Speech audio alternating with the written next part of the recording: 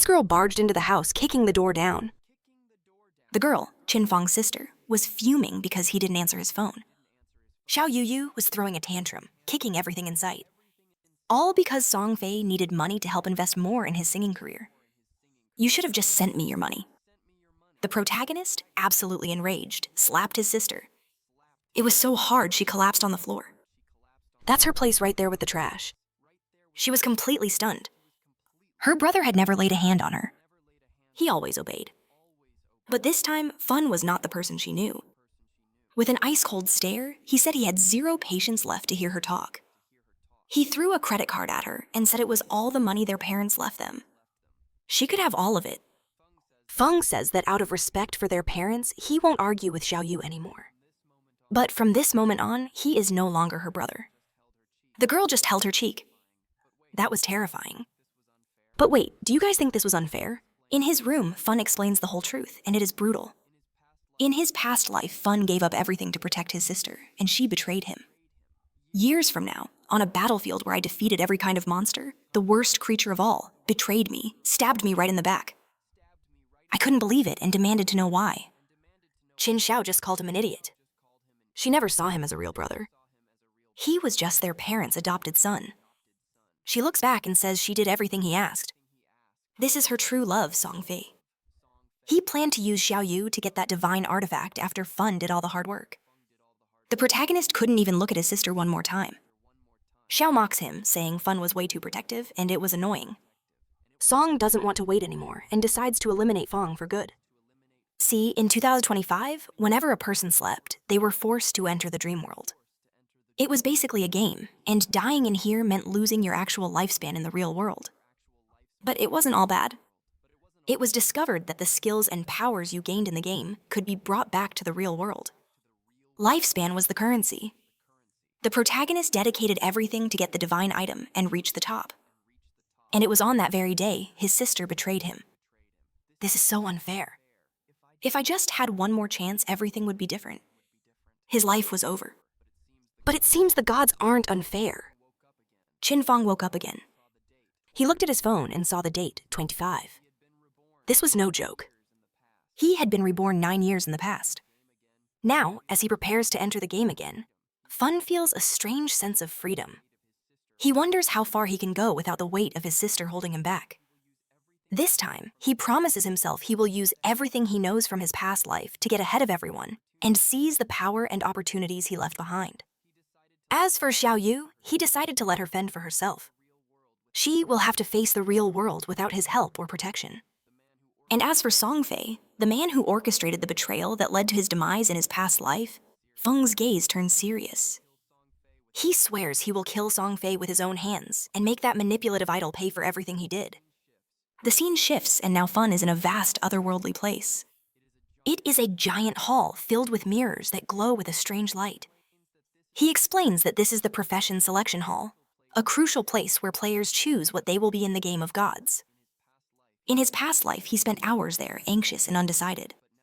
But now, with everything he has already experienced, Fun walks through the hall with confidence. This time, he knows exactly what he wants. He remembers choosing to be a warrior last time just to protect Xiao. The warrior class was not bad, but it no longer serves his purpose now. Without having to worry about protecting anyone else, he realizes that the most important thing now is speed and agility. With this in mind, he reaches out toward one of the mirrors and chooses the assassin class. When he touches the glass, a strong blue light shines from his hand, and a system window appears before him. The system announces that the artifact Eye of Judgment is already bound to him and will be activated immediately. Behind Fun, a giant otherworldly eye appears out of nowhere with a gaze that seems to see everything. Another system window appears, showing that Fun has unique attributes, the power of judgment, and a power passive. The system explains that this gives him advantages no one else has. As soon as he enters the game of gods, he will automatically receive the profession and talents of the highest possible quality, putting him far ahead of normal players. A smile appears on Fun's face as he admires the power of the Eye of Judgment. He begins to think that the artifact's bond with him persisted even after his rebirth. If that is true, it would mean the artifact is useless to anyone else who tried to steal it, as Si and Xiao Yuyu had tried to do in his other life.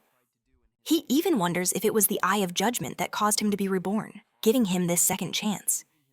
Suddenly, a dark, turbulent aura begins to enter his body, catching him by surprise. The system congratulates him and announces that he has unlocked a secret profession. The class transfer begins, and the dark aura envelops him completely. When the aura fades, Fun is different. His black hair has now turned completely white, and a strange energy radiates from him, showcasing his new power. The system announces that he has become a mortal shadow, a secret high-level assassin class, far better than the warrior he had before. Feng explains that the shadow class grants immense power right from the start, which is why it is a profession everyone covets. He runs a hand over his face, thinking about the absurd luck, or perhaps fate that brought him here. When someone chooses a profession, there is always a very small chance of getting a secret class. Because of his authority of judgment ability, that small chance became a 100% certainty. The system then began to explain the abilities granted by the Eye of Judgment. The first was the authority of judgment. The system stated that it was the oldest and most powerful authority in the universe, one that stood above any rule of reality. But the system warned that without possessing a divinity, Fun could not actively wield its full power. Even so, the passive effects remained active, which already gave him an absurd advantage. Fun was shocked by this revelation. He remembered that in his past life, humanity only discovered the existence of the power of order after 7 years of the game. It was then that a very strong player managed to escape the game and reach the land of order, telling everyone about this power.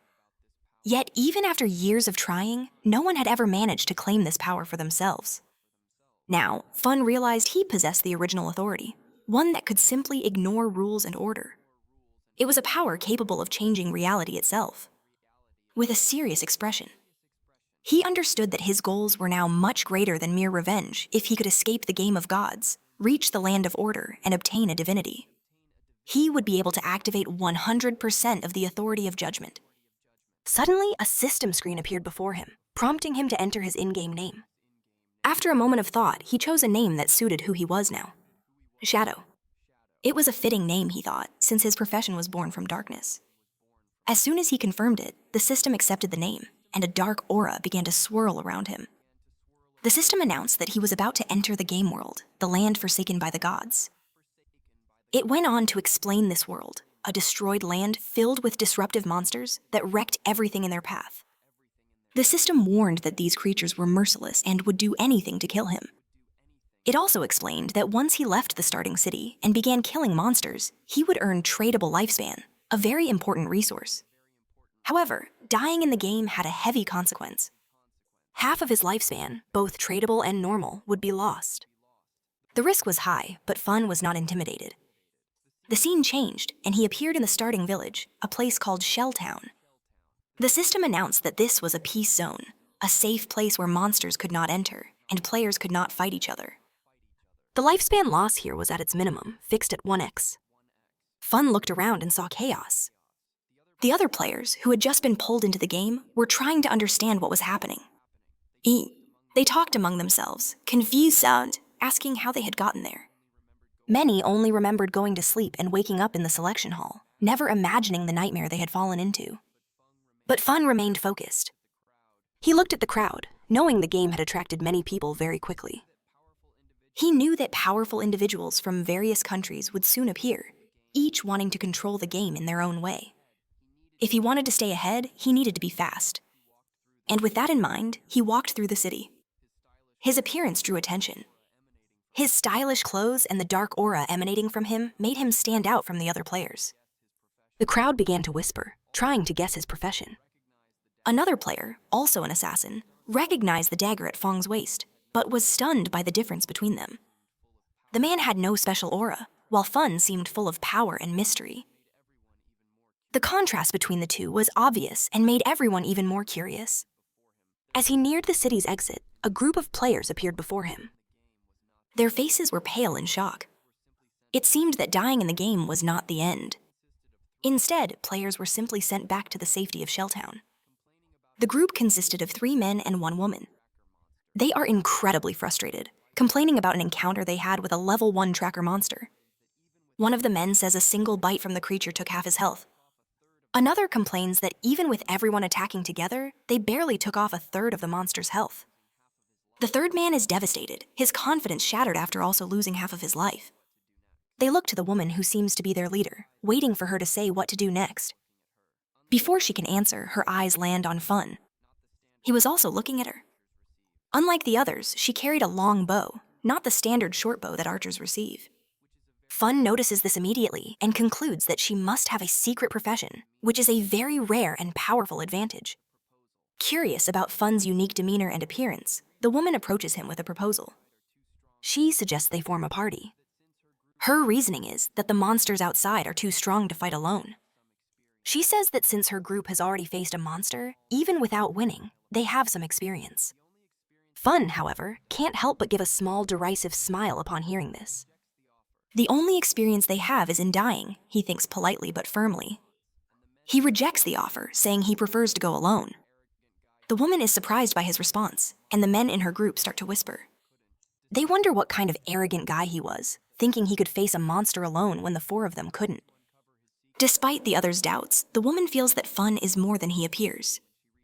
Determined to uncover his secret, she decides to check his status window. Her eyes widen when she reads the name Shadow.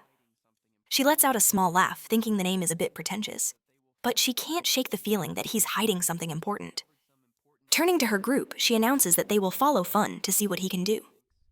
Maybe he's discovered some important information about the monsters and is keeping it to himself, she thinks.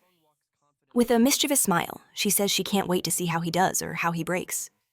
As Fun walks confidently toward the exit of Concha City, the blonde girl and her team follow him stealthily. They move carefully, calculating each step. The group hides behind a tree, their eyes glued on Fun as he moves away. The blonde girl, her voice full of frustration, complains to her team about how strange and dangerous this world is. She admits she still doesn't quite understand why they were brought to this nightmare.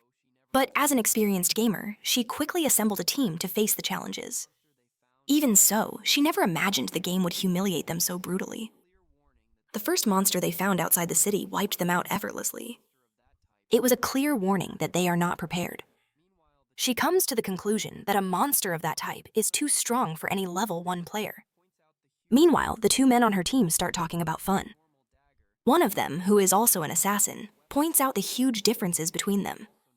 While he uses a normal dagger, Fun carries a short sword, a weapon that looks deadly. The assassin also notices that Feng's speed is much greater, and that his clothes are unlike anything he has ever seen. They seem custom-made and give off a sense of power. Hearing this, the blonde woman is even more certain that Fun is no ordinary player. She decides to continue following him quietly, hoping to gain some information that will give her group an advantage. But just as she is about to signal for her team to move closer, Feng suddenly stops and looks back over his shoulder. The blonde girl froze, her heart pounding as she wondered if he had seen them. Before she could do anything, Feng activated a skill latent image. A dark aura enveloped his body, and in the blink of an eye, he vanished into thin air. As if he had never been there. The group stared in stunned silence, trying to process what had just happened. The assassin in the group was the first to realize, explaining that Fun must have used an invisibility skill, a basic assassin technique. Even so, he admitted that the version Fun used was far more impressive than anything he had ever seen. The blonde girl, still in shock but now resolute, declared that following Fun was no longer an option. She suggested they return to the safety of the city to regroup and find other ways to level up. She reminded the team that leaving the city was too dangerous, especially since their health had already been cut in half after their first death. The men agreed. They began to speculate that the city must have hidden rewards, like treasure chests or NPCs who could provide valuable information. They clung to the hope that there was a way to grow stronger without having to risk their lives. Meanwhile, the system explained the skill Fun had just used. Latent image renders the player invisible to everyone, friend and foe alike. While invisible, the player's first attack after reappearing deals significantly increased damage. Furthermore, the Master of Invisibility skill doubled the duration he could remain invisible and increased his invisibility level by 1. Fun himself was satisfied with the efficiency of his mortal shadow class skills. Unlike regular assassins, who were easily detectable at level 1, even while invisible, Fun's unique abilities ensured that no one, neither player nor monster, could sense him at these early stages of the game. With that thought, he moved farther and farther away from the blonde girl's group. Fun considered them foolish and naive. He knew the city offered no shortcuts to power. It was merely a temporary shelter in a world where the weak became monster fodder. He remained focused on his path until his invisibility finally wore off. He realized that even though the skill's duration was short, its cooldown timer began the moment it was activated. This meant he could turn invisible again in just a few seconds. A system screen appeared before him, displaying his status. Codename Shadow, Profession Mortal Shadow. Both were at level 1. He had a lifetime non-negotiable of 75 years and a lifetime negotiable of 0 years. Fun explained that every player started with 10 points in each attribute, and the bonus points varied depending on their profession. In his past life as a warrior, he had only gained 3 bonus points in strength and constitution. But this time, the Mortal Shadow class provided bonuses to everything with agility, receiving a massive 8-point increase. Another system window appeared, notifying him that he had 5 free attribute points to allocate. Fun paused for a moment to think. He knew that most players put everything into strength or spirit at the start, hoping to boost their physical or magical damage. However, he believed this strategy was a complete mistake. In a world where a single monster attack could kill you, brute force was useless if you were not fast enough to dodge. With that in mind, he allocated all 5 points to agility, which now rose to a total of 10, with an additional 13 from bonuses. The system confirmed the change, and Fun felt quite satisfied. He explains that agility is the key to survival in the early game. There is no point in investing in strength or spirit because a single hit from a monster can be fatal.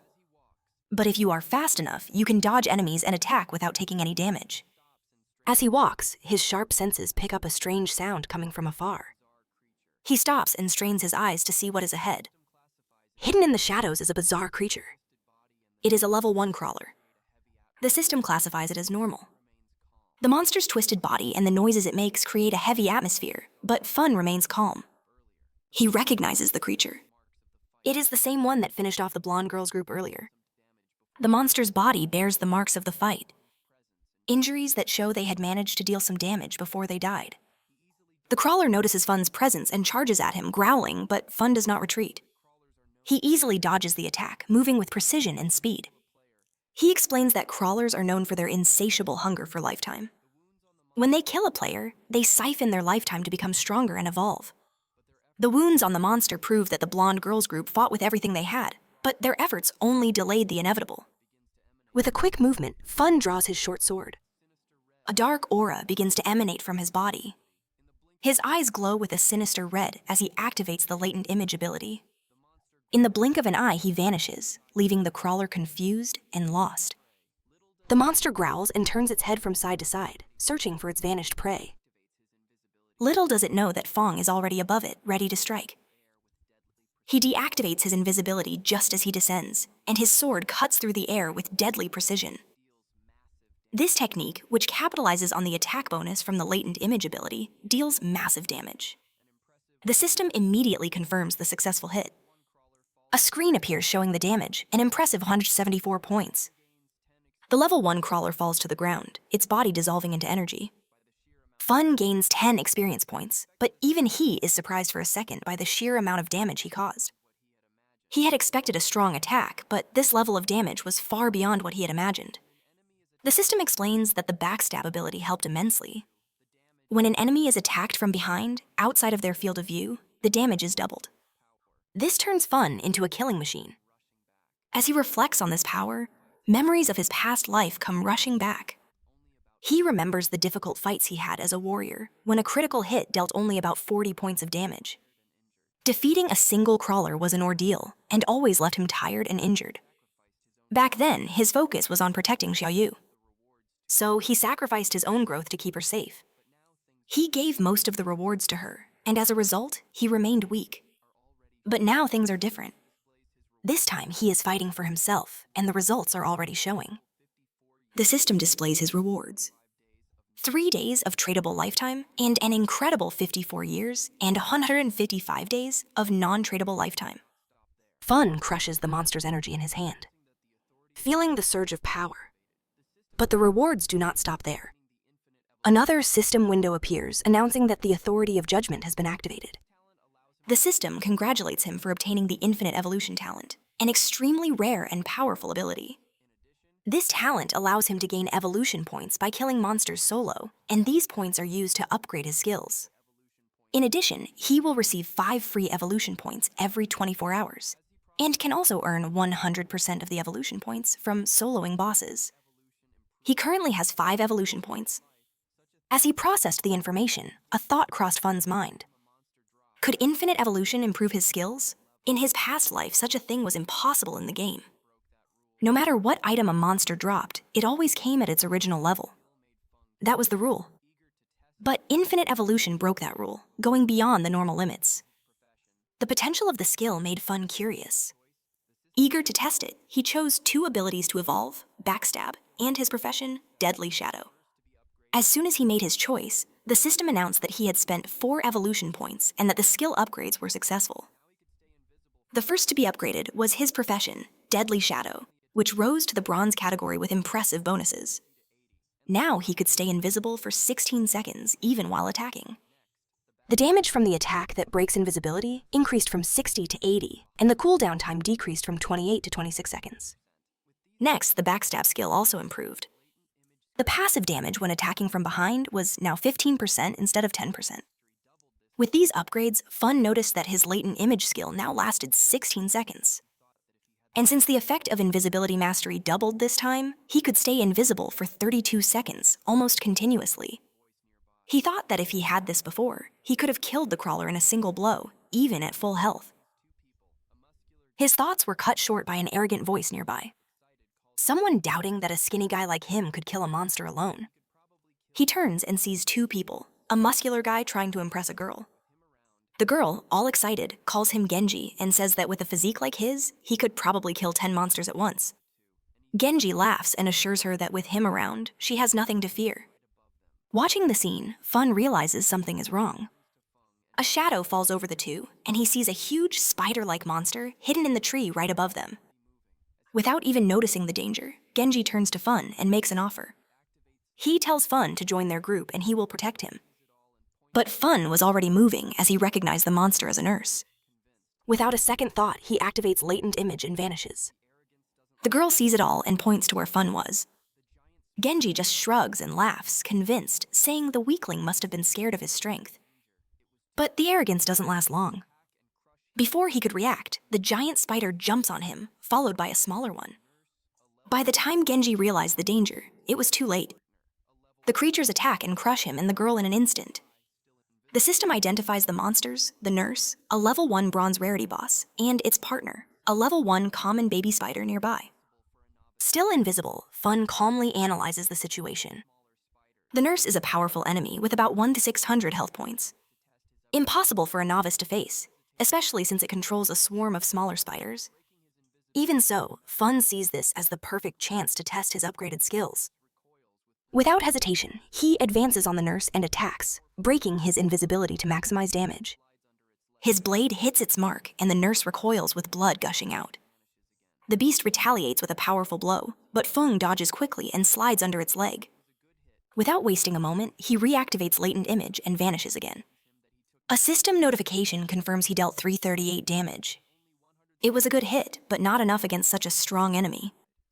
Another message informs him that he took 9 damage, a mere scratch. With his agility and only 130 health, he knew a direct fight would be suicide. Still, he was impressed by the strength of his upgraded attack, as dealing over 300 damage in a single blow was incredible. Frustrated, the nurse explodes in rage and starts attacking everything around it in a desperate attempt to retaliate. Fun watched attentively, knowing these creatures were not stupid. They adapt and fight back. The battle was far from over, but he was more than ready to test his new strength. He quickly realized the nurse was attacking in all directions, making a direct assault too risky. With the smaller spider also on the lookout, a frontal attack was out of the question. Instead, he tried a different tactic. Just as the nurse began to shoot webs to escape, a rock flew at high speed and struck its belly, tearing a hole and dealing 299 damage. According to the system, his strategy was to take advantage of the extra damage from breaking invisibility and use his enhanced skills to make thrown objects count as real attacks. And since the system registered rocks as a valid attack, everyone he threw was like a sword strike.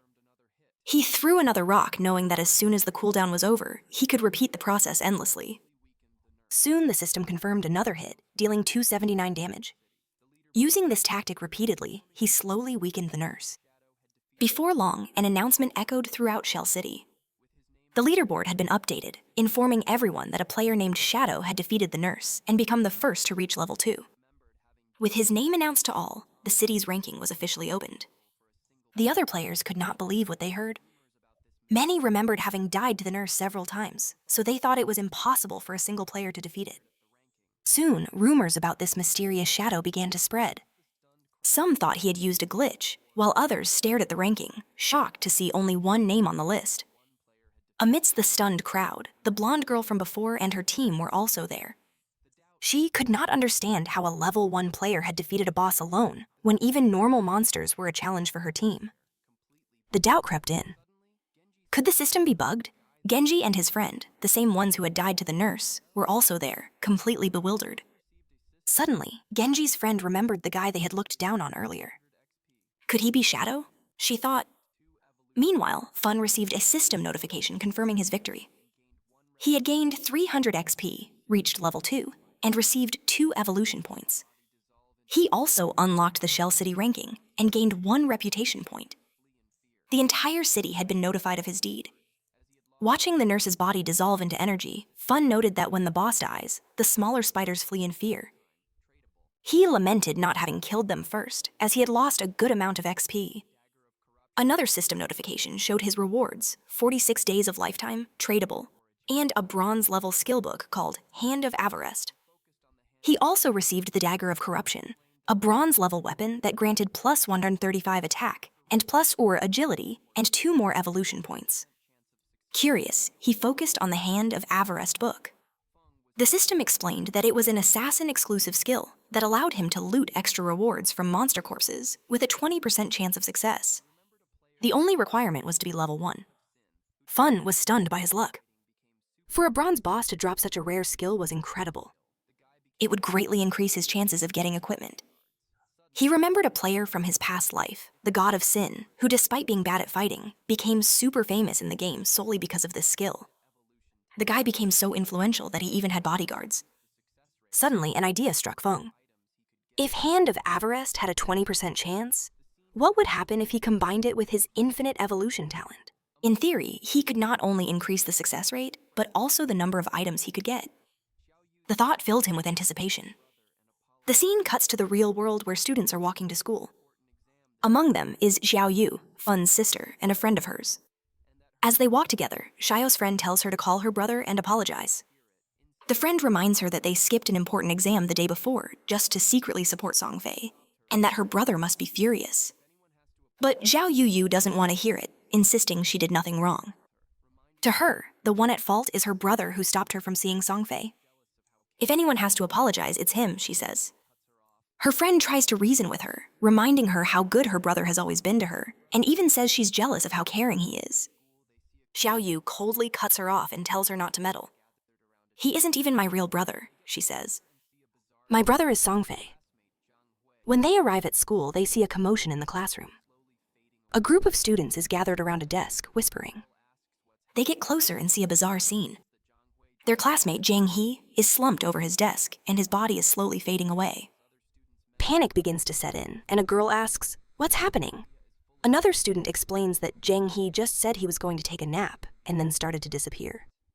Murmurs spread as other students mention he isn't the only one this is happening to. Social media is full of similar cases from all over the world. People are falling asleep and becoming translucent, but nobody knows why. Frightened, one of the female students quickly grabs her phone. She wants to call her parents and insists that Xiao call her brother too. But Xiao, still angry, refuses.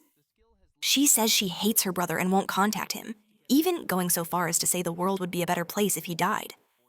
Meanwhile, in the game, the system confirms that the evolution of Hand of Avarice is complete. The skill has leveled up from bronze to gold, and the chance to get extra items has increased from 20% to 40%. The system also announces that Fun has gained 2 more evolution points and 46 days of lifespan, tradable. He is impressed by his own luck. Besides gaining extra points, he now only needs 1 more point to evolve Hand of Avarice again. With 3 points, he can max out the skill, giving it a 100% chance to obtain extra items. The mere thought of it excites him. His path to power is progressing faster than he had imagined. Fun activates latent image and vanishes, thinking that by now, the whole world must have noticed the strange phenomenon of people falling asleep and not waking up. Soon, a flood of players will enter the game, and he needs to stay ahead of everyone. His priority is to get better equipment to gain an advantage. The system then confirms he has equipped the Dagger of Corruption, which increased his attack by 35 points and his agility by 4. He thinks that people will soon discover that skills and items from the game can be brought into the real world. And when that happens, the world will descend into chaos. He remembers that for this to be possible, 2 conditions must be met: reaching level 10 and accumulating enough lifespan tradable. Looking at his status, he realizes that just killing normal monsters won't be enough. It's too slow of a process. To speed things up, he needs to hunt stronger bosses. His thoughts are cut short by the sound of a fight in the distance. Following the noise, he walks to the edge of a cliff and peers down below. A group of players is fighting a runner, a level 2 bronze-class monster that seems to be winning the fight with ease. A smile appeared on Fun's face. Just as he was about to lose focus, an opportunity presented itself. He paid closer attention and recognized one of the men fighting, Wang Mang. Fong didn't expect to see him here, but it seemed the rumors about Wang Mang were true. They said that when he joined the game, he formed a team of 6 players, each with a secret profession. In the middle of the fight, Wang Mang activated Sacred Barrier, creating a golden shield to protect himself from the runner's relentless attacks. Fun watched in silence, noting that Wang Mang's secret profession, Sacred Shield Warrior, gave him double the attributes of a normal warrior, and also an invincibility skill. The scene shifted to a red-haired mage who stepped forward and cast a fireball. The spell hit the runner, but it only dealt 70 damage. Fun recognized her as an arcane prophetess, a secret class that doubled magic damage. Next, he looked at the group's archer and priest. The archer used a long bow and belonged to the sharp-eyed archer class, which had double the normal attributes and fired arrows continuously. The priest was an oracle priest and healed for twice the amount of a common priest. Despite the endless attacks from the archer and the mage, the runner was too fast and dodged everything with ease. The fight suddenly changed when the monster landed a powerful blow on Wang Meng, shattering his barrier and knocking him back. As Wang Meng tried to get up, the archer complained that the runner's speed made it nearly impossible to hit from a distance. Even after being healed by the priest, Wang Meng remained steadfast. He told them to stick to the strategy. He would act as the tank while the priest healed, and eventually they would win. Looking down from above, Fun smirked at Wang M's optimism. His strategy might have been good in theory, but this was a battlefield. The longer the fight dragged on, the greater the chance of attracting unwanted attention, and as if on cue, dark figures appeared out of nowhere. Fun narrowed his eyes, seeing a new threat arrive. They were contaminators, common level 2 monsters covered in a dark slime that attacked from a distance. Wang Meng's expression turned to one of concern. As the monsters advanced, one of Wang Meng's partners rushed forward, shouting about the danger. The player attacked the contaminators with a huge sword, but to everyone's surprise, the blow barely left a scratch, dealing only 33 damage. Watching the scene unfold, Feng's interest grew. That team had secret professions he didn't even know about, but even with those abilities, they were struggling against the creatures. The contaminator counterattacked, spitting a goo that trapped the players to the ground. Wang Meng's partners fell back, complaining of a horrible stench and realizing they couldn't move. Meanwhile, another contaminator chased after the red-haired mage, who ran desperately, screaming for help. At that moment, Fun decided to act. Without any warning, he vanished from the top of the cliff. A second later, the monster that had been chasing the mage appeared with its head severed, defeated in a single blow. Wang Meng and his team stood in stunned silence, trying to process what had just happened. A contaminator had been killed in a single blow. The monster's body dissolved into light, and the mage asked awkwardly if someone was helping them. Now, free from the slime, the swordsman was stunned. He thought that even a level 1 crawler took about 10 seconds of combined attacks from everyone to kill.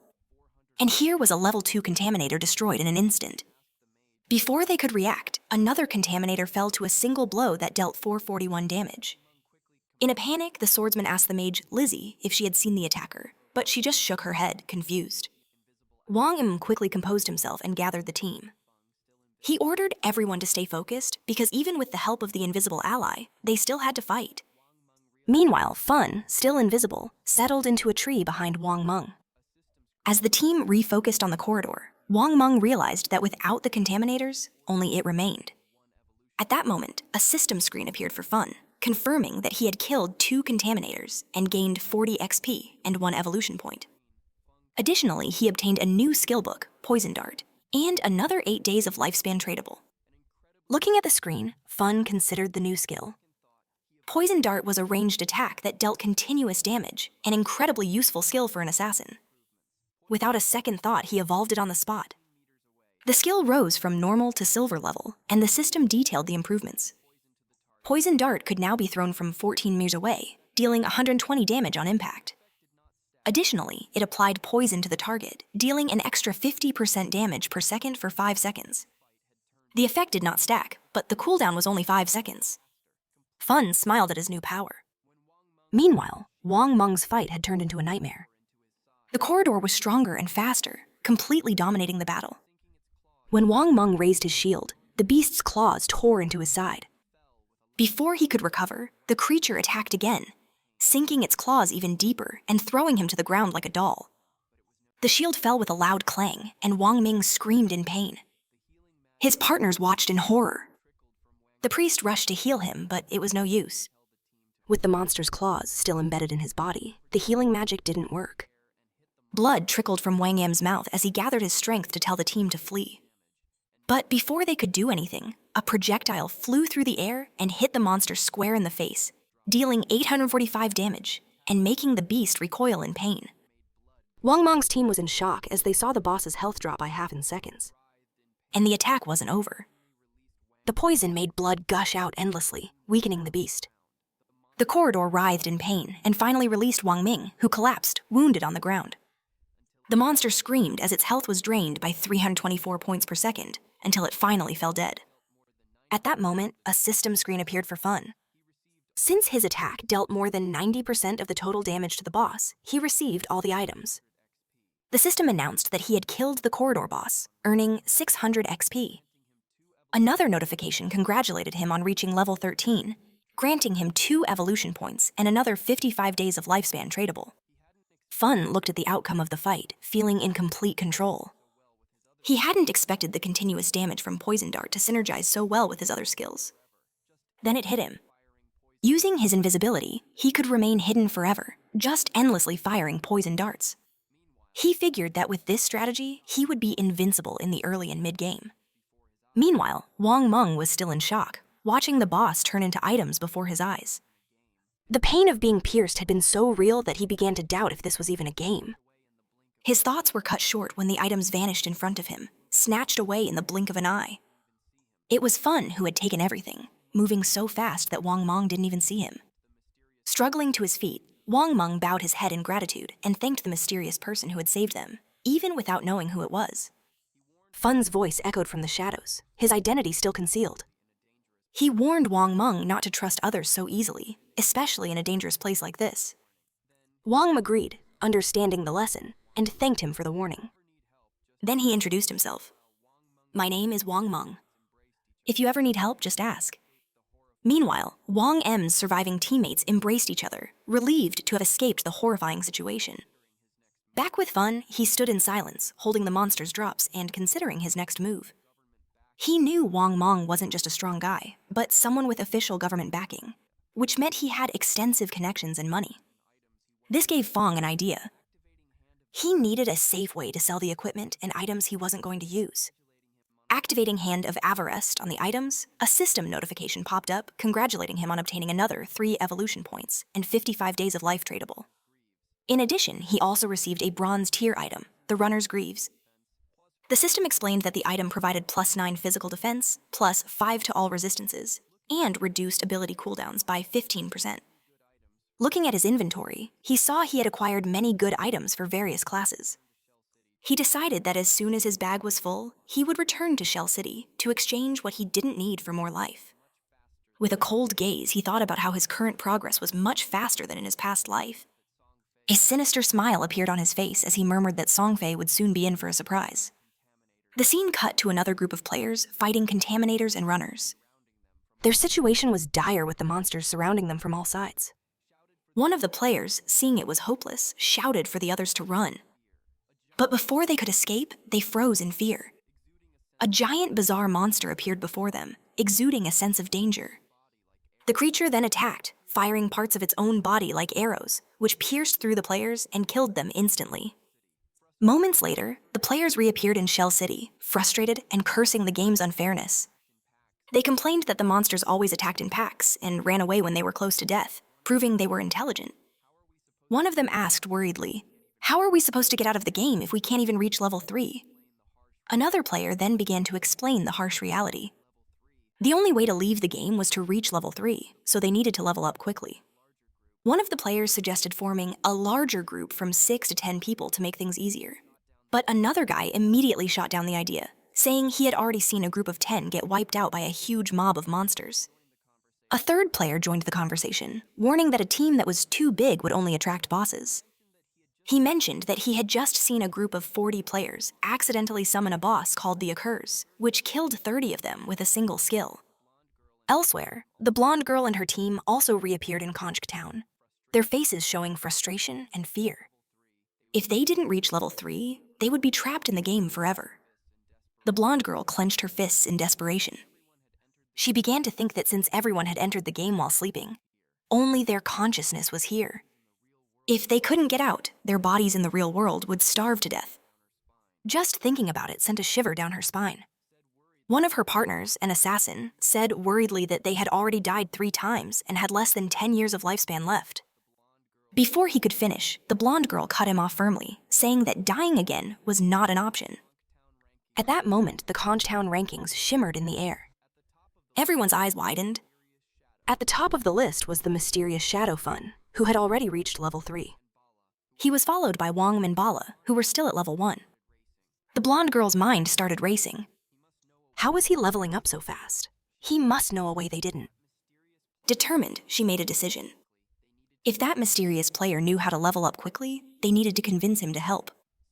Clenching her fists, she gave an order to her team. "Spread the word," she said. "If Shadow can help us reach level 3 and leave the game, I will personally pay him 10 million when we get back to the real world." She gave a confident smile, thinking no one would refuse such an offer. The scene cuts back to Fun, who was effortlessly killing contaminators with his poison dart. As soon as another monster fell, the system notified him that he had gained 20 XP and 1 evolution point. Since he already had enough points, he immediately began to evolve Hand of Avarice. A confirmation screen appeared, deducting 5 evolution points and resetting his balance to 0. Then another screen showed the upgrade. Hand of Avarice had been upgraded from Platinum to Jade level. The system explained that the chance of obtaining extra items increased from 110% to 160%, and there was now also a 20% chance for the extra item's rarity to increase by 1 tier. Looking at the changes, Fun realized the immense potential of the upgrade.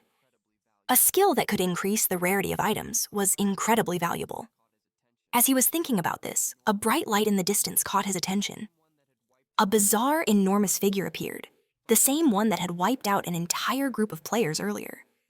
Fun recognized it instantly when the system identified it as a bronze-level boss. The creature was hunched over, sucking up blue energies that were the remnants of dead players. Analyzing the scene, Fun understood that the monster was evolving, feeding on the energy to become a silver-level boss.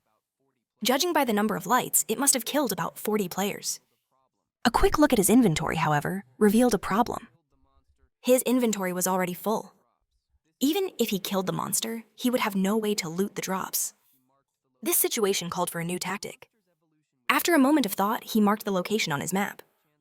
The monster's evolution would take some time, which gave him the perfect chance to return to the city, sell the items he didn't need, and then come back for the fight.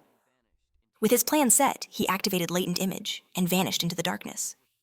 The scene cuts back to Conch City, where the players were stunned by a bold announcement. The blonde girl was offering 10 million to the number 1 ranked player in exchange for help leveling up. In the middle of the crowd, a girl started to cry, saying that normal people like her had no hope of leaving the game. Her cries were cut short when someone suddenly dragged her away, showing everyone just how tense the situation was. Amid the whispers and tension, the atmosphere suddenly changed. An aura of power filled the area, and all eyes turned to the newcomer. It was Fun. His mere presence exuded a sense of power, silencing the crowd. Without a word, he opened the system window and accessed the selling function. Instantly, a giant notification appeared above him, announcing that he had opened a shop to sell equipment and skills. The message also stated that the shop would only be open for 10 minutes, creating a sense of urgency among the crowd. Seated calmly, Feng displayed a collection of gleaming items he had obtained from his battles. An uproar erupted among the players, their voices loud with confusion and astonishment. Some wondered how he had gotten there, while others were shocked to see he was selling 2 sets of bronze-level equipment and even more items. Then it clicked when they saw his name, Shadow, the #1 player. But even though he was famous, no one could see his face due to the appearance concealment function. One player commented that since in-game appearances were the same as in real life, Fun must be hiding his identity on purpose. Amid the murmurs, a woman stepped forward from her clothes and demeanor. It was obvious she was a mage. Without hesitation, she asked the price of the Cone of Ice spell. Fun replied directly, 100 days of tradable lifespan. Inwardly, he recognized her as Grey Rosie, ranked 11th in the city. He also noted that her face was concealed. Grey. Rosie thought for a moment and tried to negotiate, saying that 100 days was too expensive and asking if he could lower the price. But Fun didn't budge. He explained that Cone of Ice was an essential skill for mages in the early game because it helped kill monsters much faster. Given its value, 100 days was already a fair price. She then asked if he would accept real money, but Fun refused. He suggested that if she had money, she should buy lifespan from other players and come back when she had enough. After a moment of consideration, Grey Rosie turned to her 2 teammates to hear their opinion. They immediately supported her decision, saying they had only reached level 2 so quickly because of her. One of them added that with Cone of Ice, the group would reach level 3 much faster, allowing them to return to reality soon. Without further hesitation, Grey Rosie told them to transfer all their lifespan to her, promising to pay them back with real money once they were out of the game. Then she turned back to Fun and transferred the 100 days, confirming her purchase of the spell. Fun quickly analyzed the situation. He calculated that for a level 2 group to have come this far, they must have killed 30 or 40 crawlers, meaning that together they had over 100 days of lifespan. The system confirmed the sale of the Cone of Ice, and Fun gained 100 days, bringing his total to 368. Just as Grey Rosie was about to leave, a familiar person appeared. It was the blonde girl from before who approached him with a conceited air. With an air of superiority, she said she had finally found him, and with an arrogant smile offered him an opportunity. If he helped her reach level 3, she would pay him 10 million when they returned to the real world. The surrounding players were shocked, whispering that the rumors were true. Earning 10 million so easily seemed unreal. She continued to boast, saying her father was the president of Young Industries, so money was no object. Fun, however, remained unmoved. He assessed the situation and recognized her. Young Lee. In his past life, she was the leader of a notorious criminal organization that had been dismantled by the authorities. Reports from that time showed her methods. She would lure people with promises of money in exchange for their lifespan, only to later kidnap and enslave them. Those who resisted met a horrible end in the real world. With a cold expression, Fun bluntly refused the offer and told her to get lost. Young Lee was frozen in disbelief. She couldn't understand why anyone would refuse such a chance. Frustrated, she warned him that even though he was strong in the game, no one truly understood what was happening, and if he joined her, he could have a life of luxury with everything he could ever want. But Fun was unfazed. He said that if she was not going to buy anything, she should leave. He knew the truth. Money would soon be worthless. The only currency that would matter was tradable lifespan. Young Lee's face twisted with rage. She exploded, calling him an ungrateful fool in every name in the book, and threatened him, saying that if they were in the real world, she would have already dealt with him. But Fun had no patience for threats. His gaze turned dark, and he spoke in a cold voice, warning her that if she said one more word, he would guarantee she would lose every last day of her lifespan. To make the threat clear, he released a heavy, terrifying aura that sent shivers down everyone's spine. Young Lee and her partners immediately backed away, their false courage vanishing as they scrambled to escape. With the commotion settled, Fun returned to selling. The system confirmed another sale. A tunic was sold for an additional 19 days of lifespan, leaving his total at 546 days. The players who bought from him were impressed by the power of the new items. But Fun was already thinking about something else, With everything sold, it was time to take care of that boss. Activating his latent image skill, he vanished. As he moved away, he thought about how ignorant the other players were. None of them knew that tradable lifespan had another secret function, one that would soon shake the entire world. No one knew that this game was about to turn the world upside down. As the players stared at the empty space where he had been completely baffled, Fun contemplated the grim truth. Everything the rich and powerful possessed would soon be worthless. In the new era that was coming, only one thing would matter: strength. And anyone who didn't understand that would be left behind. The scene changes to Young Lee and her team, who are out of breath from running. Furious, she says that Shadow not only refused her offer, but also threatened her. She swears that as soon as she gets back to the real world, she will find him and kill him. Just then, a man approaches and introduces himself as Miley Sheen, or Lao Mao. He says he is level 2 and knows a few tricks for leveling up. He then asks if he can take the offer that Shadow refused, the 5 million to help her team reach level 3. Since he wasn't as strong, he'd accept half the amount. Suspicious, Young Lee asks what these tricks are. Lao explains that to level up quickly, the secret was to put all 5 attribute points into agility. That way, their running speed would be slightly faster than the monsters, allowing them to defeat them without taking too much of a beating. Young La's eyes widen. She thinks about how foolish she was for putting all her points into strength. She accepts Lao's proposal on the spot. He agrees and adds that Shadow must be a little crazy for turning down so much money. The scene returns to Fun, who arrives at the location he had marked on the map. Still invisible, he sees that the Cursed One had already evolved to the silver level. From the gray mist around its body, it was still in the middle of the process. Fun calculates that the complete evolution to gold would take about 7 or 8 hours. Since he wasn't going to wait, he attacks with a poison dart. The first blow deals 659 damage due to the surprise attack. The poison starts draining 219 health per second. Fun advances, thinking that a silver boss's health was 2 or 3 times greater than a bronze one's. Suddenly, the monster gathers a huge amount of energy in its hands. Fun realizes he needs to land 2 or 3 more darts, but the monster attacks first, destroying everything around it. Fun explains that the Cursed One was a magic boss with area of effect attacks that dealt a lot of damage. He recounts that as soon as he threw the dart, he retreated instantly and barely managed to escape.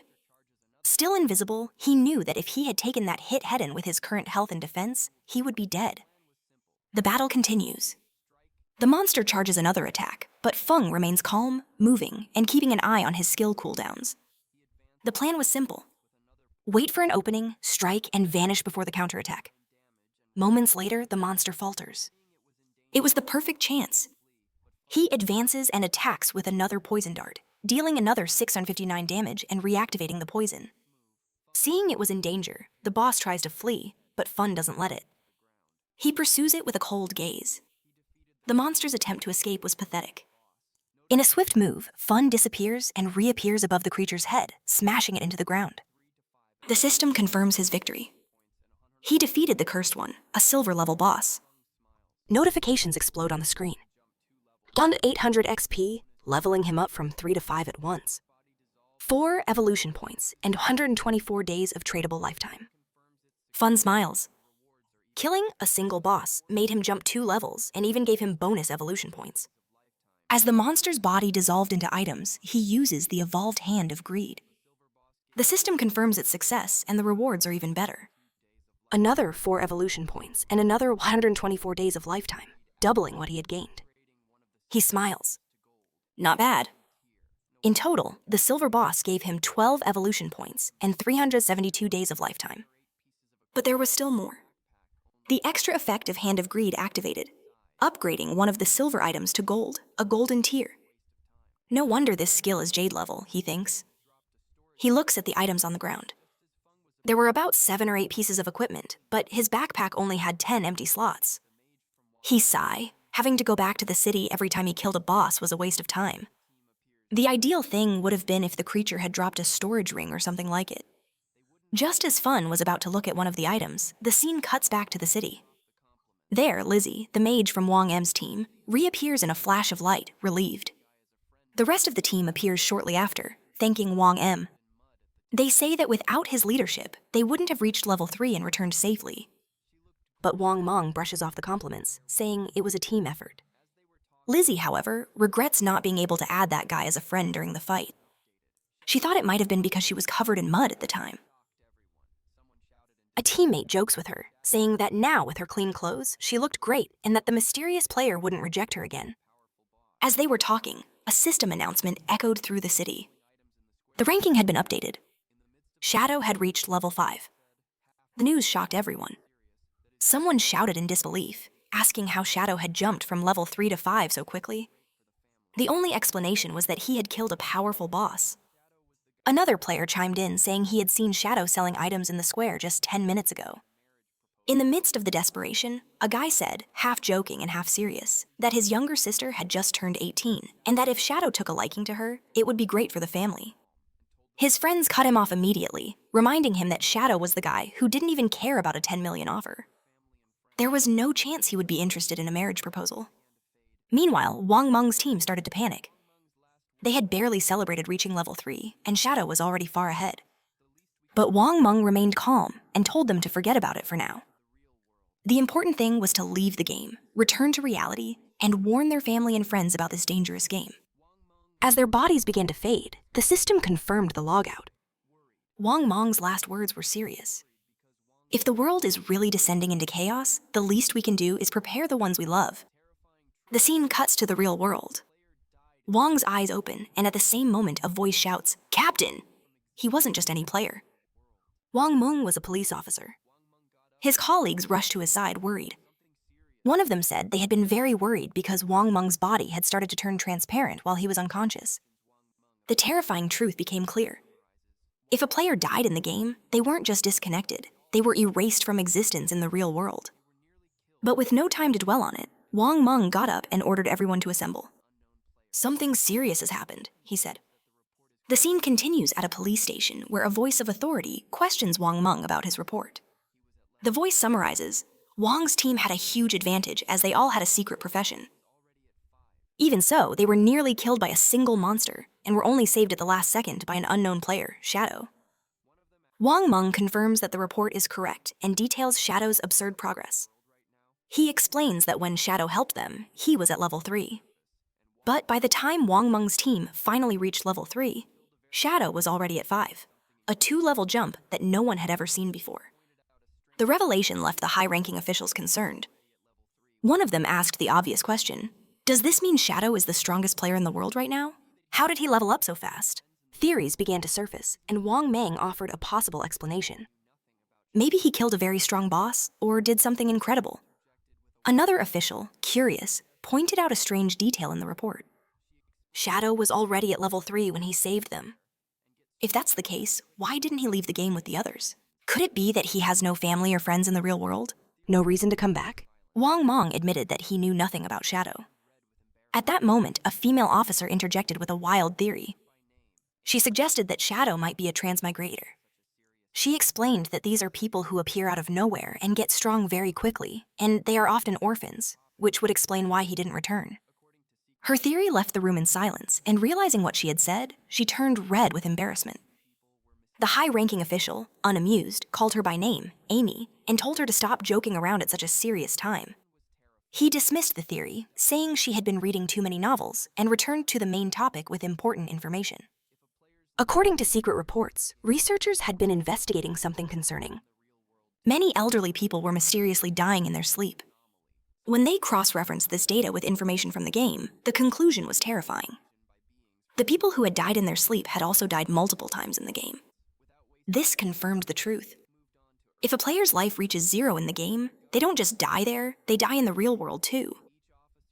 One of the officers said that the game was an anomaly, something they couldn't understand.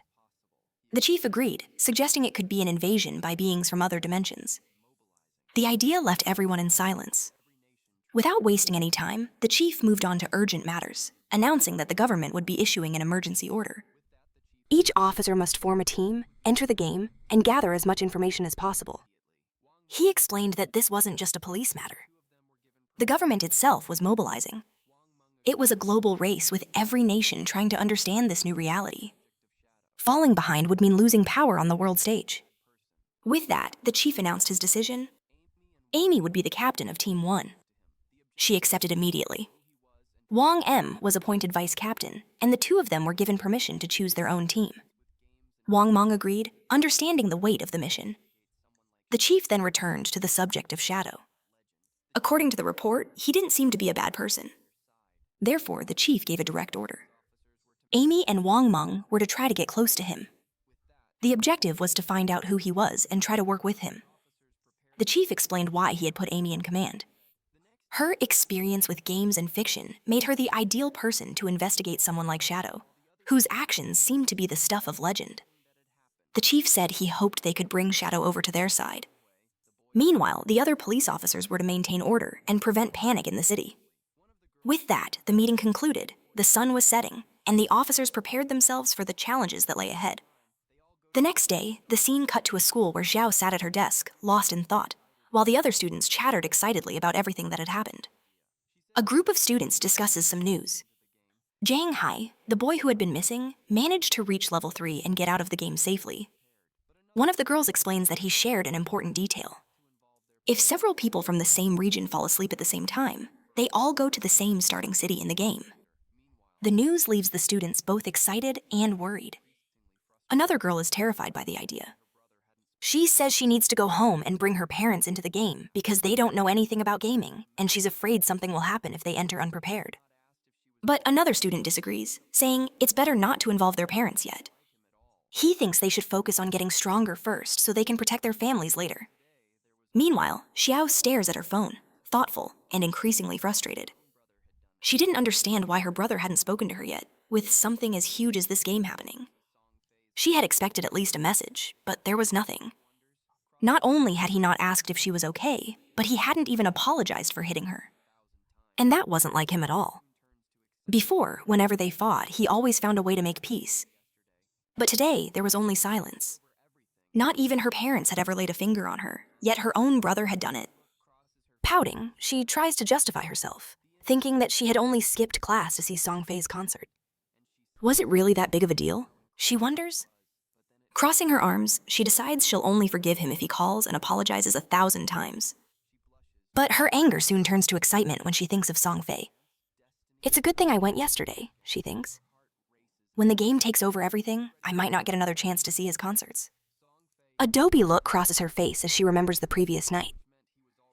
The image of Songfei on stage appears in her mind, and she sighs, thinking about how incredible he was. But then it hits her. If everyone enters the game by sleeping, then music idols will enter too. She blushes, just imagining meeting him in there. Could this be her chance? Destiny finally bringing them together? Her heart races at the idea. As she gets ready for bed, she remembers something. Songfei had reached level 13 very quickly, which meant he was already an expert at the game. To do well, she was going to need some good advice. So she sends a message to Songfei, asking if he has any good tips to give her before she goes in. The scene cuts to Songfei surrounded by classmates. When he receives the message, a sly smile appears on his face. Who would have thought? He thinks even a goddess like Xiao is coming to me for advice. He sees it as a golden opportunity, a sign from the heavens. This was his chance. Without wasting any time, Songfei replies full of confidence, saying she came to the right person. Then he reveals the secret. At the beginning, she should put all her attribute points into agility. Otherwise, she won't be able to escape the monsters and will die quickly. She asks if that's even true for the mage class, and Songfei confirms that it is. He explains that agility also helps mages because it increases their spellcasting speed, which is super important at the start. Still a bit hesitant, Xiao insisted, asking what would happen if she couldn't win, even with more agility. Songfei reassured her, saying that as soon as someone in their city reached level 5, the teleportation portal would activate, connecting all the starting cities. When that happened, he promised he would form a party to help her level up, and that he would find her. Hearing this, Xiao became excited. Lying in bed, she smiled, thinking to herself that fools like Songfei were easy to use. Just like that, she had found someone to carry her in the game. As sleep overtook her, another thought came to mind. This was perfect. She would enter the game before her brother, level up quickly and get stronger. And when he finally entered, she would make sure he suffered. No help, no one to carry him. He would have to fend for himself. Satisfied with her plan, she fell asleep, eager for the adventure. The scene returns to the game where Fun is looking at the items dropped by the boss. Amid the loot, a shining ring caught his attention. When he picked it up, the system notified him that he had obtained the cursed ring, a gold tier item. The system detailed the ring's attributes. It could be used by all classes. It gave +8 to all attributes. It increased resistance to dark damage by 26. It improved weak point damage by 1. The only requirement was to be level 4 to equip it. Analyzing the item, Fun realized that the total bonus of 32 attribute points was equivalent to gaining about 3 levels. He concluded that the ring was an excellent item. Before he could think further, another notification appeared. He had obtained a new skill, Instant Shadow Strike, a silver tier skill.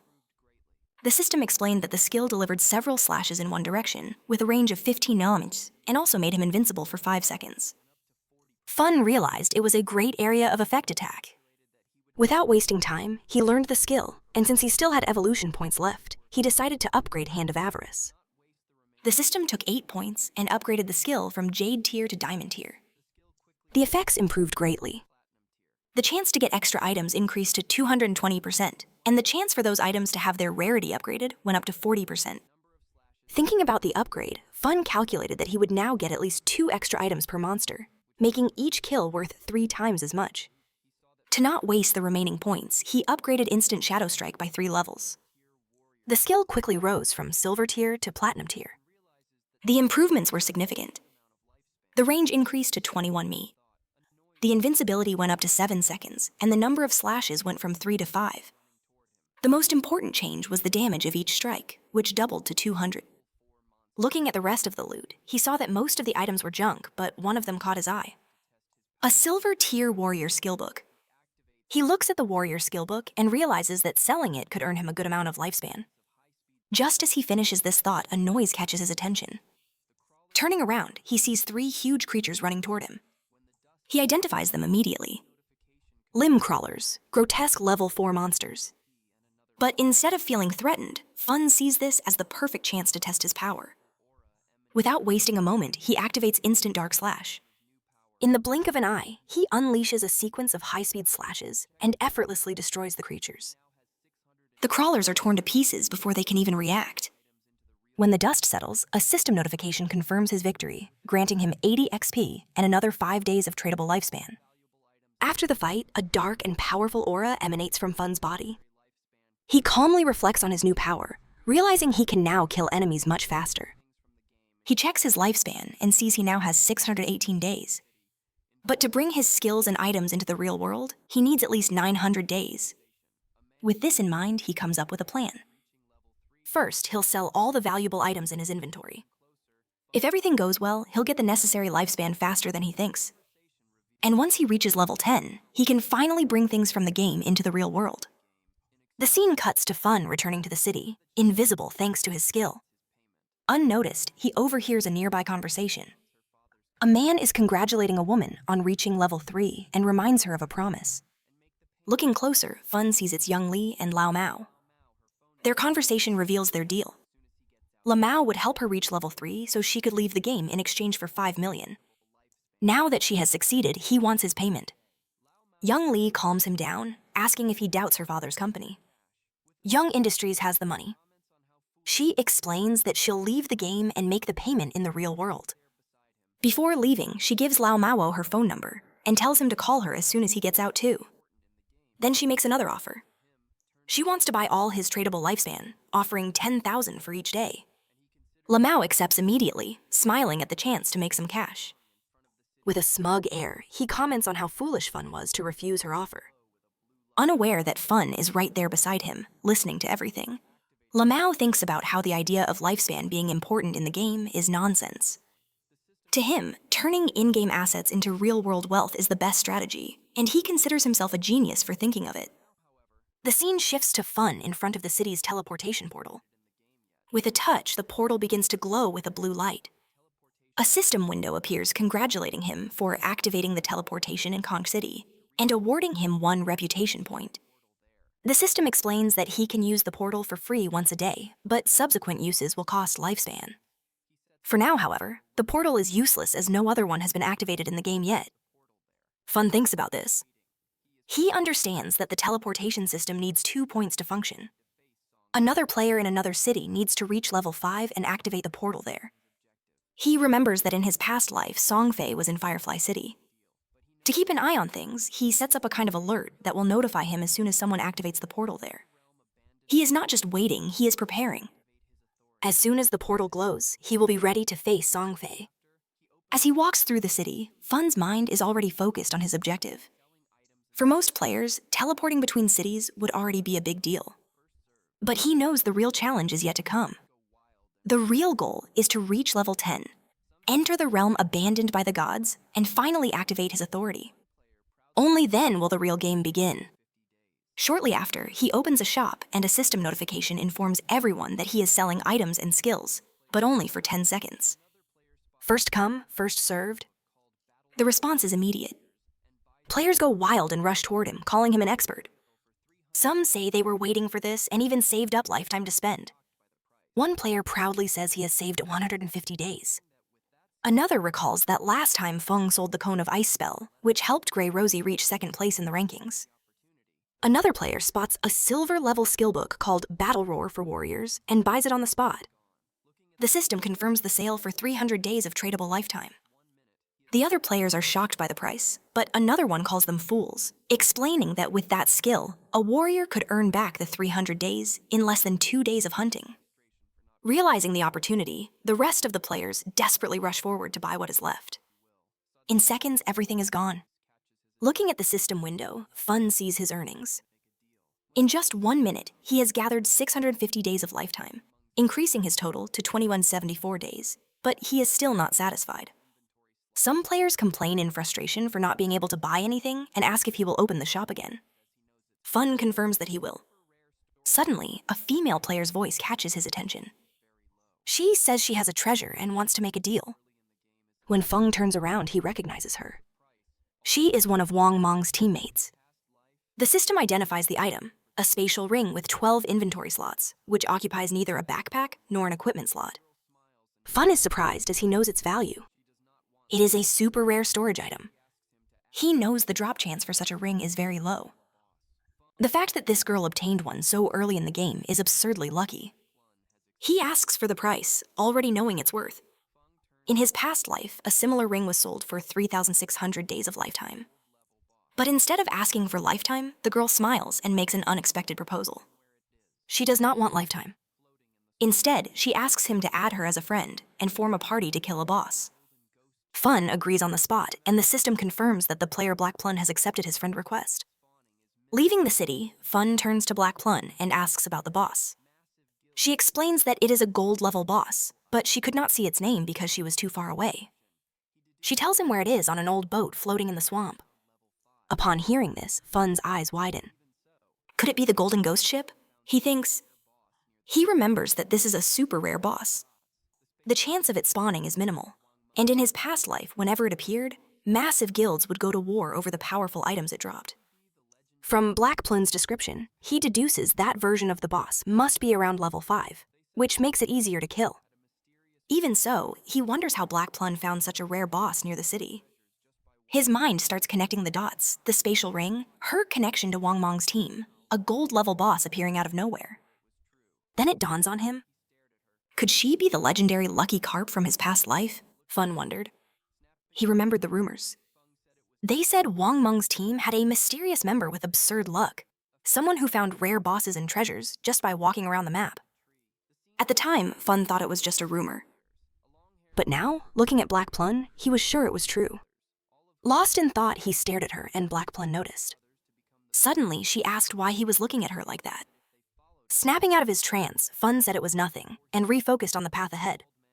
As they left the city, a figure spied on them. A bald player hidden behind a tree? The scene cuts to a group of ruffle-looking players. A long-haired man, who seemed to be the leader, boasted to the others, all of whom were bald about how he defeated his own brothers to become the big boss of Sand City. He promised that if they followed him, they would all do well in the game. Before he could continue, the bald man who had been spying came running back, reporting that their target had left the city with a girl. A wry smile appeared on the leader's face. He scoffed, thinking Fun was just another foolish young man, easily swayed by a pretty face.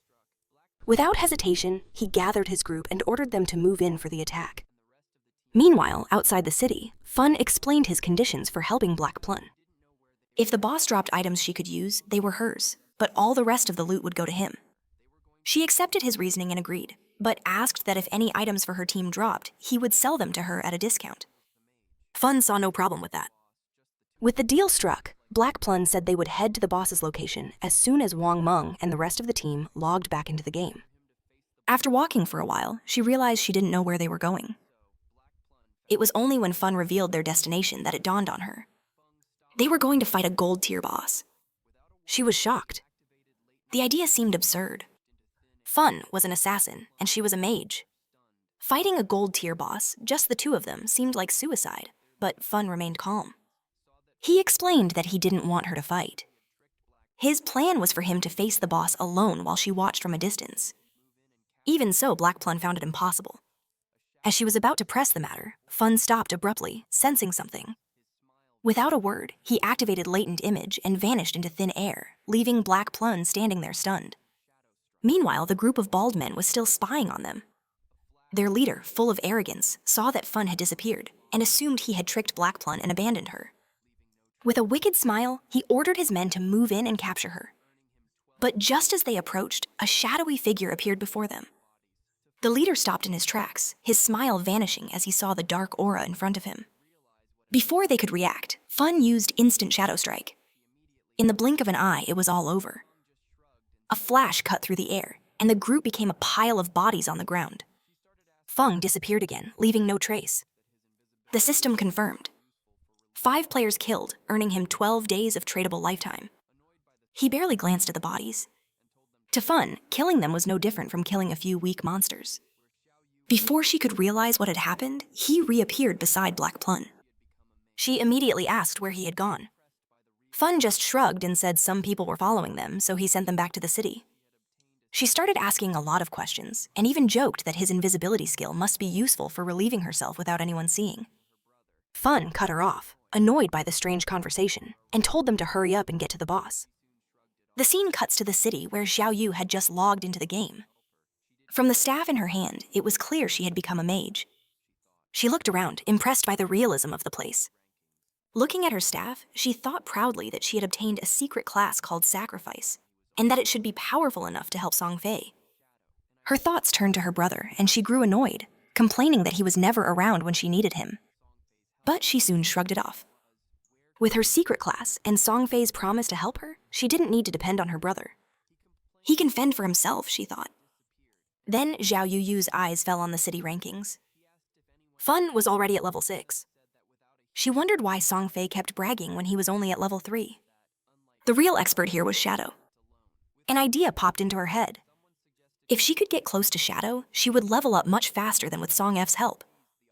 The only question was, where could she find him? Nearby, Wang M and his team were discussing a problem. He complained that one of their team members had disappeared and he couldn't get in touch with him. Impatiently, he asked if anyone had a plan. One of them said that without a healer, the fight would be difficult. Another commented that unlike Shadow, they couldn't hunt alone. With few options left, someone suggested calling another healer to take the spot. Hearing this, Xiao seized the opportunity. She approached confidently, and Wang Meng saw her coming. With a smile, she offered her services, saying she had a secret class, Sacrifice, and Life. The scene cuts to Fong, who along with Black Plum arrives at the cliff. Looking down at the fog below, he confirmed his suspicion. It was indeed the Golden Ghost ship. Without wasting any time, he activated Latent Image and turned invisible. He told Black Plum to hide and keep an eye out for other players while he went to settle the score with the boss. She agreed and carefully made her way down into the swamp. A notification appeared in front of him. Because of the boss, the entire area had turned into a violent domain where the loss of lifespan was 100 times faster. Fun quickly calculated staying here for 15 minutes meant losing an entire day of life. But he wasn't worried about that. The system identified the boss, a level 5 monster, and showed that it would disappear in 45 minutes. Fun prepared to attack, knowing that 45 minutes was more than enough time. He used Instant Shadow Strike, and the result was devastating, dealing 549 damage 3 times in a row. To continue the onslaught, he threw a poison dart right at the ship's weak point. The hit was critical and dealt 621 damage instantly, plus 207 damage per second from the poison. The boss retaliated with an area of effect attack, causing pillars of water to erupt everywhere. Luckily, Fun's agility helped him dodge. The real fight began when the boss summoned 12 water phantoms, which had the strength of a silver-level monster. Fortunately, since Fun was invisible, the phantoms couldn't see him. He positioned himself and used instant Shadow Strike, destroying all of them at once. From a distance, Black Plum's jaw dropped. So this is how the number one fights, she thought, amazed. In just a few minutes, the gold boss had already lost half of its health. Out of nowhere, Fun called Black Plum Little Blackie and told her he was about to die. She didn't understand at all. Worried, she asked for an explanation, but he just told her to do nothing and wait for him to revive. Still confused, she questioned him about the nickname. Little Blackie? Where did you get that from? My name is Black Plum. Annoyed, she complained, but it was no use. Fun kept calling her Little Blackie. The scene cuts to the group of idiots Fun had killed earlier. Their leader, furious, still thought it was Black Plum who had defeated them. One of the henchmen came running and reported that he had found her. Watching Shadow fight a boss, the leader smiled, gathered all his men, and said that this time they would defeat Shadow. Back in the fight, Fun knew that when the golden ghost ship's health reached the halfway point, it would use its most dangerous attack, a wave of souls. And that's exactly what the boss did. Fung immediately recognized the problem. The attack had a huge range and would leave him paralyzed for 5 seconds. With his current stats, there was no way to dodge it. The soul surge expands into a giant shockwave, spreading a frightening energy across the battlefield. Even Plun, watching from above, is shocked by the scale of the attack. Then the impact happens. Direct damage. 1059. A system notification confirms what just occurred. Fun died. Another notification appears next. The player's shadow has died. Lost 326 years of non-negotiable life. Lost 1087 days of negotiable life. Meanwhile, at the top of the cliff, other players arrive in time to witness Fong's death. They burst into laughter.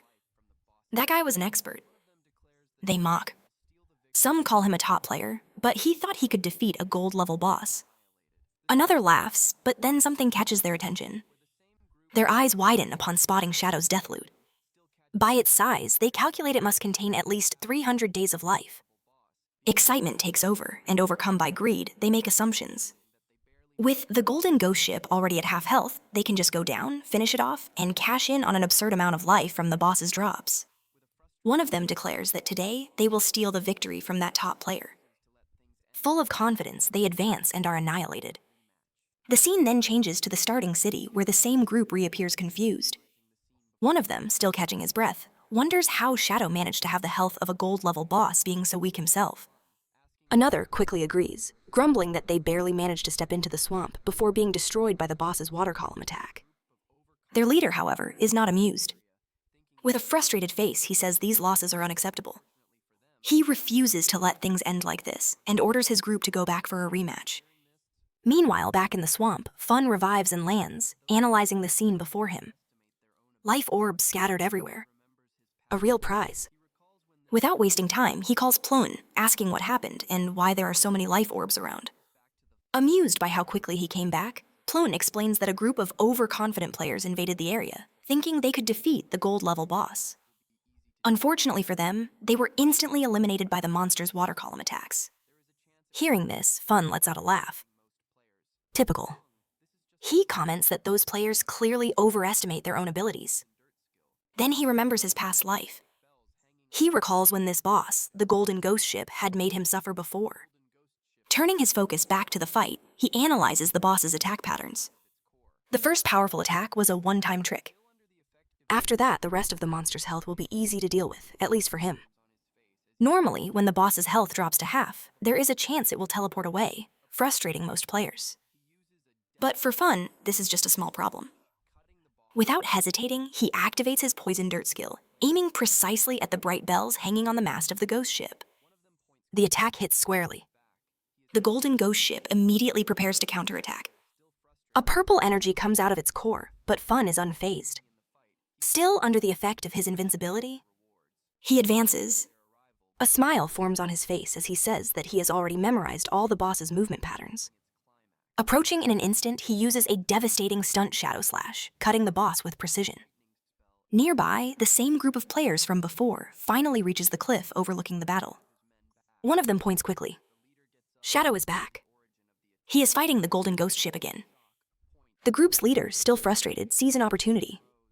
With Fun and the boss busy in the fight, he plans to eliminate both and take the rewards. Plun notices their arrival, but is not surprised. It seems these idiots always bring trouble. The battle was reaching its climax, and Plun knew she could not let them interfere. Without hesitating, she activates a lightning spell and attacks the group on the cliff. The attack hits squarely, throwing the leader and one of his men back. Stunned, the leader gets up and looks for the origin of the attack. His men, still in shock, point in Plun's direction. The leader's anger grows.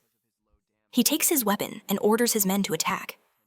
Realizing she has become the target, Plun starts to run and call for help while the group chases her.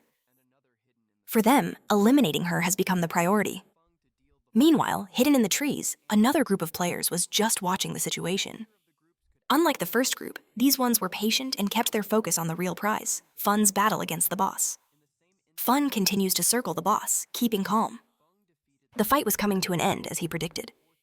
Even being a level 5 boss, the battle took longer than expected because of his low damage. This delay attracted unwanted attention.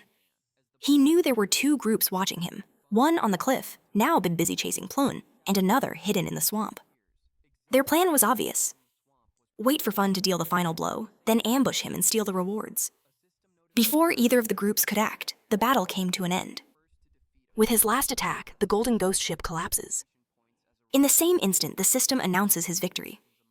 Fun defeated the gold-class boss, receiving 4,800 experience and leveling up to level 8. He also gains 7 evolution points and 216 days of lifespan. As the boss's loot begins to appear, Fun wastes no time.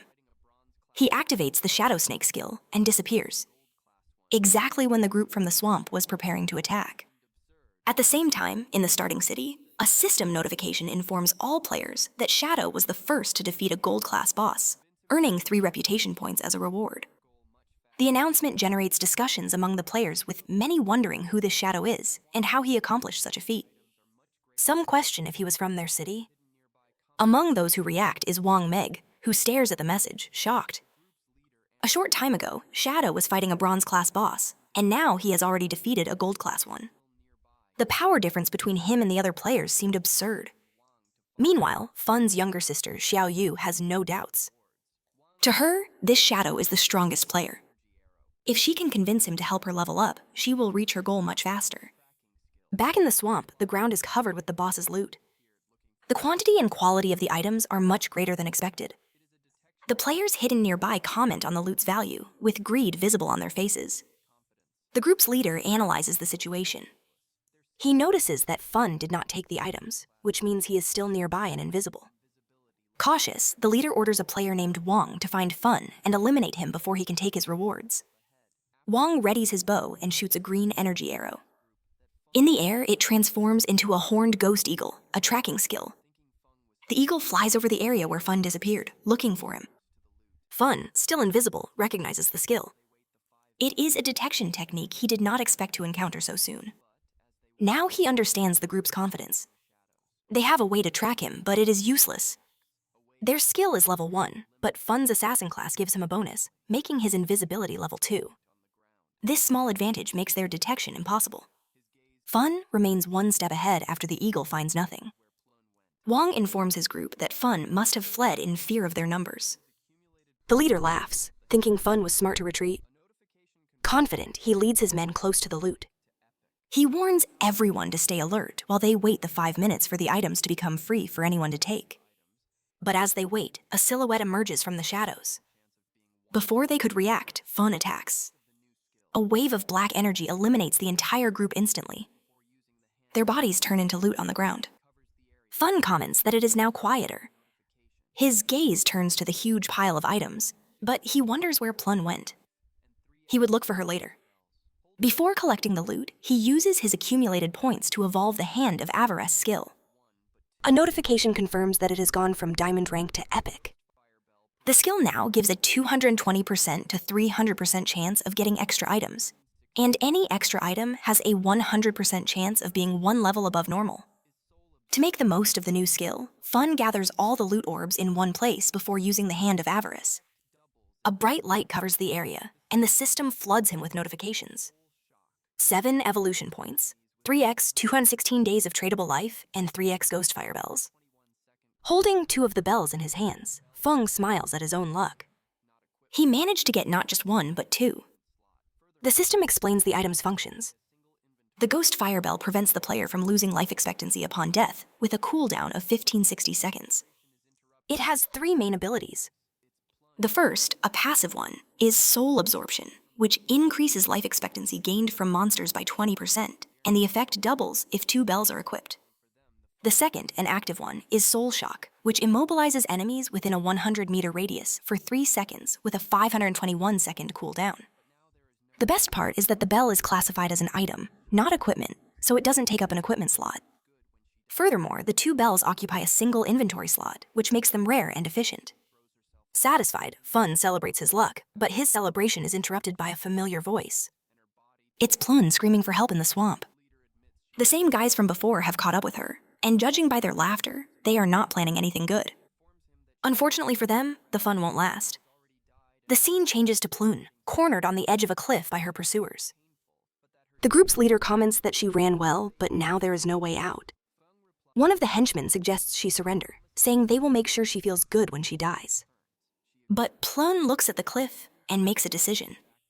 In a quick move, she simply throws herself off, leaving the group surprised. After the long fall, she dies on impact and her body turns into spoils. The group's leader admits she was brave for choosing her own death. Meanwhile, Fun receives a message from Plun. She informs him that she no longer needs rescue, as she has already died and respawned in the starting city. She comments that the death was painful, but that her tradable life expectancy was safe with Captain Wang Meng. Fun replies for her to wait in the city, promising to deliver her share of the loot when he returns. She agrees. Relieved, Fang turns his attention back to the spoils. He had good gains. His tradable life expectancy rose to 3,015 days, and his evolution points to 21. He decides to upgrade the Hand of Avarice skill, but a system notification stops him. The skill is already at epic level, and now needs 10 times more points for the next level. The system informs that 210 points are needed to evolve the Hand of Avarice. Since he doesn't have enough points, he decides to improve his attack skills to increase his damage. That way, he can face stronger bosses and get better loot. As soon as he begins the upgrade, a golden light envelops him. A system window announces that his Shadow Cut skill has evolved from Platinum to Diamond.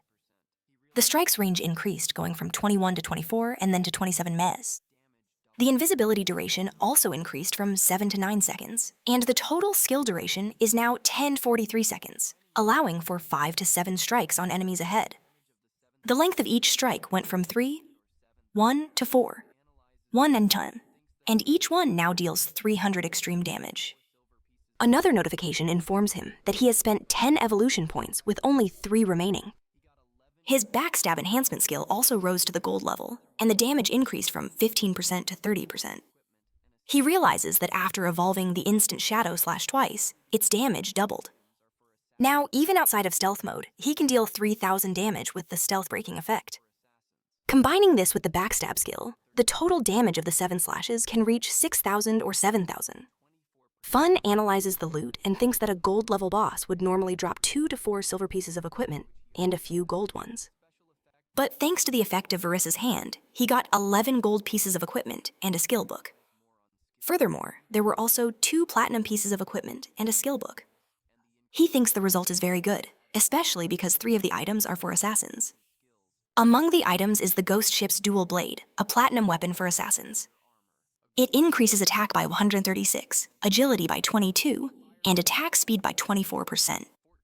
The weapon also has 17 armor penetration and requires level 5, which he already has. Its special effect doubles the damage of normal attacks. Fun finds this not very useful as he relies more on skills. Even so, the high base attack, the agility bonus, and the increased attack speed are advantageous, as they will speed up the use of his skills and decrease the cooldown time. He also picks up the Ghost Fire Leather Armor, a gold item that increases physical defense by 25, fire resistance by 50, blocks 14 damage, and increases his health by 419. Feng notes that his base health is still low, only 350. So the armor's bonus makes a big difference with it. He thinks that most players will not be able to break his defense. He decides to make the armor invisible to maintain his assassin appearance and hide his equipment. The last item is a skill book, Ghost Shadow Blur. It is a gold passive skill for assassins that gives a 15% chance to dodge, and when activated grants full immunity to damage. Feng celebrates finally having a survival skill. He remembers that this skill is not normally that strong because focusing on dodge harms other attributes and can be fatal if the dodge fails. However, for him, it is different as he can evolve the skill infinitely with his evolution points. Thus, he can increase his dodge rate without sacrificing other attributes, which is a great advantage. On the way back to the city, he thinks about the rest of the loot, items for warriors, priests, and archers. As agreed with Plune, he plans to sell these items to Wang Mi Meg and their team at a 10% discount. Fun knows that they might not be able to pay for everything now, but he believes that Wang Mi Meg will agree to buy on credit. He reflects that all this progress was thanks to Plune, whom he calls Little Black. Without her luck, he would have never found a level 5 golden boss to fight. Therefore, he feels he needs to thank her. As Fun returns to the city, the group that had cornered Plune is also returning with their leader looking very frustrated. When their paths cross, the group panics and starts to flee. The henchmen bolt ahead, abandoning the leader, who also tries to escape. Fun activates his latent image and with a calm expression, uses the instant shadow slash to quickly eliminate the henchmen. Only the leader is left, who is still trying to run, but Fong appears right in front of him, blocking the way. The leader starts to beg for mercy, admitting he was wrong to attack Plun and promising not to do it again. In desperation, he even calls Fun Daddy, saying that he has less than a year to live and that dying there would be his end. Coldly, Fun asks if he thought about his own fate when he attacked other people like Plun. He then uses his Poisonous Earth skill, which deals damage every 5 seconds. The leader starts to bleed, and a green liquid drips from his head, making him scream in pain. As Fun continues on his way, a red aura envelops him, and an assassin title appears above his head. A system notification informs him that by killing many players, he has reached the first level of the assassin status. This means that he will lose 75% of his current life expectancy if he dies. Fun ignores the concern as he has the Ghost Fire Bell with the item's protection. Even if he dies carelessly, he will not lose years of his life. The scene changes to Fun's arrival at the starting city. When he deactivates stealth, other players are surprised to see him. Some speculate that Shadow has returned after defeating a gold-level boss. Suddenly, he encounters one of the teams that tried to attack him during the battle against the Golden Ghost Ship boss. The team's leader accuses him of using bugs to defeat the boss alone, saying that is why there was no loot left. He also asks why Fun is not wearing any equipment, which shows that the strategy of making his equipment invisible is working. Noticing Fun's irritated expression as he approaches, the team leader asks him to wait. He then offers an assassin skill book, admitting it was a mistake to attack him. They used part of their life expectancy to buy the book and suggests that Fun accept it and forget what happened. Fun takes the book and a system notification reveals that the skill is called Impale. It is a common assassin class skill which causes a single attack on the target, adding 20 points of damage and a 2-con stun with a 22-second cooldown. Recognizing that it is a control skill, Fun accepts it and leaves. One of the team members, annoyed, turns to their leader, Xiao Xiao, and complains about being defeated by Fun and still having to give him a skill book to calm him down. He asks if this isn't cowardice, and another teammate agrees, questioning since when they have been treated this way. The first member insists they should use their connections to gather other players, as everyone's effort could overwhelm Shadow. He asks why they should fear him, but the leader interrupts him. He points out that Shadow is leveling up very quickly, which indicates he must have a big secret. If they can find and capture him in the real world, they will not only discover the secret, but can also force him to collect resources for them like a slave. Upon hearing this, the other members get excited and praise Xia Xia for the plan. Xiao then says he will ask his family to send a woman to extract information from Shadow. He observes that Shadow's voice sounded foreign, which suggests he is not from their group and is probably poor. Xiao Xiao concludes that he must find a beautiful and professional woman, as Shadow will surely fall into the trap. Meanwhile, Fun meets up with Plune. He calls her Pecan Negra and asks her to accept the trade so he can share some items with her. Plun thanks him and corrects him, saying her name is Grande Plune, not Pecan. Soon after, Plune is trying on the items she received. Very excited, she exclaims that they are amazing and that she will get stronger quickly. She explains that the skill and the necklace greatly increased her damage and more than doubled her mana regeneration. Grateful, she turns to Fun, who replies that it was nothing, just the fulfillment of their agreement. Fun then asks for the spatial ring Plun promised, and she happily hands it over. Plun then says that while fleeing through the forest, she found a cave that seems to be the entrance to a ruin. She asks if Fun is interested, and he is surprised, thinking about the girl's luck. First, a golden ghost ship, and now a ruin.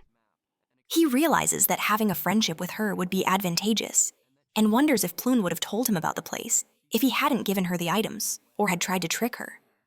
After receiving the ring, Fun sees that his inventory has increased to 27 spaces. He asks Plun where Wang M is, as he plans to sell some items to the group before going to the ruins. Plun says that Wang Meng and the others might take a while as they are training the new priestess. She shows that she has already marked the ruins entrance on his map, and explains that there is a stone slab hidden behind bushes, and that she moved one of them to protect herself. She says that she went in a little way but heard screams, got scared, and ran away. If it weren't for that, she wouldn't have been captured. Upon hearing the story, Fun activates his invisibility skill. He tells Plun that he understands and that he will go to the ruins immediately, planning to trade with Wang Mong later. Plun is surprised by how quickly he disappears. As he approaches the place, still invisible, Fun thinks that his initial idea was to level up to level 10 somewhere else, but the ruin is a better opportunity. He knows that the monsters inside will be bronze level with a chance to find some silver level ones, which is great for gaining life points and evolution points. Upon arriving, he finds the stone slab Plun mentioned and enters without wasting time.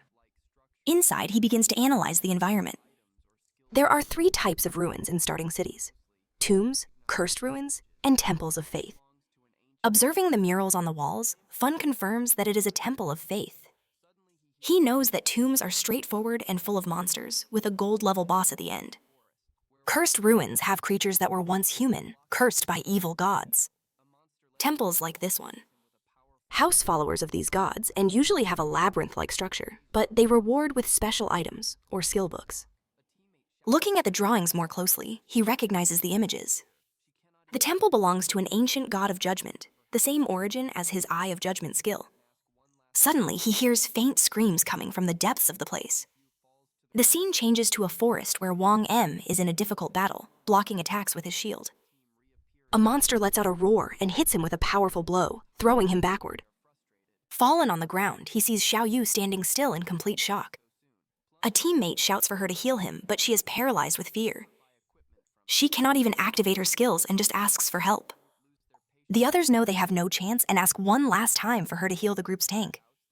Instead, Xiao Yuyu falls to the ground, trembling and repeating that she is scared. The next moment, Wang M and his team reappear in the starting city. The monster eliminated the entire group. They are frustrated.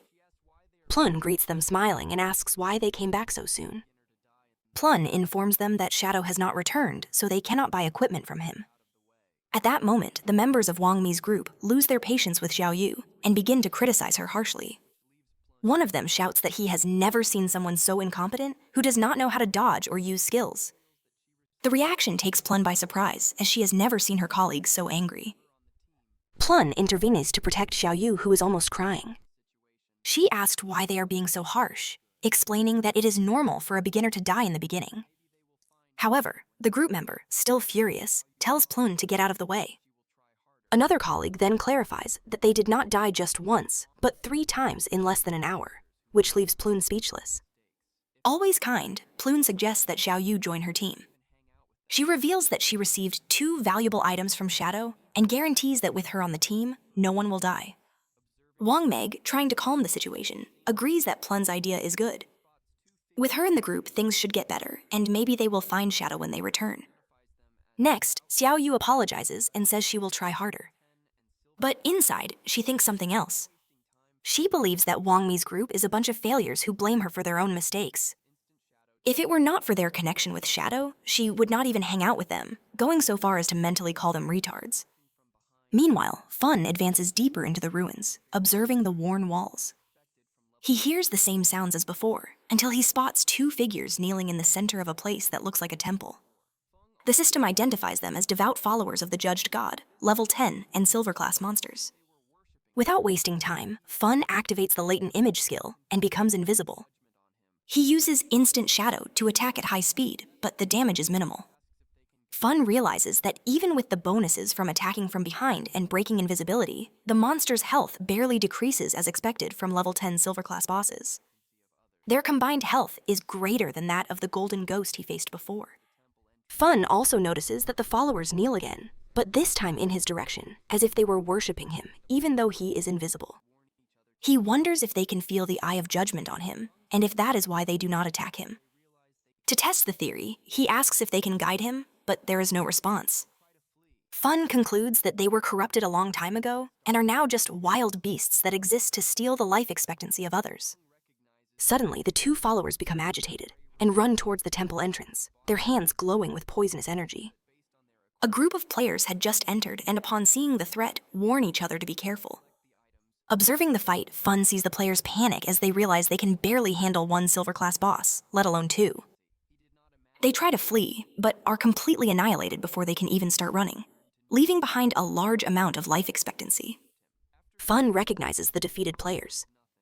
It was the Grey Rose group, the same ones who bought a spell from him. He notices that based on their equipment, they were not ready to explore the place in depth. Kneeling to collect the items, Fun is surprised to see they left behind more than 100 days of negotiable life expectancy. He did not imagine they were so rich. Meanwhile, the two followers returned to kneeling in his direction as if they still worshipped him. After searching the temple, Fun finds nothing, neither traps nor treasures.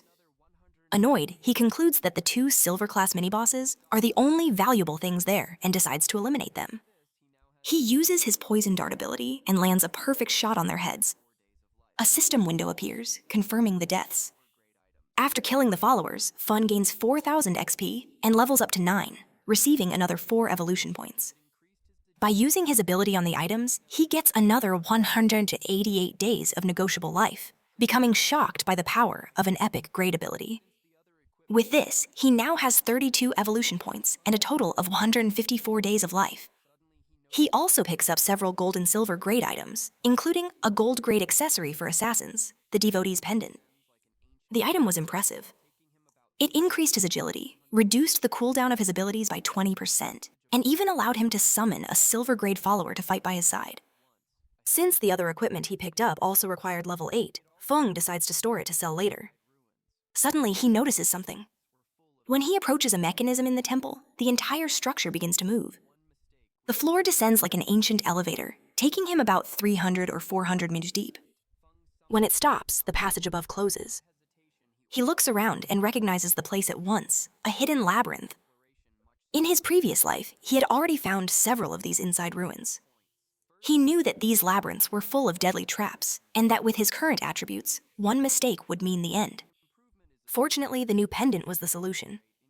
Using its effect, Fun summons the devout follower. Without hesitation, he orders the creature to advance to test the path, making the exploration much safer. Still, as a precaution, he decides to use his points. First, he spends 5 points to evolve his evasion ability, Phantom Shadow, to the epic grade. The improvement is absurd. The passive evasion rate increases from 15% to 75%. And upon activation, he becomes immune to all damage. Satisfied, he uses the remaining points to evolve Instant Shadow Strike. Also to the epic grade, the ability becomes stronger in every way. Greater range, more invisibility time, and more cuts, which now deal more damage in a larger area. The Abeel's cooldown dropped to 12 seconds, making it much more efficient. To evolve a skill from epic to legendary grade, it requires 10 times more evolution points than normal. Therefore, evolving a skill that already starts at the epic grade is very advantageous. Its first evolution to the legendary grade costs only 10 points. Bung knows that with enough points, it is possible to take them quickly to the mythic, ancient, or even immortal grades. In comparison, a skill that starts at the normal grade would need 7 evolutions just to reach epic. By the time it came to use the 10 times multiplier, the cost would already be in the hundreds of points to continue evolving. The good news is that from the epic grade onward, the costs stabilize. In other words, from now on, all his skills would be at a minimum of epic grade.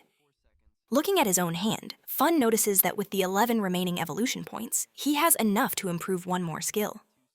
He chooses Latent Image, his initial skill. A system window confirms that he spent 7 points to evolve it from silver grade to gold, and then to platinum. The stealth duration increased to 24 seconds, and the first strike that breaks the invisibility now deals 90 more damage. The cooldown was reduced to 22 seconds. Fun calculates that thanks to his 35% reduction attribute, Latent Images. Image's final time is only 3 seconds. Even so, he considers the time too long for a skill with low burst damage and thinks about replacing it in the future. Suddenly, his attention returns to the labyrinth. The devout follower he had summoned triggered a trap. A huge boulder rolls and crushes the creature instantly. The body disintegrates, and Fun knows he will need to wait for the cooldown to summon another.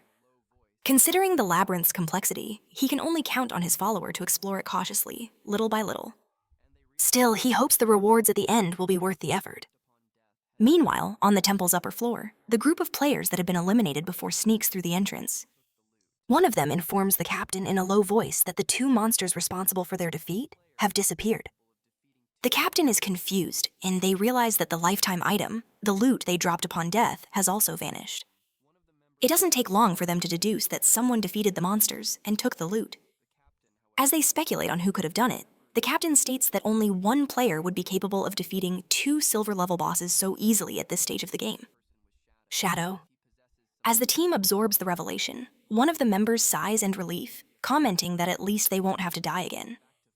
The captain, however, continues. She remembers that when they arrived, they saw someone apparently communicating with the 2 bosses. She wonders if that person was Shadow, and if he possesses some skill that allows him to ally with monsters. If so, it would be a frightening and incomprehensible skill. Back to Fun. His devout follower is killed instantly by another trap. He has been exploring the labyrinth calmly for about 3 hours. From the path structure and based on his past life experience, he believes he is finally approaching the end. He knows that using people to navigate a labyrinth like this would result in hundreds of deaths. Without hesitation, Fun summons his follower again and advances to what seems to be the final section.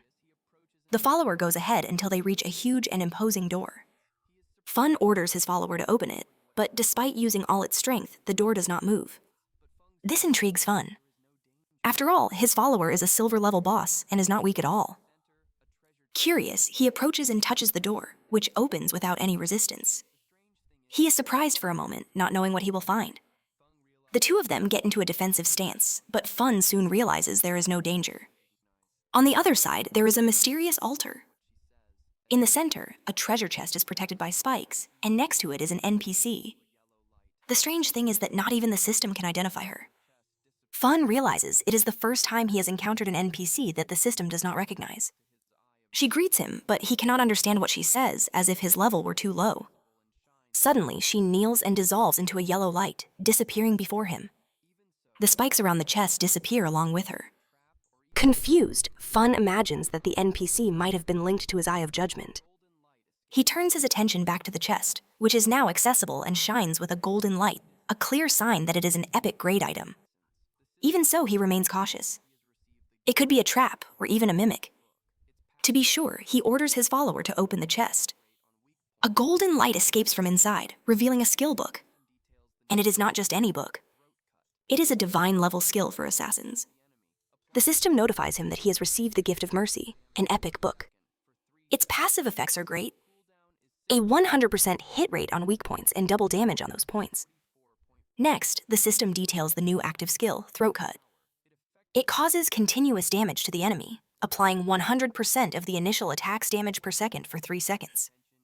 The normal cooldown is 60 seconds, but his reduction attribute lowers it to 44. 4 seconds. Fun is impressed with the skill's power. It effectively doubles the size of enemies' weak point areas, making hits much easier. But what really catches his attention is Throat Cut. He does the math. An initial attack of 300 damage turns into a total of 200 damage, basically tripling the damage with a single strike. He notes that unlike other skills that deliver several rapid strikes, this one focuses everything on the first attack, which makes timing and precision essential.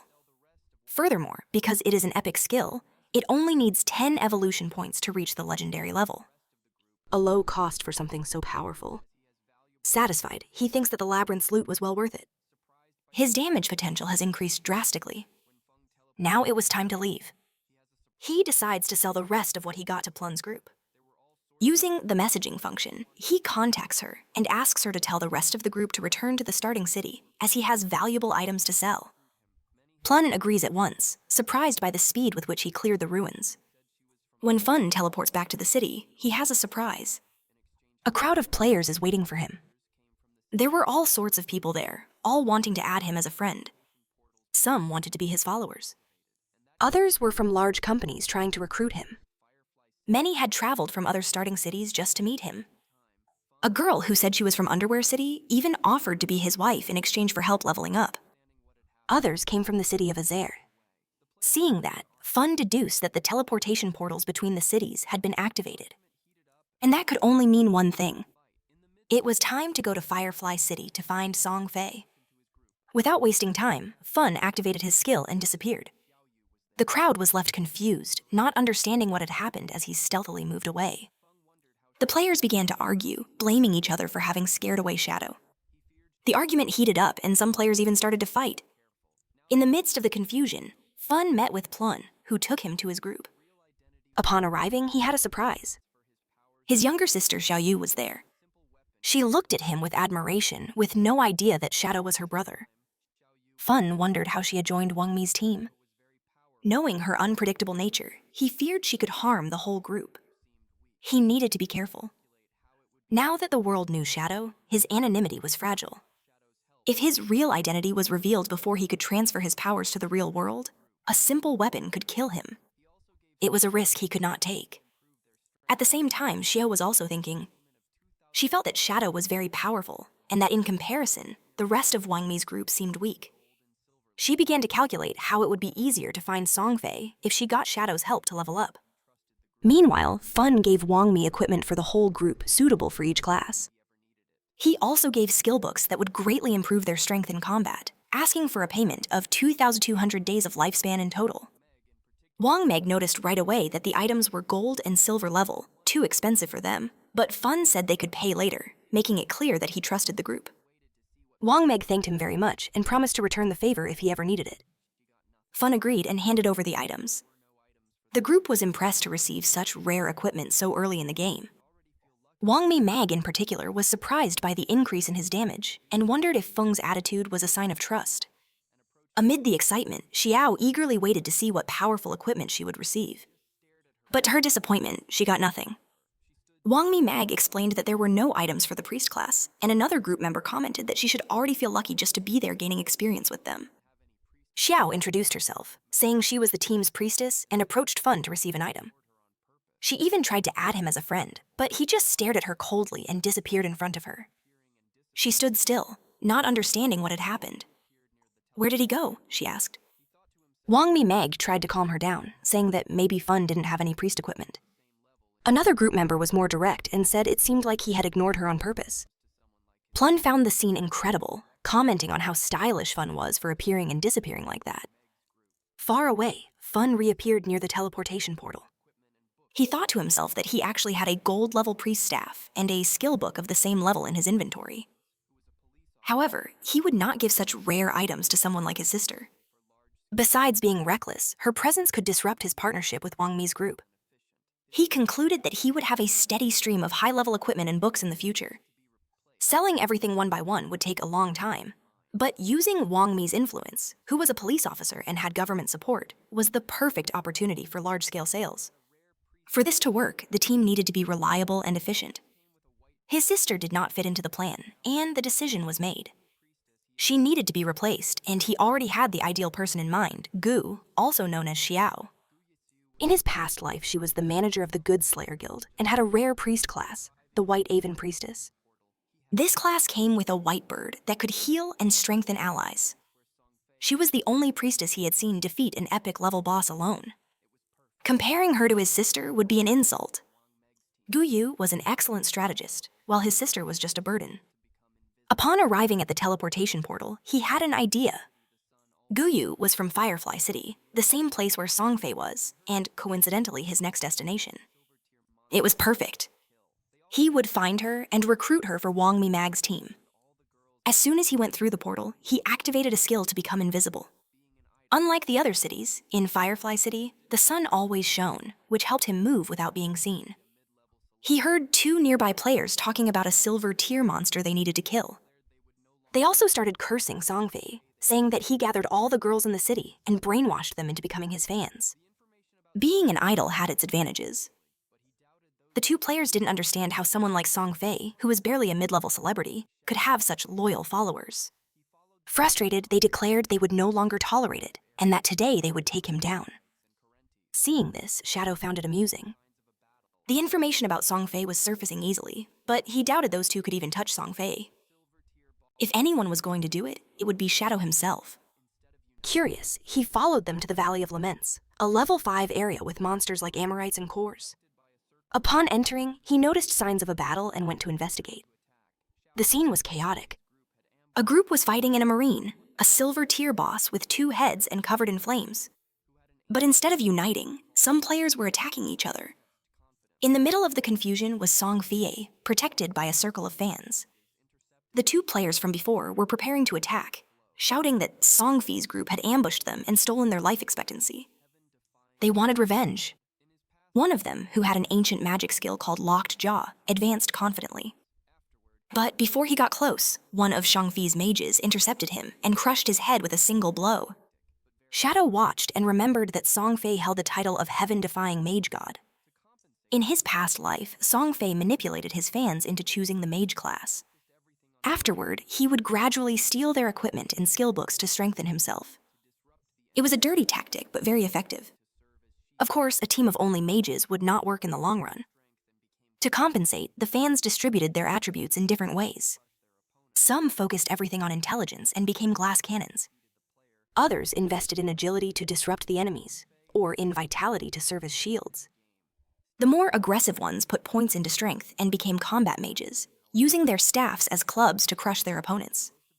This strategy, as shown by the girl who defeated the player, worked very well in the beginning. Songfei and his army of mages dominated the game, stealing life expectancy and defeating enemies. Over time, however, the tactic lost its strength, and most of the fans were left behind. Song F continued to emotionally manipulate the remaining fans, saying that they worked so hard for him that it broke his heart. He would say he was hoping for the silver tier boss to die soon, so that everyone could rest, and that he wished for a world full of love and not violence. Upon hearing this, a chubbier fan said that Songfei was the one who suffered the most, and shouldn't have to go through so many hardships. She soon gathered the others, encouraging them all to kill the boss quickly so he wouldn't get hurt. They began to attack the monster with everything, even singing a song about how Songfei was the best. Suddenly, the monster roared and attacked Songfei. One of the fans threw herself in front of him, using her own body as a shield. When her body turned into loot, Songfei knelt, pretending to be worried. The same fan continued to encourage the others to attack harder. She said that if they killed the silver tier boss, Songfei would reach the top of the rankings and finally surpass Fun. The fans cast even more spells, determined not to abandon Songfei. The attacks began to weaken the boss. Inside, Songfei was excited about the monster's imminent death. At the same time, he thought about how Fun managed to defeat a gold tier boss alone. Since even that silver tier 1 was giving so much trouble, Songfei convinced himself that Fun must be using some game bug. He thought about his own progress. Even with so much help, he had only reached level 7, while Fun playing alone was already much more advanced. Song smiled. He calculated that by defeating the boss, he would reach level 8. Since Fun had been stuck at level 9 for a while, he was sure he would soon surpass him and become the #1 player in that game. But in an instant, Fun attacked.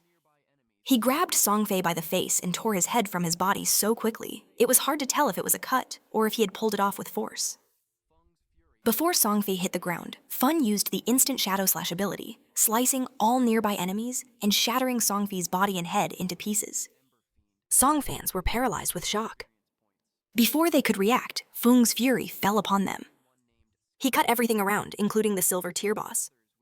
A system notification announced that he had killed the 12-headed monster, Ember Fiend, and gained 1,500 experience points. He also eliminated Songfei's fans, including one named Sky-Defying Maiden Goddess, and others with bizarre usernames like Songfei Meow Meow, Forever Faithful Follower, and Little Fama. When the Ember Fiend's body turned into a pile of loot, the two players watching everything were left with their mouths agape. Thong eliminated the boss with a single skill that dealt over 1,000 damage points, a blow 10 times more powerful than theirs. And because it was a daily skill, it not only destroyed the boss, but also annihilated Song Fei and all his fans at once. The players wondered who else could do something like that, other than the famous Fun, the same solo player who got the first kill of a gold tier boss. Without hesitation, they started cheering for Fun and celebrating Song Fei's downfall. They did this not out of support, but for fear that he would attack them next, and Fun himself knew this. In his past life, when he was weaker, those players would not have thought twice before ganging up on him. Meanwhile, in the starting city, Song Fei had just respawned and was confused, not understanding how he died. A system notification informed him that he was killed by the player's shadow. He lost 116 days of tradable life expectancy and 18 years and 113 days of non-tradable life. Song clenched his fists, his mind racing. He wondered why Shadow had appeared right in Firefly Town among hundreds of starting cities. His fans gathered around him, complaining and asking why Shadow had attacked them. Songfly invented an excuse. He said that Shadow wanted the silver tier boss for himself and attacked them by surprise while they were distracted. The fans started cursing Fun with every name they knew. At that moment, a girl shyly approached Song Fei and asked if she could join his group. The girl introduced herself as an archer with the rare Eagle Eye skill, which detected stealth. The fans got annoyed, saying they only accepted mages and that her low damage would hurt Song Fei's ranking position. But Song Fei intervened.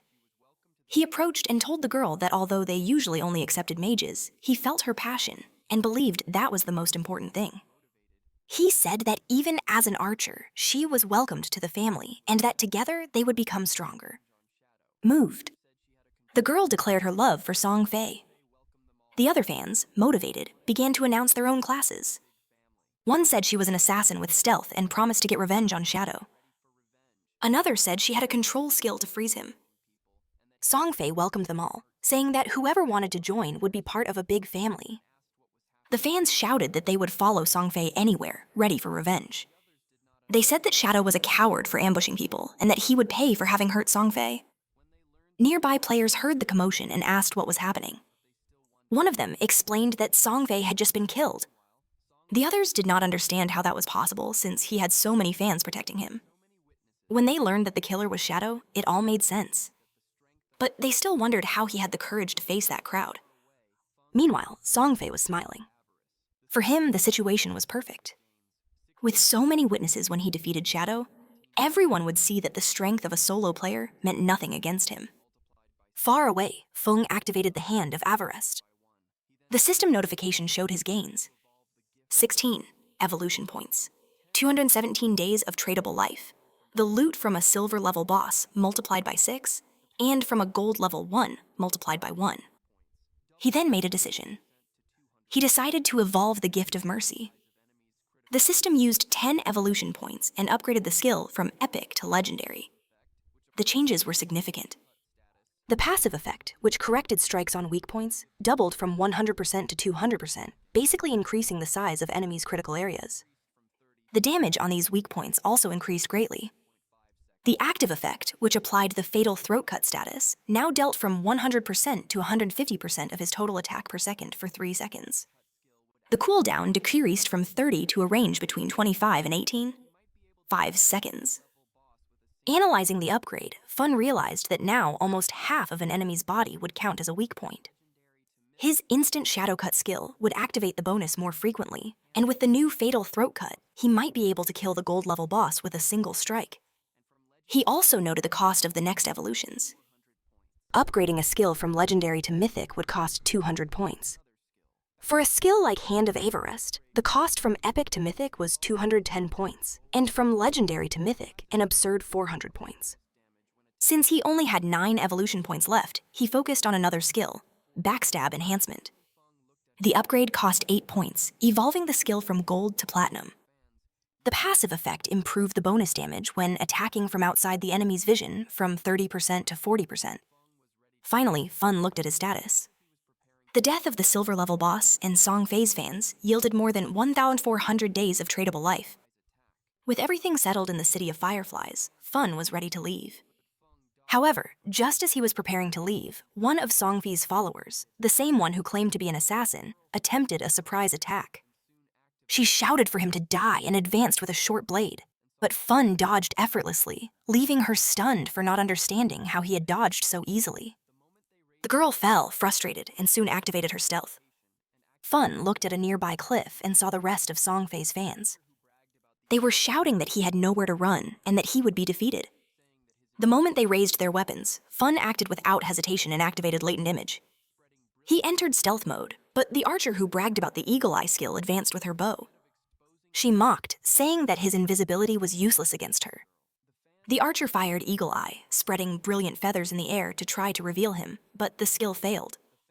Instead of exposing Fun, the skill undid the stealth of the assassin girl. The fans, convinced that she was Fun, turned against the ally without giving her a chance for an explanation. The fan who seemed to be the leader ordered them all to use their strongest skills. The assassin barely had time to react before being hit by a blast of attacks that completely destroyed her. When the dust settled, the fans realized the mistake, but the group's leader paid it no mind. She said it was no big deal since the girl wasn't even a mage and therefore never truly loved Songfei. With arrogance, she called what happened a divine punishment and told the archer to use Eagle Eye again to find Fun. But before the archer could shoot, Feng activated a special item, the Ghost Fire Bells. The sound of the bell caused a soul shock, immobilizing all enemies within a 100-meter radius for 3 seconds. As soon as the bell rang, the fans froze with their eyes wide with confusion. They did not understand why they could not move, and before they could process, Fun attacked. He used Instant Shadow Slash, eliminating all of them before the 3-second immobilization even ended. Their bodies disintegrated. Still invisible, Fun approached Songfei, who was hiding and trembling behind a rock. Songf wondered aloud how all his fans died without Fun even appearing. He thought that Fun should have become visible when he attacked, but he did not realize that he was already right behind. Fun approached and whispered in his ear that he was already dead. The words left Songfei in a panic. He activated his magic shield at that very moment, but it was too late. Fun used a poison skill, hitting Songfei's head and breaking the barrier. Songfei fell to the ground, and his body disintegrated into items. Looking at the items, Fun saw that Songfei had more than 2,000 days of lifetime. He found it strange that none of the fans had any lifetime. He wondered aloud if they had given all their time to Songfei. Did they still think this was just a game? He gave a low laugh, shaking his head at the thought. Manipulated fans were scary. Their non-tradable lifetimes, which amounted to centuries, would now be wasted, feeding the monsters of the place. Meanwhile, in the city, Songfei reappeared, annoyed by the bad luck. His balance was only 500 tradable days, the price he paid for the defeat. He turned to his companions and asked why the archer's detection skill failed to locate Fun. The explanation came quickly. The skill had only detected their own group's assassin, not the enemy. One of the fans explained that Fun's stealth attributes were too high. The eagle-eyed skill only offered a level 1 anti-stealth capability, which was useless against an opponent with level 2 stealth or higher. Frustrated, Songfei wondered how he could defend himself from someone who appeared and disappeared without a trace. He grumbled that he hadn't even provoked Fun.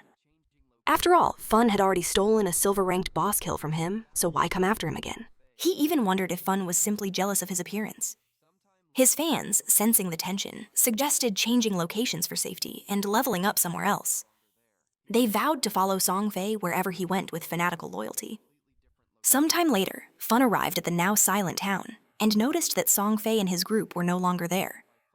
He wondered if they had moved to another starting area or to a completely different location. Seeing a lone player nearby, he approached to get information. The player, startled by Fun's sudden appearance, nervously pointed in the direction Songfei had gone. He made a strange request, asking Fun to spare his girlfriend when he found him. The girl named Fei Baokit was a hunter, probably the same one who tried to detect Fun's presence before. Mentally, Fun dismissed the request, thinking it would be easier for the guy to find another girlfriend. Without saying anything, he activated his latent image skill and disappeared, leaving the man behind, still begging. As he headed in the indicated direction, Fun reflected on the challenge. Although he knew the general direction, their exact destination was a mystery. Searching blindly would be a waste of time. He thought he needed to find Gui. At that exact moment, as if fate were helping, a familiar figure passed by him. It was Gui Shui. Fun went straight to her and asked if she could give him a hand. The moment she saw him, her heart raced. She recognized him right away. It was Fun. She could hardly believe she was meeting the famous figure in person. Without wasting time, Fun said he heard her class had a skill to search for specific targets in a wide area and asked her to locate Songfei for him. As payment, he offered to sell a gold-level mage staff for a low price. Guys was visibly excited. Curious, she asked how he knew about her area search since she had never told anyone. But Fun ignored the question with a gesture, telling her not to worry about the details. Do you want the gold-level staff or not? He insisted. Guys quickly agreed, though hesitant, not knowing if she could afford it. Fun explained that he was offering it for just 500 days of tradable lifespan. A great deal considering the original price was at least 700 to 800 days. Excited, Gui confirmed she had that amount. Moments later, a system notification confirmed the transaction. Holding the gleaming staff, Guiyu couldn't stop admiring the item, but Fun tapped her lightly on the head, telling her to hurry. While activating the spell, Guishui thought that it was the first time she had met Fun, but he gave off a strangely familiar feeling. Suddenly, she turned to him and asked if he wasn't worried that she would just take the staff and run. Fun replied calmly, asking if she didn't hate Songfish froze, surprised. How did he know about the grudge she held against Songfei? She wondered if Fun could be someone she knew in real life, but she soon dismissed the idea as his voice was not familiar. Fun teased her, asking if she wanted to venture a guess. She dismissed him, saying she didn't have the patience for that. Then she sent her bird to scout the area. It turns out that Guishui and the bird are connected. She can see everything through its eyes. The view changes to the bird's perspective, which flies over the city. A few minutes later, Guishui has an answer. She found Songfei and reports the coordinates. She adds a warning. She cannot guarantee that Songfei and his team will be in the same place when Shadow arrives. Hearing this, Shadow leaves immediately and asks her to add him as a friend. That way, she could update him if the group moved. Guy shouts asking how long she should keep watch since she cannot keep the skill active forever. But Shadow reassures her, saying it won't take long. As he moves forward, he slows down near some trees. He notices something unusual and stops next to one of them. He examines the bark and notices a symbol carved on it. From a distance, Guishui is confused by the stop and asks what he saw. Shadow instructs her to scan the area, looking for other trees with the same symbol. Goishai sends her bird to search and soon replies that there is an identical tree 100 meters ahead and another 100 meters to the left. Shadow extends his hand and touches the symbol, which begins to glow. Go asks aloud what that symbol means. He challenges her to guess. Suddenly, lines of light connect the three trees, forming a luminous triangle. A strong light appears in the center, and a jade treasure chest appears. Shadow explains that he did not expect to find a blessing from an ancient god so easily. He adds that these blessings can appear randomly. Some generate chests, others summon monsters or bosses, and others give rare rewards. Guise is shocked upon recognizing the chest's value. A single jade chest was worth at least 1,000 days of tradable lifespan, which was equivalent to more than 10 million RMBB. But Shadow knew the value was even higher. In his past life, the price of tradable lifespan skyrocketed, with one day going from 10,000 to more than 50,000 RMBB. Meanwhile, Gui decided to memorize how Shadow activated the symbol. With her tracking skills, she imagined she could find many others. A system notification informs Shadow that he has opened the chest and obtained a jade skill book called Flourishing Curse. Shadow wonders what kind of skill it is.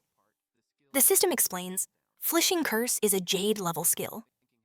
When used on the corpse of a player dead for less than 15 seconds, it causes a cursed flora to grow on their body, draining all of their tradable lifespan until it reaches 0.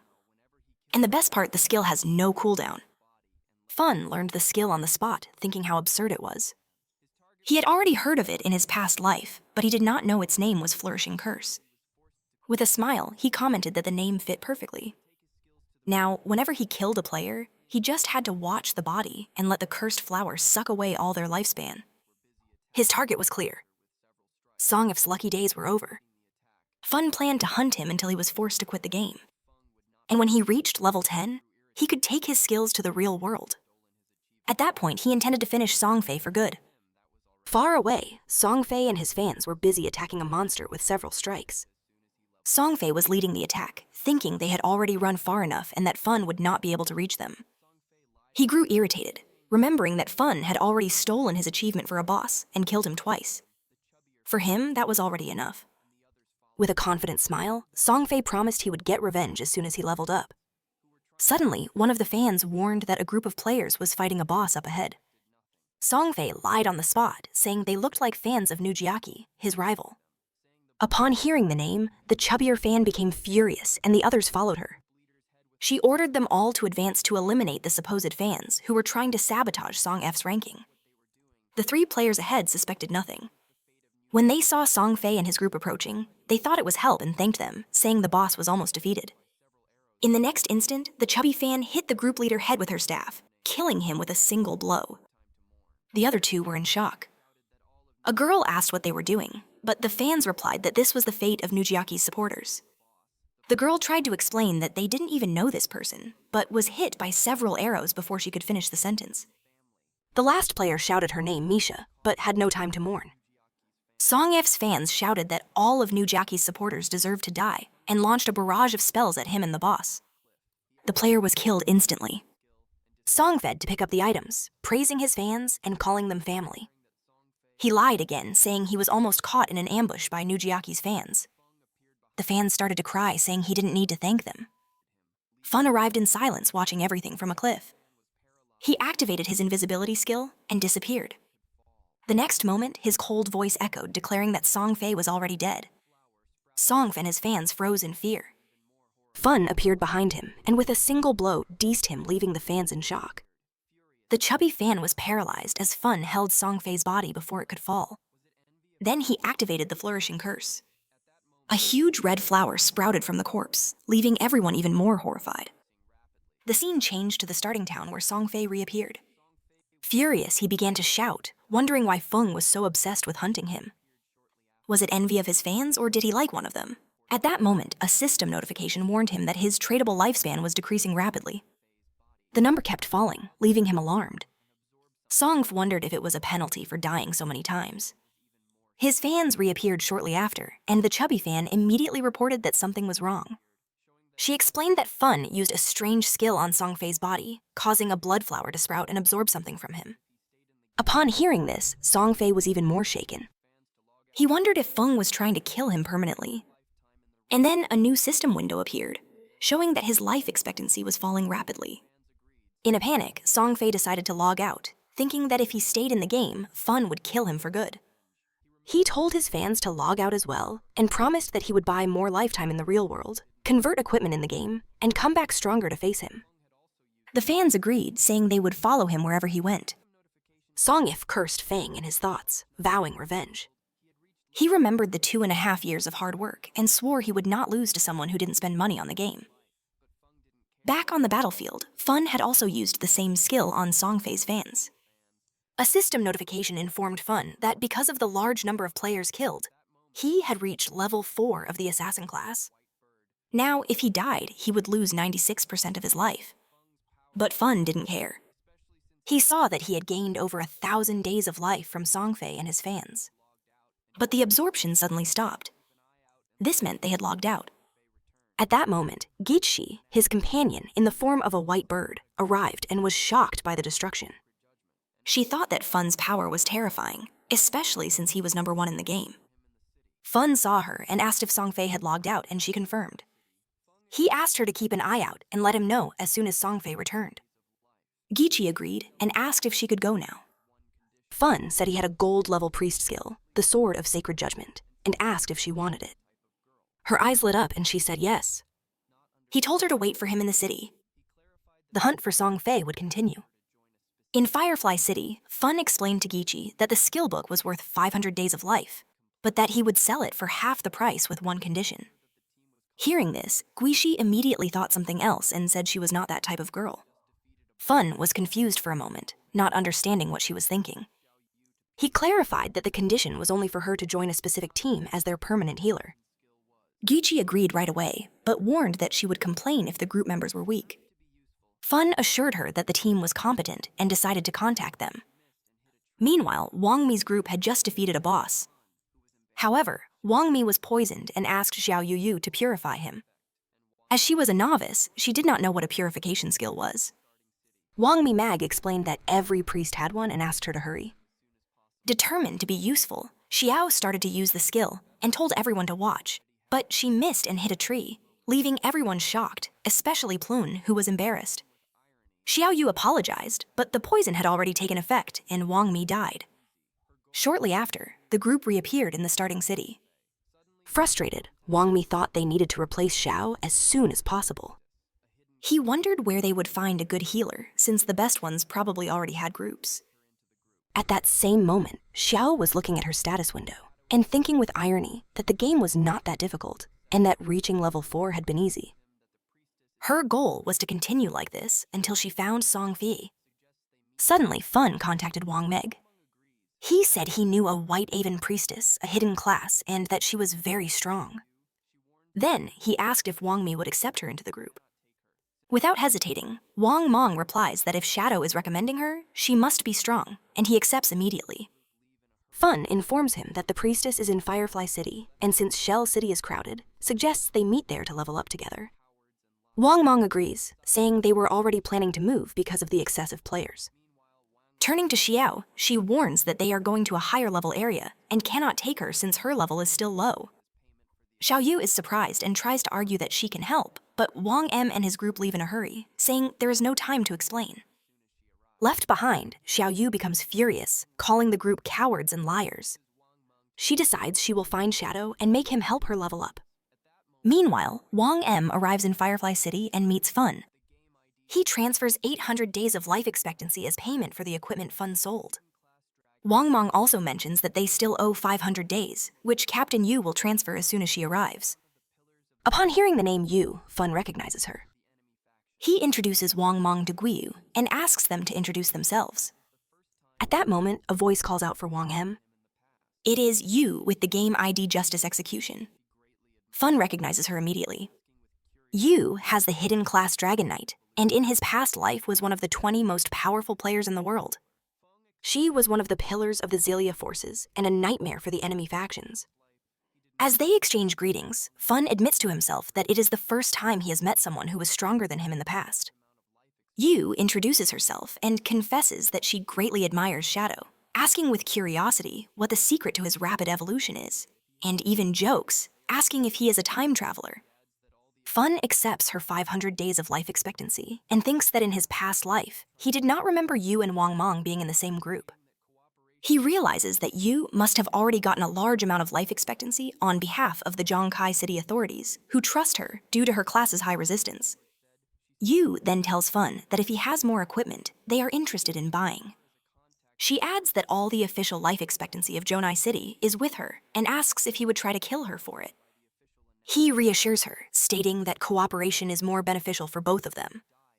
Yu praises him for being smart, and Fun notices that her every word is a calculated test. As the rumors said, she seems innocent but is sharp and ruthless. He concludes that having her as a contact with the authorities will save him a lot of time. Songfei fans log out of the game shocked by the official announcement. Life expectancy was real, and if it reached 0, they would die in the real world. The architect becomes furious upon realizing that this was not a simple game, as she had given all her tradable life to Songfei, and now she only had a few days left. The assassin, who already had PK status, realizes that dying one more time would make her lose double the life. They were in shock. The girl who was the group's tank starts reading the messages, and her face fills with sweat. She realizes in a panic that because she always advanced on the front line, she killed and died many times. Now, she only has 1 day of life expectancy left. If it reaches 0, she will die. At this moment, something catches her attention. Songfei was buying life expectancy. Sensing the opportunity, she decided to look for Songfei, certain that he would help her. Meanwhile, Xiao Yu Fang's sister also left the game. She was still confused, struggling to distinguish the real world from the virtual one. When she turned on her cell phone, she smiled upon seeing that the exchange rate was excellent. 1 day of life could be sold for 15,000. With the 200 days she had, she could become a millionaire. But her smile vanished when she saw the news. Shadow had killed Songfei times. She panicked, remembering that death in the game was permanent if one's life expectancy reached 0. Even with 100 years of non-negotiable life, the 3 deaths left Songfei with only 12 remaining years. All the chat groups were commenting that Shadow had managed to kill Songfei, even while surrounded by dozens of people. To her, he seemed terrifyingly strong. Soon after, a fan began sending messages in a chat saying that Songfei needed help. She revealed that he was at Jiang Plaza buying life expectancy for 10,000 a unit, and asked for any fan in Jingai City to go there and sell theirs. Xiaoyu couldn't believe it. Jiang Plaza was very close by. She couldn't stand by while his life was running out. Thanks to Shadow and the others, she had over 200 days of negotiable life, enough to help without wasting any time. She decided to head there. At the same time, back in the game, Fun was easily eliminating several monsters when a system window appeared. He had reached level 10, gaining an increase in his attributes and 5 free points. Additionally, a series of achievements was unlocked for being the first to reach this level. In the Jingai City region, he gained 7 reputation points. In the Great Xia Kingdom, he gained 14 reputation points. In the world, he gained 21 reputation points.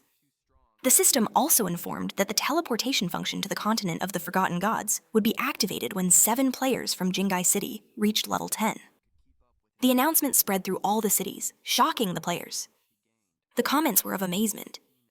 It was Shadow again, the same one who got the first kill of a gold monster.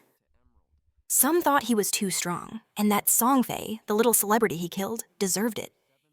Other players became frustrated, comparing their progress and wondering if anyone could keep up with his pace. Near the sea, Feng decided to use the points he gained. He consumed 13 evolution points, and his backstab enhancement skill evolved from platinum to emerald, increasing the passive effect from 40% to 50%. Even with over 7,000 days of tradable life, he knew it was not enough.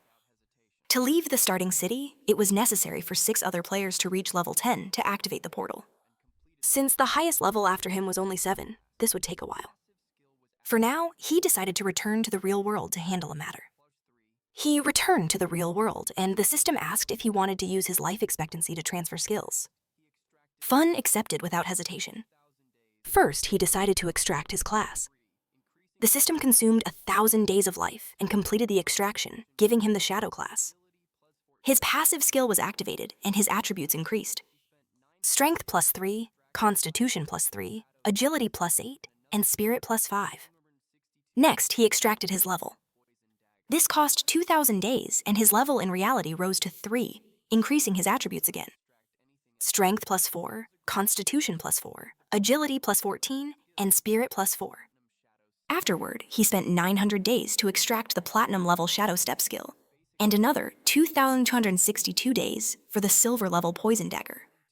He was happy to still have 192 days remaining, even though he could not extract anything else for now.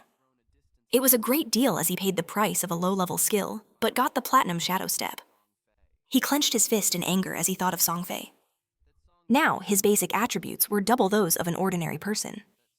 His agility reached 32 points above the human limit, and he had unlimited invisibility. Furthermore, his Poison Dagger could be thrown a distance of 14 mi. With all this, he would surely find a chance to finish off Songfei. Fun picked up his phone and saw surprised that Songfei was buying a lot of life expectancy. He imagined that Songfei planned to enter the game to go after him. He saw that he was at Yanyang Plaza, about 7 or 8 kilometers away, and calculated that at his current speed, he would get there in a little over 10 minutes. At that moment, he saw a message from Hu Qin, his supervisor. She was furious because Fun had disappeared and was no longer answering his phone. She knew about a rich young woman's interest in him, and could not believe he did not want to cooperate. Fun blocked her. As he walked, he threw his phone away, became invisible, and thought that soon everyone would understand what the game of the Forsaken God really meant. A few hours later, at Jianyang Plaza, Songfei's show was happening full of girls. Fang's sister was also there on stage with him next to a blonde woman. The woman commented that she heard Songfei was killed 3 times by Shadow in the game. She told him not to worry, as they had already sent people to investigate Shadow's identity. Curious, Songfei asked about the investigation. She revealed that she sent someone to Firefly City to contact him with an irrefutable offer. When he came to the real world to get the money, they would capture him so that Songfei could take out his anger. Hearing this, Songfei smiled and asked to be notified. Afterward, he asked if she knew that the G Corporation used the same method to control players and force them to work for free. The woman laughed, saying that those players were idiots and weak, unable to accumulate life expectancy. To her, it was much better to be on Songfei's side since many women gave their life expectancy to him voluntarily, even willing to die. Songfei began to laugh maliciously. In the middle of the event, a man in the audience started shouting, telling everyone to stop selling their life expectancy. He turned to Songfei and accused him of knowing that this was linked to life and death, but that he continued to brainwash his fans to buy their life expectancy. The man said that Songfei was putting lives at risk and that they would report him. Songfei smiled, thinking that a fool always showed up to interfere. He stood up and gave a speech saying he knew about the recent debates. He stated that his actions to get life expectancy had caused disturbances, and for that he offered a sincere apology. His fans shouted that he didn't need to apologize. With a smile, Songfei thanked them for their support, but said that their love should be something positive. He asked for everyone to act more rationally, ensure their own safety, and work to help society. With a face full of tears, he explained that he was cooperating with the authorities and trying his best in the game to help the country. He said he used his own wealth to buy life expectancy because he wanted to become a quality idol, someone they could admire. It was a way to repay their affection and ensure they had a happy and safe life outside the game. Songf stated that he never expected to cause so many problems, and his words made all the fans cry. He apologized again, which made everyone sad. The fans started shouting that he had done nothing wrong, and furious told the man who accused him to leave. They said they were helping of their own free will.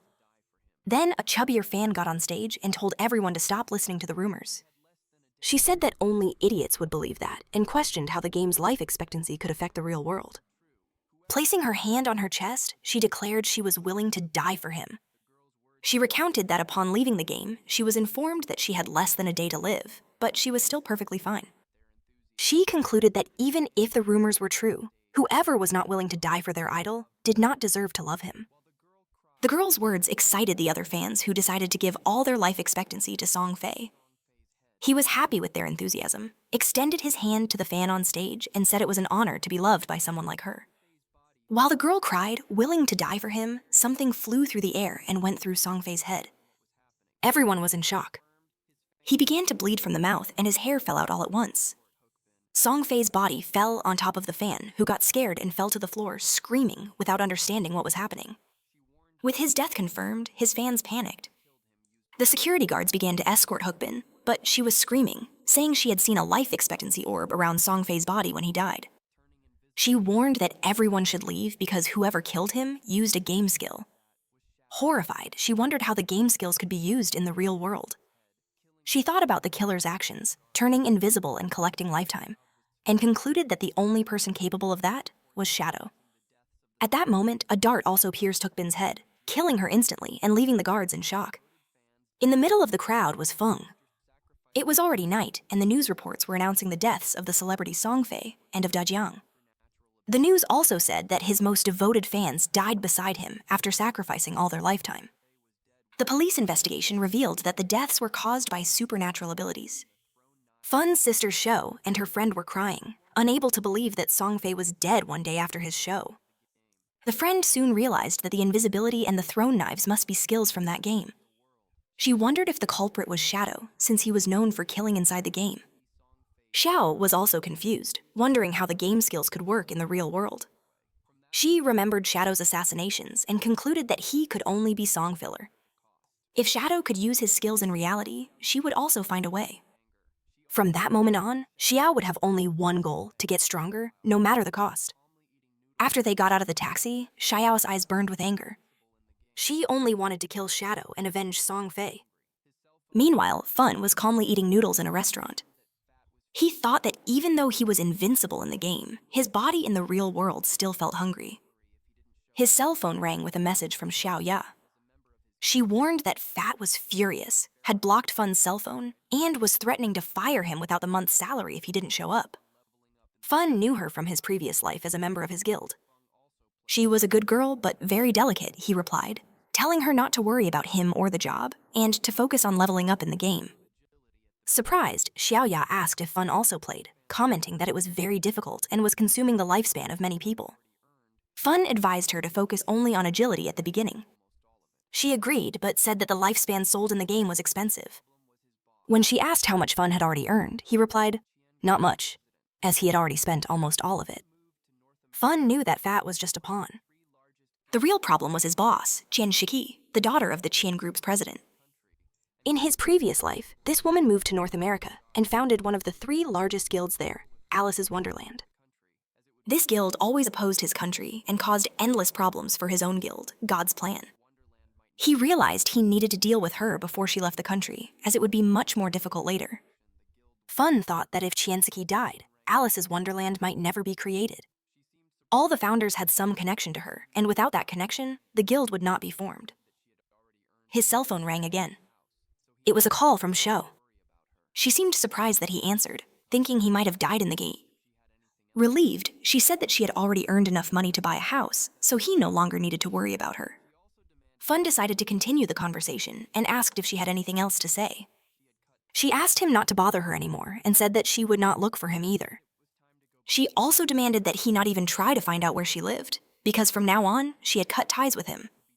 Fun hung up the call and felt happy. He decided it was time to go back to leveling up, as it wouldn't be long until someone reached level 10 and discovered that skills could be transferred to reality. When that happened, the world would no longer know peace. Shortly after, Shou and her friend also logged into the game. The friend was confused and asked if it wasn't too harsh to cut ties with her brother, advising her to make peace. Xiao Yuyu stood firm and refused, revealing that she had sold her life expectancy to the Qian Group. She sold it for a total of 2 million, which left her friend in shock. Xiao Yu also mentioned that she had bought a house for them to live in together. She added that she would soon find Shadow, and when that happened, Fun would no longer matter.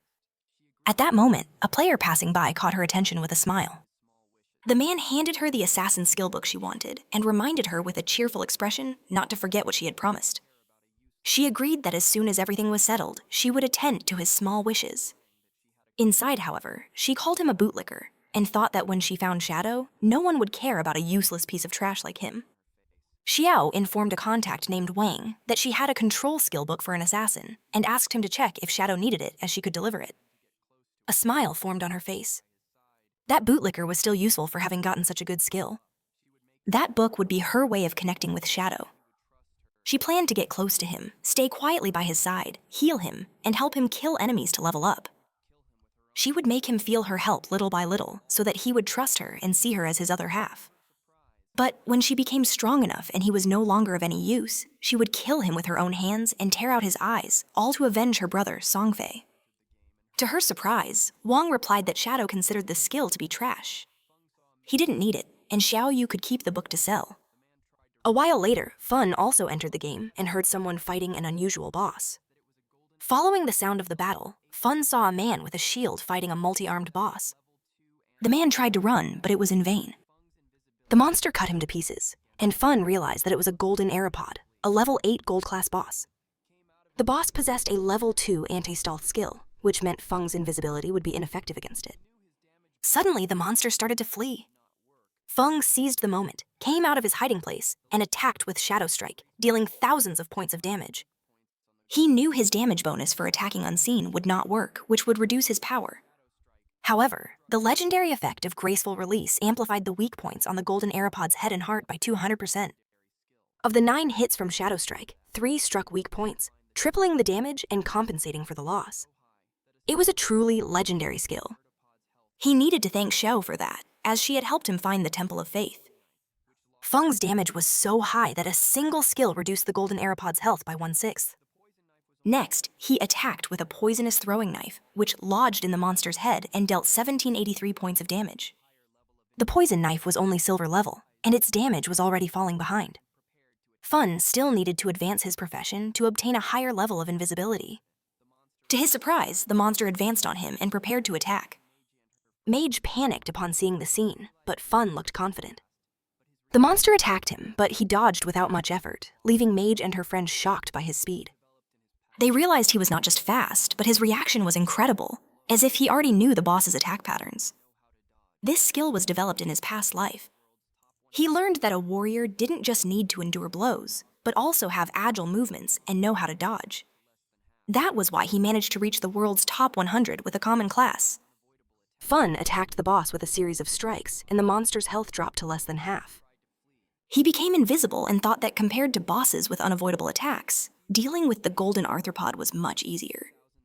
The monster tried to flee, but Fang did not allow it. He drew his dagger and slit its throat, receiving a system notification, 64,000 experience points, 7 evolution points, and 497 days of tradable life for killing the level 8 gold class boss. Fun used the skill and got another 21 evolution points and 497 days of life. In total, the boss yielded him 28 evolution points and almost 2,000 days of tradable life. To his surprise, another window appeared, granting him the assassin skill, Dark Light Shield. The skill's effect was to convert his dodge rate into a damage reduction shield for 8 seconds. For every 20% of dodge chance, a layer of shield was generated. Combined with his epic skill, which gave 75% dodge, the Black Light Shield could provide 3 layers of protection. With this new skill, he could defeat many bosses without taking damage. Feng spent 6 evolution points and upgraded the Black Light Shield from Platinum class to Epic. The duration increased to 14 seconds, and the conversion rate improved. Now for every 10% of dodge chance, a layer of shield was generated. He was satisfied as he now had 7 layers of damage reduction shield. With this, he could explore high-level areas in advance. Since he still had 22 evolution points, he decided to also evolve the poisonous throwing knife. He spent 16 points and upgraded it from Silver class to Emerald, more than doubling its damage. He had also gotten 2 assassin items. The first was the Platinum tier Agile Ring, which increased his agility, movement speed, attack speed, and cooldown speed. The second was the Gold tier Heavy Red Leather Gloves, which gave more defense, resistance, constitution, and HP. With the new items, his cooldown speed reached 55%. His stats were now high enough that he could withstand 3 attacks from the Golden Arthropod without dying. Combined with the Black Light Shield, Feng's survivability had improved greatly. The mage and the others left praising Fun, saying that the boss had been nothing to him, and they could not believe he had defeated it alone. The mage asked if he had any equipment or skills she could use, adding that she would buy it. Fun revealed that he had a gold-level skill book for mages, the Ice Ball Ricochet, an area of effect skill that launched ice balls that ricocheted up to 10 times with a price of 800 days. The mage thought 800 days was a bit expensive as she had already seen a level 5 skill book, also gold, being sold for only 400. With a serious look, Fun explained that the Ice Ball Ricochet was level 7 and had more than 40% more damage than the level 5 one, so the price was not high. The mage did not hesitate and closed the deal with Fun, buying the book. The system window confirmed the transaction. With the newly acquired power, there was no longer any boss in the initial stages that could threaten their group. Fun decided to return to the city and post a message seeking information on the location of silver and gold level bosses. This way, he would have a constant flow of targets to hunt, and his evolution speed would be maximized. At that moment, Wang Meng informed him that Xiao Yu, the team's priestess, wanted to send him a skill book. Fun found it interesting and was curious to know what kind of book it was. He was surprised to see that Xiao Yu wanted to give him a book, even more so because it was bronze level, but he decided to take a look. Fun was not naive. He knew everyone speculated that he had killed Songfei. And soon after, Xiao was trying to send him a book. He wondered if she was trying to associate with him, avenge Songfei, or perhaps both, and decided to refuse the offer. Wang Meng said that Xiao Yu replied that the book was trash, and that Fun did not need it, so she could sell it herself. Fun asked Wang M to go to the city as he had something to sell him and to prepare a sum of lifespan. Seriously, Wang Meng asked directly if it was Fun who had killed Songfei's group. Fun confirmed that yes, he had killed them all. To him, Wang Meng was a friend, and he also knew that at the time of Songfei's murder, Xiao Yu had been disconnected the whole time, which made the motive and the timing of the crime perfect. Since Wang Meng asked this question, it meant that the authorities had already figured out almost everything. Fun asked if he was trying to arrest him, as he knew that in 2 hours, other players would reach level 10. When that happened, the ability to transfer powers to reality would no longer be a secret. He saw this as the perfect opportunity to test how the Daxia government would react. When Fun returned to the starting city, he was met by Yu and his group. Without wasting time, Yu confronted him, asking if he admitted to killing Songfei. With a calm smile, Fun confirmed, You explained that a full investigation was conducted, and the conclusions pointed to Fun as the prime suspect. However, they also discovered the truth. Songfei and the Jang industry were conspiring against Fun, kidnapping players and forcing them into servitude. Because of this, the murder was considered an act of self-defense. Upon hearing this, Fun silently concluded that the authorities had probably chosen to cooperate with him, especially since his identity in the real world was still a mystery. Fun remembered that in his previous life, he had always collaborated with the authorities. But now, with Songfei's death on his hands, he wondered how this relationship would change. For now, he decided to wait and see what would happen. Fun took out the items he intended to sell and explained his plan. Since Wang Ming and Yu worked for the government, they had access to various professions, and more importantly, possessed negotiable lifetime to buy the equipment. They could acquire both equipment and skill books from different classes. When Wang Mong saw the platinum items Fun had prepared, he was surprised and asked if he had already defeated a platinum boss alone. Fun denied it, saying he was just lucky enough to find a platinum treasure chest. He added that Gixi was present and saw him also receive a jade-level skill book, which she confirmed. Hearing Fun call Gixi by her name while still referring to her as Little Black, Plun felt a little jealous. Fun noticed and asked jokingly if she preferred another name. Embarrassed, Plun said that Little Black was fine. Observing the scene, Wang Mong commented that it was bad to compare oneself with others. Yu agreed, pointing out that while they were still struggling with silver bosses, Fun was already collecting platinum and jade items with ease. Fong then proceeded to discuss the prices. The Platinum Archer book cost 2,500 days of life, and the Platinum Berserker weapon, while 500 days. The Platinum Made book was valued at 3,000 days. A gold-level book and equipment went for 8,000 days. For the remaining 25 platinum items, he offered a discounted package for 16,000 days. To Wang M's surprise, Yu accepted the deal without negotiating. He questioned her, but Yu explained that the prices were fair and that she would also pay off the previous debts of Little Snow and Wang Meng. Fun agreed and the exchange was completed. He reflected that above 10,000 days, lifetime was converted into years. The total value was a huge expense even for the government, but the investment was worth it. With the new items, the government could accelerate the growth of its power, avoid conflicts, and gain an advantage in international confrontations. Then, Yu informed that the Jang industry was imprisoning players and that a rescue operation would happen that day. She asked if Fun wanted to participate. He suspected that it was an attempt by the government to recruit him and forget the Songfei. Fun refused the invitation, but decided to offer a piece of information in exchange. He confirmed their suspicions. He had killed Songfei using his game abilities. Feng explained that upon reaching level 10, a player can spend negotiable lifetime to bring their abilities into the real world. He pointed out that this was crucial information and suggested they use it before everyone knew. Upon hearing this, you began to understand everything. You finally understood why the Dang industry bought so much negotiable life.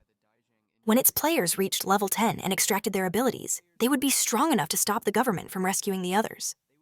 With everything explained, Fun made it clear that he had nothing more to say. He said goodbye in silence and disappeared.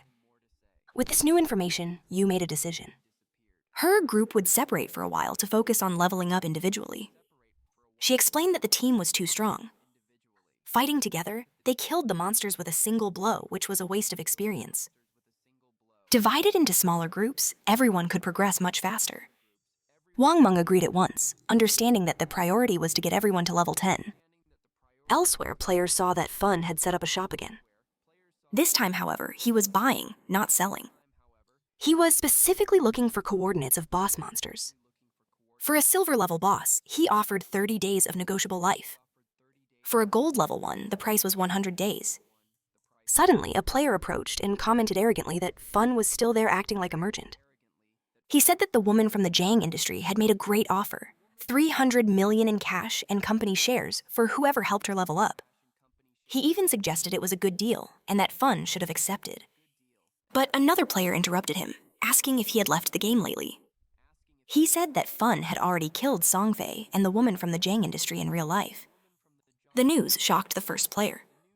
Paralyzed, he heard the other casually lament that her death was a shame, as she was very beautiful. Still stunned, the first player began to process what he had heard. He admitted that she deserved it since she tried to capture Fun in the real world and paid for it. He said that in the beginning, she offered Fun 10 million to help her, but he refused. Blinded by greed, he himself accepted the offer. However, when he went to receive the payment, he was knocked out. He woke up chained in a basement where he was whipped for days and forced to farm negotiable life for them, who used him as bait to attract more victims. With bitterness, he said she got what she deserved. He added with self-contempt that he had previously mocked Fun for refusing the offer, but now he saw that he had always been the fool. Fun remained silent. Inwardly, he thought that from the way that man behaved, it was almost certain that he had also helped kidnap other people. Feeling judged, the man quickly stated that he was forced. But Fun did not want to hear excuses and just told him to go away. As the man walked away, Fun thought that the authorities would soon take care of people like him.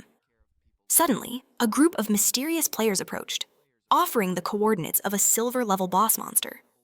Fun accepted the deal without hesitation, trading 30 days of negotiable life for the information.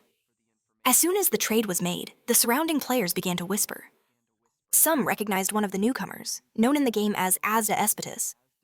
The whispers identified her as Qin Shi, the AIEs of the powerful Chen group in the real world. The moment her identity was revealed, the players instinctively moved away. Qin Shi and her group had already killed many players to steal their lives, and everyone feared they would be next. Kenur, in turn, did not seem to care about her reputation. She scoffed, saying the game was not that impressive. For her, it only took a little money to buy the best equipment and skills, which gave her an advantage at the beginning. Afterward, it was just a matter of hunting players with a lot of negotiable life and taking what she wanted. She complained that the game made her miss a flight to North America, where she was supposed to be partying with her friends. Instead, she was stuck in the city of Axia, unable to even leave the country. She rolled her eyes at two players trembling with fear nearby and mocked them, saying that the local men were weak, including in bed. Then she turned to a foreign teammate named Tony and commented that she preferred men like him. Tony smiled and praised her good taste, saying that people like him were superior, especially in that regard. He even added that as soon as they got out of the game, he would let her prove that superiority. Qian laughed, finding it amusing, and implied that she was looking forward to it. Changing the subject, Qian asked if the rumors about Songfi's death were true. She admitted she had played with him before, but found him useless, saying he didn't even last a minute. To her, he was trash. Her tone changed to curiosity when she mentioned the rumors that Songfei was killed by Shadow. Despite her contempt for the local men, she acknowledged that the #1 player in the world deserved attention. With a smile, she commented that if Shadow managed to defeat someone like Songfei, then killing an ordinary person would not be a problem. Decided, Tian informed her team that she would be leaving the game for a while. She needed to make some calls to contact Shadow. Since he did not seem to care about money, she planned to offer something more valuable, 3,000 days of lifespan. In return, she wanted him to kill a random person. What Chen did not know was that her target, Fun, was Shadow himself. The scene then shifts to a battlefield where a player was struggling to take down a monster. After a tense fight, he barely manages to defeat it, surviving only because of a last-second heal cast by Xiao Yu. Breathless, he complained that she should have acted faster as he almost died. But being spoiled, Xiao Yu ignored the complaint and told him not to yell since he hadn't died. He tried to explain, but she paid no attention. Instead, she announced that her hunger was at 90% and she was going to log out to eat. She called her friend to go with her, and the two of them left the game, leaving the young man alone in the forest. Annoyed, the player grumbled that Zhao was sweeter at the beginning, but became arrogant after meeting Shadow.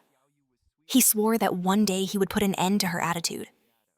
Back in the real world, Zhao appeared safely in her new apartment, which was a complete mess.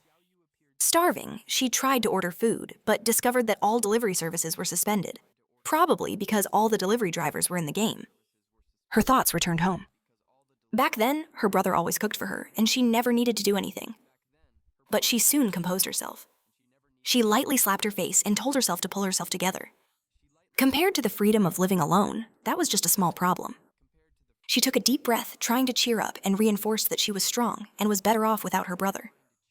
The scene changes to a cave on the coast with the sound of the waves outside. Inside, Fun was facing a huge boss, the Crab King.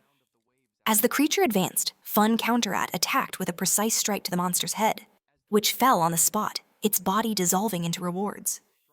Feng reflected on the feat. 4 silver-level bosses defeated in just over an hour, each giving 16 evolution points. In addition, the items they dropped could yield up to 3,500 days of lifespan. By this point, all his equipment was already gold level or higher.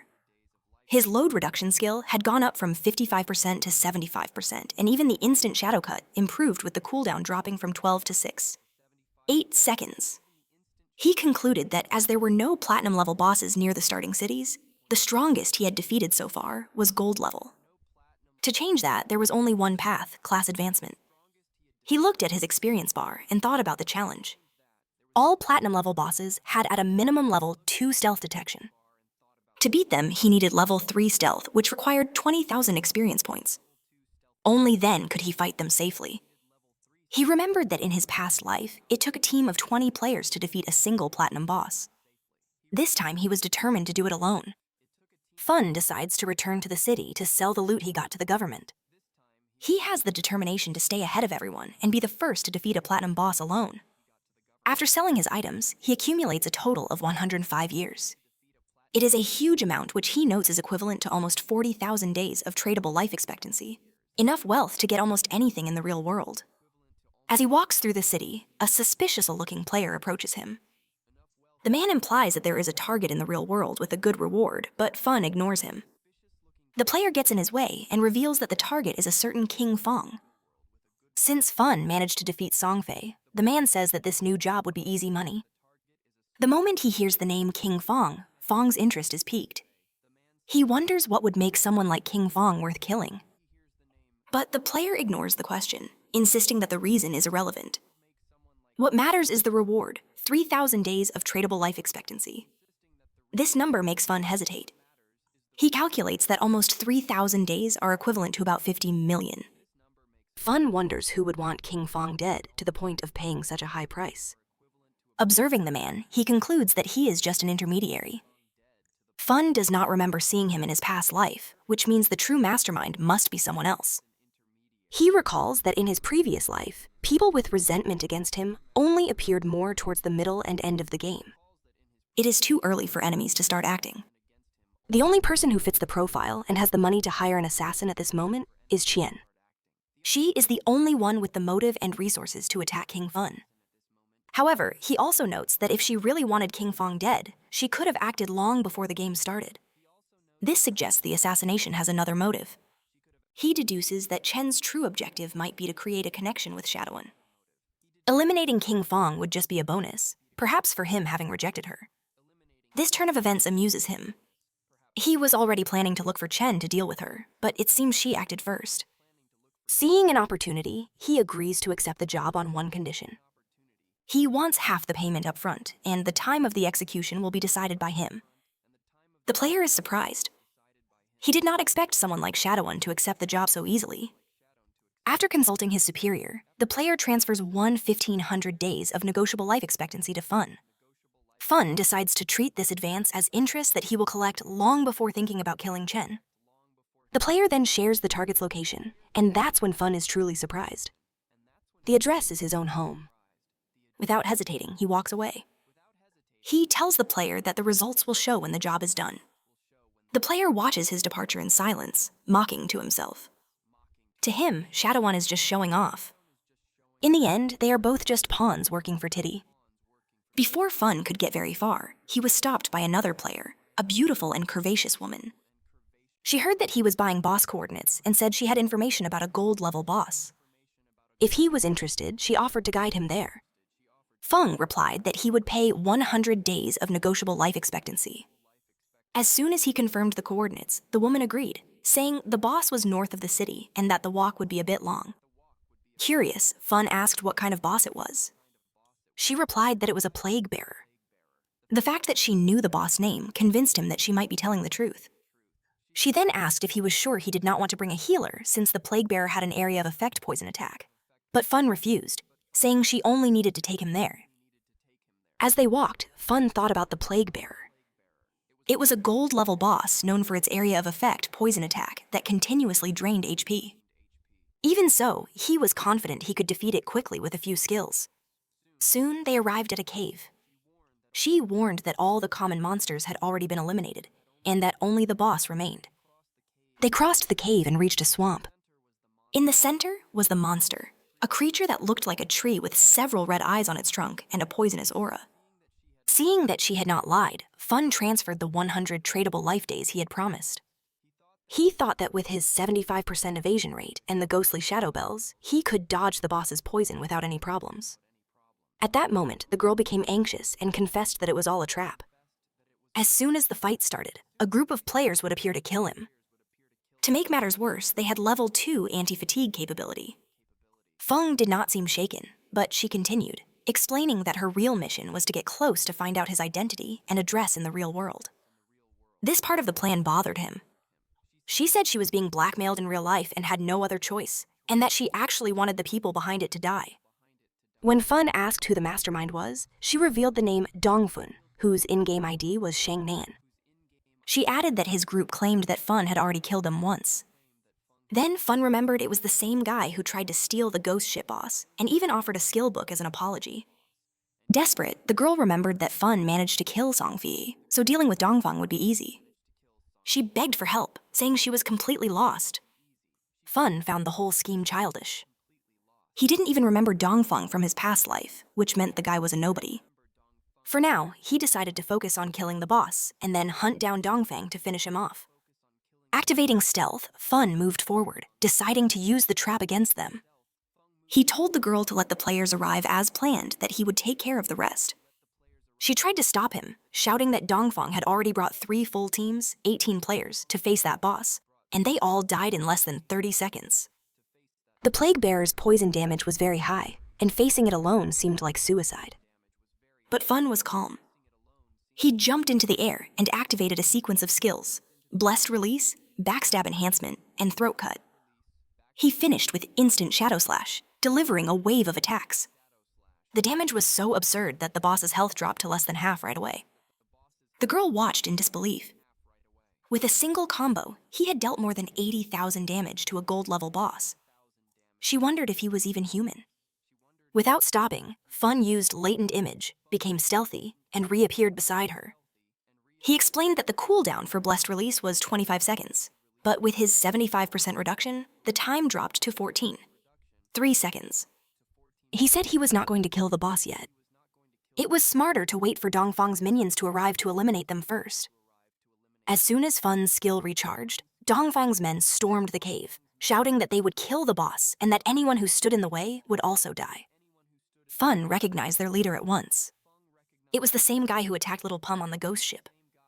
The original plan was for the girl to block the attacks and pretend to save him to earn his trust. But seeing how many enemies there were, Fun doubted she could do it. To his surprise, the girl drew a huge golden shield. Fun recognized right away that it was a gold-grade item with a defense so high that almost no one in the game could damage it. At that moment, he figured she got lucky and found a gold-grade chest after finding some ancient god on the map. Back in the fight, Fun used the Instant Shadow Slash and hit the entire group at once. But he was not done. Before the players' bodies fell, he activated the Flower Upon Flower curse. Red flowers sprouted on them, draining their life expectancy. The girl was in shock. She had to admit that this shadow was terrifying. He had finished off an entire group with a single skill. She was left wondering what kind of power created those flowers. The girl realized that betraying Dongfang's plan had saved her life. If she had followed the plan, she could have ended up like Songfei. To keep in touch, she asked Fong to add Kumam Mika. She promised that if she ever found out Dongfang's real-world location, she would send it to him. Fun agreed, thinking the information could be useful. Satisfied, she said that if he needed special services, he just had to look for her, as it would be free for him. It was then that Fun finally understood what she did for a living. He thought that this probably explained why people always took advantage of her. Turning back to the boss, he activated his skill again and moved forward. With the Instant Shadow Slash, he landed several blows and overpowered the Plague Bearer. The system confirmed the kill. The level 10 gold-grade boss had been defeated. As a reward, Fun gained a lot of experience, 7 evolution points, and 555 days of tradable life expectancy. He compared this to the small amount of life expectancy he had gained from killing Dongfang's men. The boss's reward was much greater. This made him wonder why players like them did not focus on farming life expectancy instead of looking for fights all the time. He looked at the cliff, curious to know why the girl was still there. She just waved and said she was leaving. With that settled, he focused on the boss's items and used the Hand of Greed to collect his reward. What he found surprised him. It had been a while since he had received a new assassin skill book, and now he had one. The system showed the details. A platinum grade skill called Darkest Moment. When activated, the blade would explode in a black light, blinding all enemies in an area. The base cooldown was 60 seconds, but with his 75% reduction, it dropped to 34. 3 seconds. The skill required level 10 had a range of 20 meters and a base duration of 10 seconds, which decreased against targets with high spirit. Fun thought about the skill's potential. If he could blind enemies without using stealth, he could use his double damage skills freely. This meant that even if an enemy had anti-stealth skills, he could still attack efficiently. Fun also received a dagger called the Plague Blade. It was an assassin weapon that increased attack by 216 and agility by 42, in addition to adding a 0.3 multiplier to attacks on weak points. The weapon required level 10 to be equipped and had a unique effect. The blade also had a unique effect. All of Fun's attacks now carried a toxin. 3 seconds after impact, it caused additional damage of 50% of the initial attack. Fun saw that he was only 10,000 experience points short of his class progression and decided to get what was missing by killing the monsters in the area with the instant shadow cut. He eliminated them all without difficulty, even those who tried to flee and finally reach the requirements for the progression. When the process began, a golden energy enveloped him, and the system confirmed the class promotion from Tier 0 to 1. With this, his attributes increased greatly. Strength and Constitution went from 3 to 9, Agility from 8 to 24, and Spirit from 5 to 15. His passive abilities also improved. The duration of stealth doubled, and now he could use other abilities without leaving it. His stealth level also increased by 2, and attacks outside the enemy's sight now dealt triple damage instead of double. Fun realized that the progression had tripled his base attributes. Even more impressive was the ability to activate stealth while already in it, which meant he could stay permanently invisible if he managed his time well. With the triple damage, the Shadow Profession was already absurd, the strongest in the game. Suddenly, a system notification appeared for Fun, warning that 7 players in the city of Shanghai had reached level 10. Next, another announcement informed that the teleportation portal to the abandoned continent of the gods would open in 10 minutes, but only for players who met certain conditions. Shortly after, a ranking appeared on his interface. At the top was Feng in first place. He was followed by a female player named Grey Rose in second with Wine Mag and his group in third. The fourth position was occupied by random players. Fun was surprised. He had not expected so many players in Shanghai to have already reached level 10.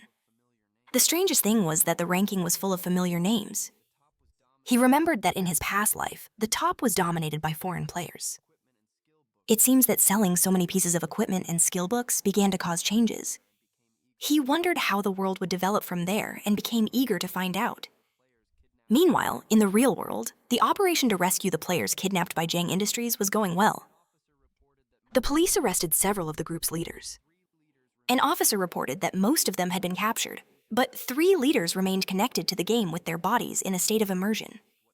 Since they could not move them, the officer asked what to do. The commander ordered them to contact an agent named Yu inside the game. The order was for her to find the suspects and force them to disconnect to be arrested in the real world. He explained the plan. Even if the criminals hid in safe zones, eventually they would have to come out to eat. At that moment, they would be captured. The officer thought about how much they owed to Shadow. He not only gave important information about Jiang Industries, but also warned them about the game's danger. They discuss how the game's abilities could be transferred to the real world. If they had delayed a little longer, the leader of Jiang Industries and his accomplices could have reached level 10 and started to extract these abilities, which would cause countless deaths. There are already reports of small wars and conflicts in several countries with thousands of victims. The commander adds that on the other hand, most of the government players sent into the game have also reached level 10. Mostly thanks to the equipment and skill books that Shadow provided. He concludes that Shadow is an essential resource for the country, and that they need to do whatever it takes to ensure he stays on their side. Meanwhile, back in the game, Fun walks toward the teleportation portal. That girl from before contacts him via message, surprised that he is the type to risk himself to protect others. She says she admires him a lot for that. Fun is a little confused by her comment. She explains that the city authorities released an urgent news report. The Duxiank industry and Song Fei were kidnapping, imprisoning, and killing other players. According to the report, that was why Fun defeated not only Song Fei, but also Zhang Li, the industry's leader. Hearing this, Fun thinks that the authorities are just twisting the story to facilitate future collaborations. He then asks her if she has managed to locate Dongfang in the real world yet. She replies that Dongfang hasn't logged out of the game yet, but promises to let him know as soon as he does. As he approaches the portal, Fun focuses on what matters. His priority now is to get to the abandoned continent of the gods. He notices that many people use the city portal, but no one has managed to access the portal to the continent. No one except him. Fun enters the portal and the system confirms the transfer. Until that moment, all the starting cities were like beginner areas. Reaching the abandoned continent was the true start of the game. Nearby, some players see the portal activate, but they don't notice anyone inside and don't understand what happened. One of them assumes it must be Shadow. The player famous for using stealth for everything? Another player doubts it, saying he has a level 2 anti-stealth skill and didn't detect anything. Someone then concludes that this just means Shadow's stealth level is already higher than 2. At that same moment, Fun arrives at the abandoned continent of the gods. He recognizes the place from his past life, a vast and isolated area that looks like a forgotten city. Fun comments that the place is strangely similar to Zhang's city. He remembers that when players arrive on the continent for the first time, they appear in the ruins of their respective cities. The geography of these ruins is identical to that of the real-world cities, a mystery that was never solved. But while Fun is distracted, he is being watched by a pair of glowing red eyes. From the shadows behind him, a creature advances toward him. Noticing the danger, Fun turns around and comes face to face with a frightening four-eyed worm-like monster. The creature attacks with incredible speed, but he reacts instantly. Fung activates his Ghost Shadow Blur skill, dodging the attack with ease. Without hesitating, he counterattacks with an instant Shadow Slash, and the monster is destroyed in a single blow. The system confirms that he has defeated a level 1 Earth Trembler. Before Fung can breathe, 2 other monsters advance. He leaps into the air to dodge, activating the Grace of Relief skill. During the fall, he uses instant Shadow Slash again, and his swift strikes destroy both monsters immediately. As the bodies break down into items, Fun thinks that on the abandoned continent of the gods, there are no safe zones like in the starting cities. Monsters roam everywhere and can attack at any moment. However, if a player finds hidden shelters in the ruins, they can claim them as bases, and with enough power dominate the entire area. Fong then remembers a crucial piece of information. The best shelter in Zhang's upper city was in the northwest in the same location as the base of his former guild, God Slain. Fun went straight there, wanting to claim the place before others. A few hours later, another group of players arrived on the abandoned continent. It was Wang Mang's group. Plun was surprised by the scenery, while Wang Mang noted that the area looked like the ruins of a modern city. Plun speculated that it could be the remains of the city of Zhanghai and pointed to a tall tower as proof. Little Hay agreed, saying that the tower structure was identical. Plun started looking for Shadow as other players had said they saw him teleport there. Little Shrek commented that it would be useless as he was probably in stealth mode. Suddenly, 2 Earth Trembler monsters attacked them. Wang Mong moved forward with his shield to block the attack, alerting the group to stay alert. Little Snowy used her spiritual protection to reinforce Wang Mong's defense. The spell combined with the shield allowed him to resist the attack and even cause ricochet damage to the monsters. She healed him afterward, reminding everyone that the monsters there were much stronger than those in the starting city. The group's archer used his binding arrow, which turned into a magic rope and immobilized the 2 monsters. The archer celebrated the success. Meanwhile, Plun channeled her power into a huge fireball and launched it at the immobilized monsters. The attack defeated both of them instantly, turning them into items. Plun and the archers celebrated the victory. Wang Mang asked Little Snowy to use her owl to scout the area. She flew over the ruins and reported that there were monsters everywhere and that the recent fight had attracted a horde in their direction. To make matters worse, she didn't find any safe zones nearby. The group became tense. The archer complained that the continent seemed like a survival game. Plun suggested that Little Snowy try to locate Shadow with the owl since he shouldn't be far. However, the search did not find any other players. When they seemed out of options, she noticed something unusual in the northwest. a cluster of loot items glowing in the distance. She realized they could only be from Shadow. With the monsters approaching, Yu told everyone to follow the trail of items. Since the monsters in that direction had already been eliminated, it would be the safest route to reach him. Wang Meng gathered the group, reminding them to maintain formation, as they would have to fight while retreating. In another part of the ruins, Fun was surrounded by earth-shaking monsters. He activated his instantaneous Dark Slash and annihilated them all with a single blow, even without the effect of the graceful blessing. Fun saw that his ability alone caused 20 to 30,000 damage, more than enough for those monsters. For him, the place was a paradise for getting lifetime. He finally arrived at his destination, the hideout. Fun knew that beneath those ruins, there was a gigantic underground palace, which was only discovered much later in his past life. He remembered that the palace had more than 1,000 resting rooms and dozens of huge halls. It was the largest hideout in Zhongai City and had become the base of his old guild, God's Lair. The place was an underground fortress full of mechanical monsters and strong guardian bosses. The larger the hideout, the stronger the protectors. Upon entering there, Fun thought about his past life. After founding God's Lair, he gathered 3 elite squads with 18 well-armed members, all at level 15. Even with all that power, they barely managed to take the place. But this time, it would be different. Fun descended even deeper through the ruins, and the system confirmed that he had arrived at the hideout. The corridors were filled with strange monsters. The system warned him that he had entered the land of pure souls, and Fun became serious. He was going to conquer that place alone. The system informed that if he defeated the area's guardian, the territory would be his. Suddenly, the monsters noticed his presence. Each monster had a different aura and ran in his direction. Without a second thought, Fun drew his Plague Blade. They were level 12 golden tears, small elemental spirits, but they should not be underestimated. He soon activated his unique skill, Darkest Moment, and left the entire area in darkness. With the monsters blind, Fun used instantaneous Dark Slash, attacking the enemy ranks quickly and brutally. One blow after another, the monsters turned into rewards.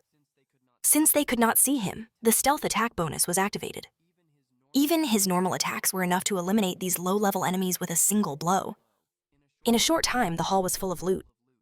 He had killed 15 monsters, but that was just one hall. The land of pure souls had dozens of others in addition to more than 1,000 small rooms. It would be a huge task.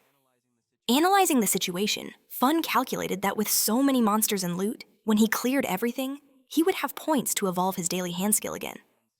He also realized that the Earth Guardian would only appear after he defeated all the smaller monsters from all areas. Meanwhile, somewhere else, 2 players used a teleport and were sent to the abandoned continent of the gods. Upon arriving, they were shocked. The boy looked around in disbelief and asked if that was really the legendary continent. The girl answered that the place looked familiar. In front of them were the ruins of New York with the pieces of the Statue of Liberty. And they were not the only ones. Other players began to notice the same thing. The ruins where they arrived were of real-world cities. The destroyed landscape of Mountain City, the ruins of London, everything was identical. The boy wondered if each group was being sent to the ruins of its own city. The girl went further, questioning if the map of the ruins was the same as the real worlds.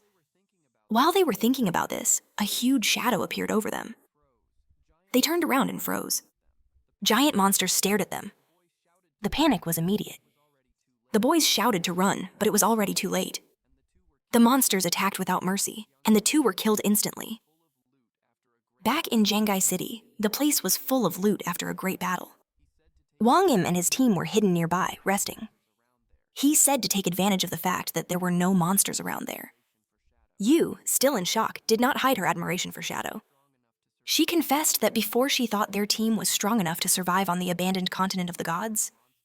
In reality, they could only hide from the monsters, trembling in fear. Wang Meng warned her to be careful with what she said, and she apologized, embarrassed. Ira Plan, on the other hand, only thought about the items scattered on the ground. She pointed out that they were very lucky.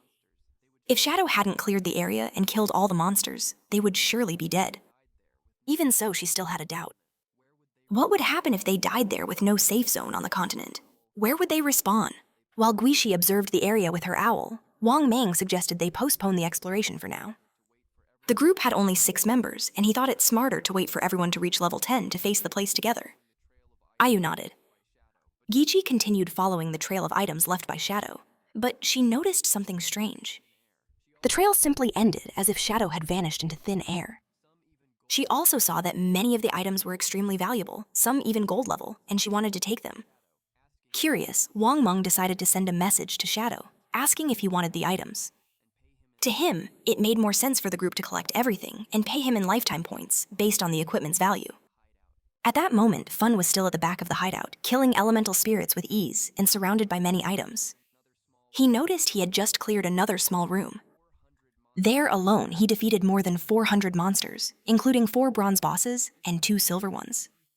This earned him over 80,000 experience points, and his evolution points reached 205. He was only 5 points away from being able to evolve his sand skill again. That's when Wang Meng's message arrived.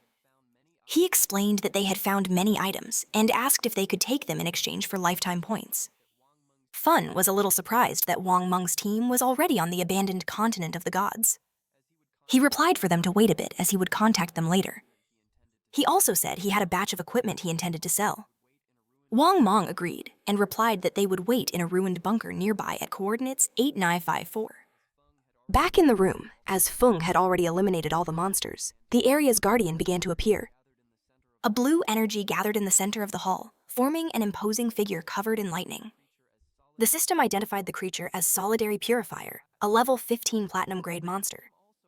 The system also warned that if Feng defeated it, he would become the master of that place, the land of pure souls.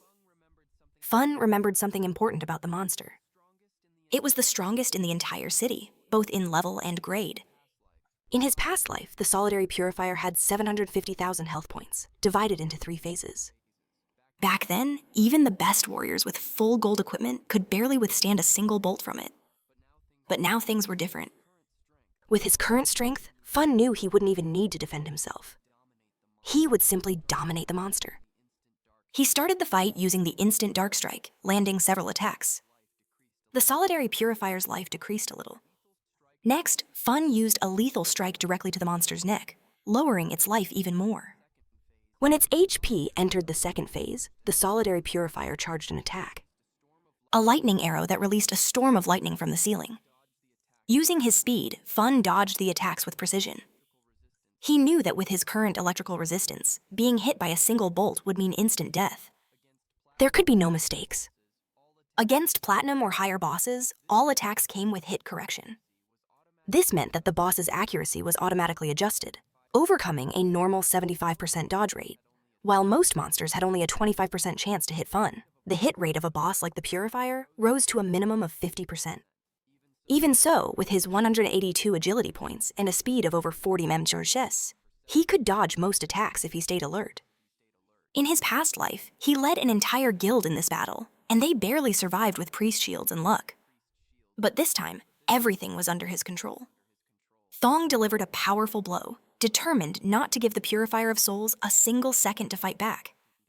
The combination of his gift of liberation, Dark Strike, and the plague-bearing blade tore off 250,000 hit points from the monster. With that, the Guardian entered the second phase and, as expected, activated its invincibility state, glowing with uncontrolled energy. 3 large lightning spheres formed around its body. Fun knew this phase well, and knew it was crucial to destroy the spheres as quickly as possible. Otherwise, the Guardian would enter a rage mode, and not even he would be able to handle the chaos. Fun remembered the pain of his past life when his team was decimated by the Purifier in rage mode. The worst part was seeing his sister after the defeat, saying with tears in her eyes that she didn't want to fight anymore. That's why the next time he challenged the boss, he didn't take her and managed to defeat it on the first try. Back in the present, he focused on the lightning spheres and cast a poison dart. He aimed at one of them, explaining that all damage dealt to the spheres was transferred directly to the boss. He cast another dart, destroying the second one, and aimed at the last one. When the third sphere exploded, the Purifier of Soul's life turned red. The Guardian roared with rage and began to release a massive explosion of lightning in all directions. This was the third and final phase in which bolts constantly fell across the battlefield. Fun remained calm and focused. In his past life, it took an entire team with electrical resistance, 4 priests, and several healers just to survive this phase. This time, he didn't need any of that. The bolts only hit the ground, so Fun simply launched himself to the ceiling, avoiding the entire damage area. He activated the Dark Light Shield and the Gift of Liberation. If the storm was on the ground, he would fight in the sky. Using Shadow Cut, Feng attacked quickly and the boss. After defeating it, he landed on the ground. A system window notified him that he had killed the Platinum-level Soul Purifier. As a reward, he reached level 11, gained 4 points in his main attributes, and 10 free points. In addition, he received 20 evolution points and 15 20T days of tradable lifespan. Fun was satisfied. He achieved the world's first kill of a Platinum-level boss, earning 10 reputation points and becoming the master of the Hallowed Grounds. He knew that the hideout he had just conquered had an importance that went beyond the game. A hideout was not just a shelter, but it could be extracted into the real world. This was vital because when the game descended into reality, real-world weapons began to corrode. Powerful weapons like nuclear bombs became useless, and tanks and airplanes would soon become scrap metal. Future battles would depend entirely on game skills. A hideout brought into the real world would create a magical defensive barrier, becoming a safe haven. Feng reflected on this for a moment and then moved away from the area. He remembered that his old guild, Godslayer, had used that same place as a base to grow. Despite the good memories, he also witnessed a lot of intrigue and betrayal. With that in mind, his determination strengthened. This time, he would not follow the same path. He would grow stronger alone until he reached the top. Elsewhere, the situation was very different. During a battle, Xiao's friend threw himself on the ground to dodge an attack and shouted for her to get out of the way. She, however, did not react in time, and the monster's axe split her in half. Xiao Yu reappeared in the city with a system notification.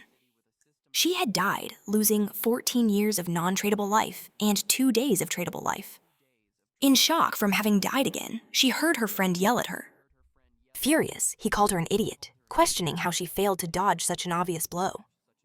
Annoyed, Xiao retorted that he was the tank, and if he didn't hold the boss's attention properly, how was she supposed to dodge the skills? The argument worsened, and he cursed at her again before leaving the party. Xiao Yu's other friend panicked upon seeing that the tank had left, screaming for help as the boss now attacked them. A short time later, this friend also reappeared in the city. Worried, she suggested to Xiao that they focus on smaller monsters to level up, explaining that she was uneasy about not having much lifespan left. Xiao began to think in silence. At that moment, the system announced that the player Shadow from the city of Jianghe had achieved the world's first kill of a Platinum-level boss, earning 10 reputation points. Everyone's attention turned to the system window. No one could believe it. It seemed crazy that someone had killed a Platinum boss alone. While most had barely reached the continent, the name Shadow echoed again, and everyone wondered who he was. The feat was incredible, as many players had never even seen a gold-level monster. Xiao was confused, not understanding why the others were so weak. She herself could barely kill a silver-level boss, and wondered how Shadow had defeated a Platinum one. Back at the hideout, Fun began to collect the lifespan orbs. After killing the Soul Purifier, he reached level 11. Knowing that each level after 10 granted 4 points to all attributes and 10 free points, he continued to put everything into agility. With high agility and his infinite invisibility, he could kill powerful bosses without taking damage. In addition, he gained an extra 100 storage slots. Feng spent 210 evolution points with 15 remaining to evolve his greedy hand skill from epic to legendary. With this, the chance to get an extra drop increased to 500%, and this extra drop had a 100% chance of having its level increased. The skill also granted a passive effect, 100 greedy storage slots. He then used Greedy Hand to collect the spoils, obtaining 5 extra loot rewards and 100 more evolution points, totaling 115. Fun noticed that 2 pieces of equipment and an assassin skill book had dropped. Since his level was still low, he stored them in the hideout storage and ordered a devout believer to collect and stack all the rest of the loot. Happy with the 115 remaining evolution points, Feng began to improve his other skills. He used 42 points to evolve Dark Stealth to the epic level, increasing its duration to 60 seconds, the damage of the attack that breaks stealth to 300 to 500, and reducing the cooldown to 15 seconds. Next, he spent 34 points to take Backstab Enhancement to the epic level, increasing the damage bonus to 75%. Finally, he used 6 points to evolve Darkest Moment to the epic level. The skill now blinded all enemies within a 15-day radius. The base duration of the effect increased to 16 seconds, although it was shorter against targets with high spirit. Finally, he spent 33 evolution points to take Curse of Flourishing to the legendary level. Now, the skill could be used on players' bodies up to 60 seconds after death, gaining new effects. It absorbed 50% of the non-tradable life expectancy remaining in the target, and also what was spread around. Any body drained by the curse ceased to exist. He was surprised to realize he could absorb non-tradable life expectancy. He remembered that in Heil areas and boss zones, life expectancy was consumed much faster, and this consumption always affected the non-tradable type first. Snowy contacted Fun and congratulated him for being the first to kill a platinum-level boss. She also said she had good news. The Sage of the East had just logged out of the game. She mentioned hearing that his clan was gathered at the Jin Man Hotel and that they had bought a lot of life expectancy to convert into combat power in the game. While the girl organized the items, Fun praised her. She replied that there was no need to thank her, as it was her obligation. She also said that he needed to defeat the Sage of the East anyway, or she would be doomed. Fun told her not to worry and began to store the items. He saw that everything fit and there was still half the space left. The 100-slot backpack was very useful, so he decided to look for Wen Meng to sell everything. When Plun saw Fun return, she became excited and ran toward him. Before she hugged him, Fun stopped her with his hand and got straight to the point. He made it clear that, as always, he would set the price and they could refuse if they didn't want to. He explained that more than 30 items were of common or bronze level, and therefore he would give a discount. The final price would be 950 days of life expectancy. Yu smiled and said he agreed. They had already calculated the value of the previous items at around 1,000 days. So to simplify, they would give 2,000 days for the whole lot. Fun was confused. That batch had silver, gold, and platinum level items with a total value of 18,000 days of tradable lifespan. She opened the system window and was surprised by the content. She could not believe there was platinum level equipment in there. She herself only had one gold level item and thought that only a very strong player would sell items of that level. Excited, she realized this would greatly accelerate the development of Shanghai City and thanked Fun. He said it was nothing as they were helping each other. Nervous, Plun asked Fun how he had so many inventory spaces and if he was Dawn Man King. Fun explained that their backpacks must be full and advised that there was a staircase under the statue in the center of the ruins, which led to a portal to the starting city. Fun started to walk away and made it clear that the first time they used the portal would cost 500 days of lifespan. He warned that subsequent returns would have no cost, but that they should think carefully. After that, he left. Yu smiled and pointed at him. She said she had warned that Fun was a reborn player, as it was the only way he could have such secret information. Seeing her attitude, Wang Meng became confused and asked the captain not to act that way, as she was scaring him. She turned red and asked what they would think if she tried something with Fun. As soon as Fun left the area, the system asked if he wanted to use tradable lifespan to extract a skill for the real world. He decided to activate the level synchronization and the class advancement synchronization. The system informed him that he consumed 27,000 days of lifespan and that both synchronizations were complete. Fun was excited as now was the time to extract the skills. He already had Dark Stealth at level 1, but he wanted to increase the level and get other skills. For that, he consumed 1,246 days and brought Dark Stealth to level 10.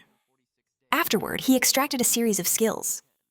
Rear Guard Improvement for 900 days, Greedy Hand for 1,000, Dark Lightning Strike for 3,200, Ghost Blur for 5,266, Bloom Curse for 16,999, and Blacklight Shield for 11,313. With the synchronization complete, he was left with 7,480 days of lifespan. Then it was the equipment's turn. He spent 3,600 days to extract the concealment boots and another 3,094 for the devotee's pendant, both gold level. Fun realized that the pendant not only reduced cooldown time, but also summoned a follower that would be practically invincible in the real world. After spending almost everything, only 486 days were left. But now, his strength in the real world was almost at the same level as in the game. He knew he still needed to gain more lifespan to ensure full synchronization on the next logout. Several minutes later, Fun woke up in the real world. He thought that since his enemies knew his address, the safest thing would be to leave there for a while. He knew that to extract the sanctuary of soul purification, he would need more than 300 years of lifespan. So for now, he would have to find a temporary place. Fun decided to use Greedy Hand and absorbed everything that was in his room. The skill storage space was very useful and stored all his things without any problems. He jumped out the window, picked up his phone, and saw that Dongfang Xian was at the Junan Hotel about 15 kilos away. After becoming invisible, he descended from the apartment to the ground. Fun calculated that with his speed, he would get there in 10 minutes and began to move quickly through the night. Several minutes later, he arrived at the hotel. Inside, several men were having dinner. One of them was commenting that the game skills and life expectancy could affect the real world, which was a great opportunity for the Dongfang family. He praised Xian for creating a faction in the game and Ken replied that it was just his duty. The grandfather, excited, said he was satisfied with Xian's progress. He explained that they bought a lot of life expectancy to get equipment and skills. The plan was to have the main family members reach level 10 as quickly as possible to gain an advantage and expand their influence in the real world. With that, the Dongfang family would become a power, and the dream of creating a dynasty would no longer be impossible. Xian stared at his grandfather in silence. In his mind, he despised the old man, who even near death still clung to power and dreamed of immortality. Can's plan was to capture Shadow, force him to reveal his secrets, and use him to gain life expectancy. As soon as he became number 1 in the rankings, he would ensure that everyone else died. The grandfather then asked how the plan to deal with Shadow was going. Xian assured him there was nothing to worry about, as he already had a reliable woman to find out his identity. The grandfather insisted they capture him alive so he would work for the family, which would bring enormous benefits. Outside, Fun had already killed the guards watching the hotel entrance. He heard when they toasted together. Long live the Dongfang family. Fun did not expect these noble families to be acting so quickly. He knew his skills would not guarantee 100% protection. Besides, he had not extracted any armor to the real world. If a bullet hit him in the heart or head, it would be instant death.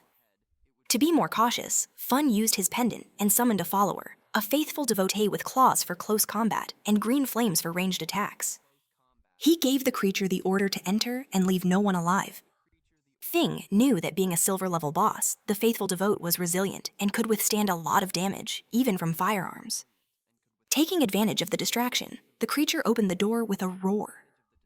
Everyone panicked, not understanding where that monster had come from. The monster advanced on them with its eyes glowing. Xian stood up serious and pointed at the creature, ordering the guards to shoot. He did not believe that was a monster from the game and ordered them to open fire immediately. The bullets hit the devotee's head, but they had almost no effect.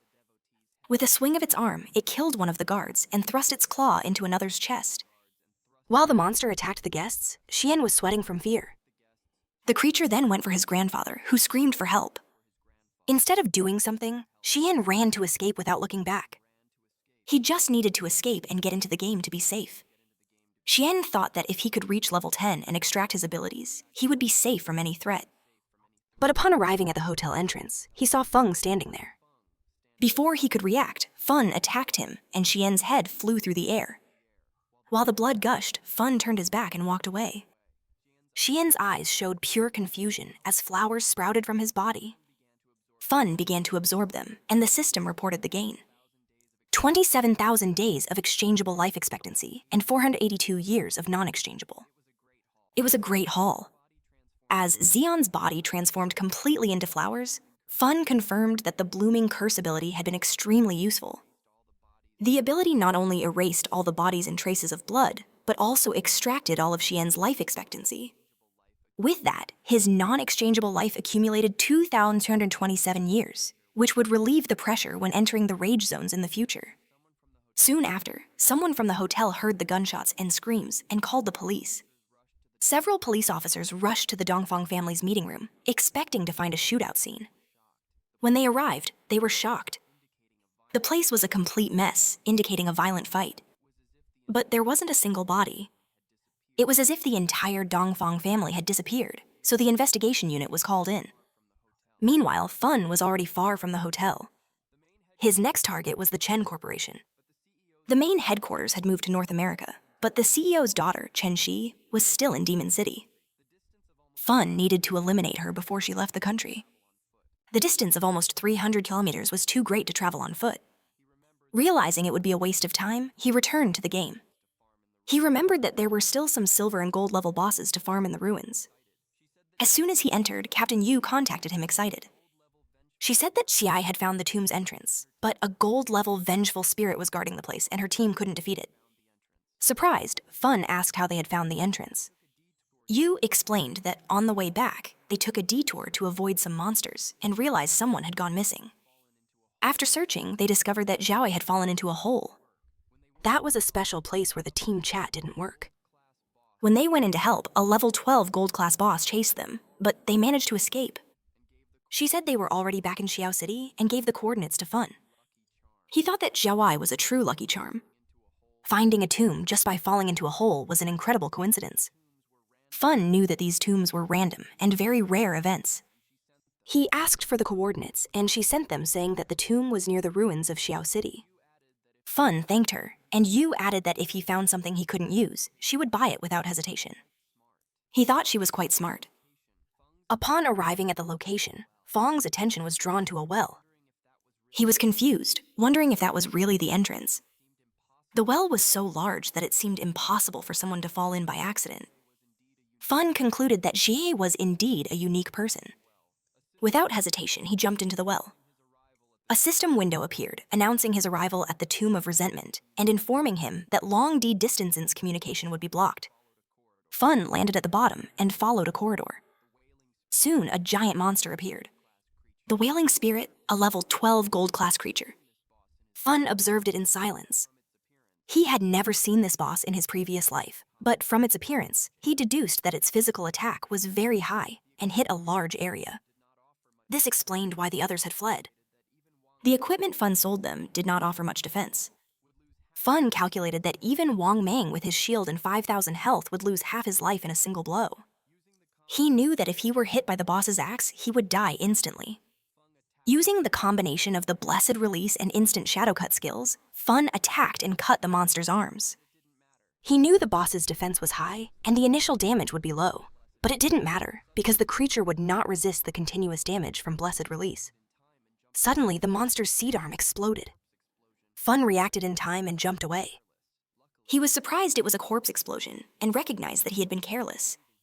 Luckily, his ghostly dodge skill activated automatically, saving him from certain death. Fun remembered that in his past life, a team member had died trying to loot a boss that exploded.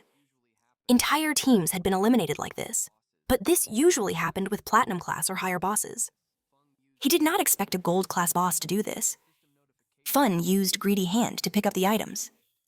The system notifications appeared. For killing the resentful ghost, he gained 10 days of life and 20 evolution points. As a reward, he also received the platinum class skill book, Night Ring Blade. Thanks to the effect of Greedy Hand, he also obtained another 63 days of life and the Leather Armor of Resentment, another platinum class item. He was surprised the equipment and the skill book were exactly what he needed. The Night Ring Blade was a platinum level assassin skill. It imbued the blade with dark power, causing elemental damage to all enemies within a 5 melee radius and adding 500 attack points. The cooldown was 7 seconds, and the required level to use it was 11. Feng was happy as it was the elemental damage skill he needed.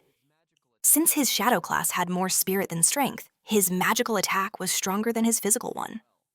This explained why an elemental skill suited him so well. Fun understood that he should focus on increasing his spirit to maximize this type of damage. His attributes were 9 strength, 9 constitution, 24 agility, and 15 spirit. Fun decided to use his evolution points to advance the skill to the epic level. He spent 6 points, leaving 36. The Night Ring Blade evolved from platinum to emerald, diamond, and finally epic. The damage radius increased from 5 to 12 men, and the additional elemental attack rose from 500 to 300 points. The additional attack power was not that strong, and the total damage did not compare to Shadow Cut, but it was a great skill for eliminating groups of enemies. Shadow Cut had a range of 5 men, but it was a straight line skill. The Night Ring Blade, on the other hand, was an area of effect skill, much more effective when he was surrounded. The Platinum level Resentment leather armor granted 55 physical defense, 45 elemental resistance, 42 damage block, and 777 health points. The level requirement was 11. It also had the resentment effect, which granted 30 attack points after being hit. Fun knew this effect was not a big deal, but the armor's defense and resistances were very high. He decided to replace his old ghost fire leather armor. He advanced towards a giant door. If he sold the roughly 20 items he no longer used, he would get more than 10,000 life days. Now that he could enter the tomb, he hoped to find good materials, and with luck, a mount. Meanwhile, somewhere else, a goblin cut and her friend in half. Their group reappeared in the city. One of the boys in the group became furious, grabbed Xiaoyu by the collar, and started shouting. He called her useless, saying she only grew in height but not in intelligence. He blamed Xiaoyu for the team being eliminated again, and said that because of her, he now only had 2 years of non-negotiable life. He pushed her to the ground and threatened her not to look for him at school, or else he would deal with her. The boy disconnected. The friend approached to help Xiao and invited her to go to her parents' city. She explained that she heard about a support group there that helped people who didn't know how to play. Angrily, Xiao clenched her fists, refused the offer, and disconnected from the game. She told her friend Yan Yan to go alone. Back in her room, still furious, she picked up her cell phone and asked a boy named Hanan if he could help her level up. Hanan accepted, but with one condition: she would have to spend a night with him. He said he wanted to see how the popular girl from school behaved in bed. Xiaoyu became furious, cursed at him, and told him to leave. But suddenly she changed her attitude. With a smile, she told Hanan that she had actually always liked him, but couldn't accept his confession before because her brother Fun was very controlling. Now that she had cut ties with him, they could finally be together. But he didn't fall for the trap, calling her an idiot and asking if she was trying to kill him from laughing. He pointed out that if she had betrayed her own brother, what wouldn't she do to him later? Finally, he ordered her to leave. She then began to reach out to other people. First, she contacted the young master Hu Xiao, inviting him to her house for company and to help her level up. However, he recognized her and mocked her, boasting that he was now a platinum-level talent with many women before telling her to get lost. Next, she tried her luck with Sister Ma, saying she was bored and waiting for her in the city. The response was just as harsh. He reminded her that everyone knew how she had deceived June and threatened her with his new ability. Sad and desperate, she cursed those men, thinking that none of them could be trusted. She lamented having only 2.5 years of non-negotiable life left, not knowing what to do. With her eyes full of tears, she felt alone. She thought of Qin Feng, remembering that he certainly wouldn't ignore her. He must have a solution, and she needed to find him to confirm it. It was already night when she arrived at Qin Feng's apartment. For a moment, she imagined that upon entering, she would find Qin Feng, apologized with a few kind words, and he would forgive her. Almost immediately, however, she rebelled against the idea. She hadn't done anything wrong. Why should she apologize? She hesitated before knocking, convincing herself that bowing her head was a temporary measure. First, she would feign submission so he would help her. She was sure he would accept, as he was the person who had cared for her the most since childhood. A smile appeared on her face. As soon as she leveled up and solved her life expectancy crisis, she would cut ties with him for good. Satisfied with the plan, she knocked on the door and called for Qin Feng. With no answer, she insisted, asking aloud if he was asleep and announcing that she had returned. Her tone became pleading, begging for him to open the door. Furious, she kicked and broke down the door, but was shocked. The apartment was empty. The bed, table, clothes, everything was gone. She tried to call Qin Feng, but got no answer. She didn't know where the boy had gone. At that very moment, in the depths of the Tomb of Rancor, Qin Feng was gathering and eliminating all the monsters. Soon after, he reached the end of the tomb.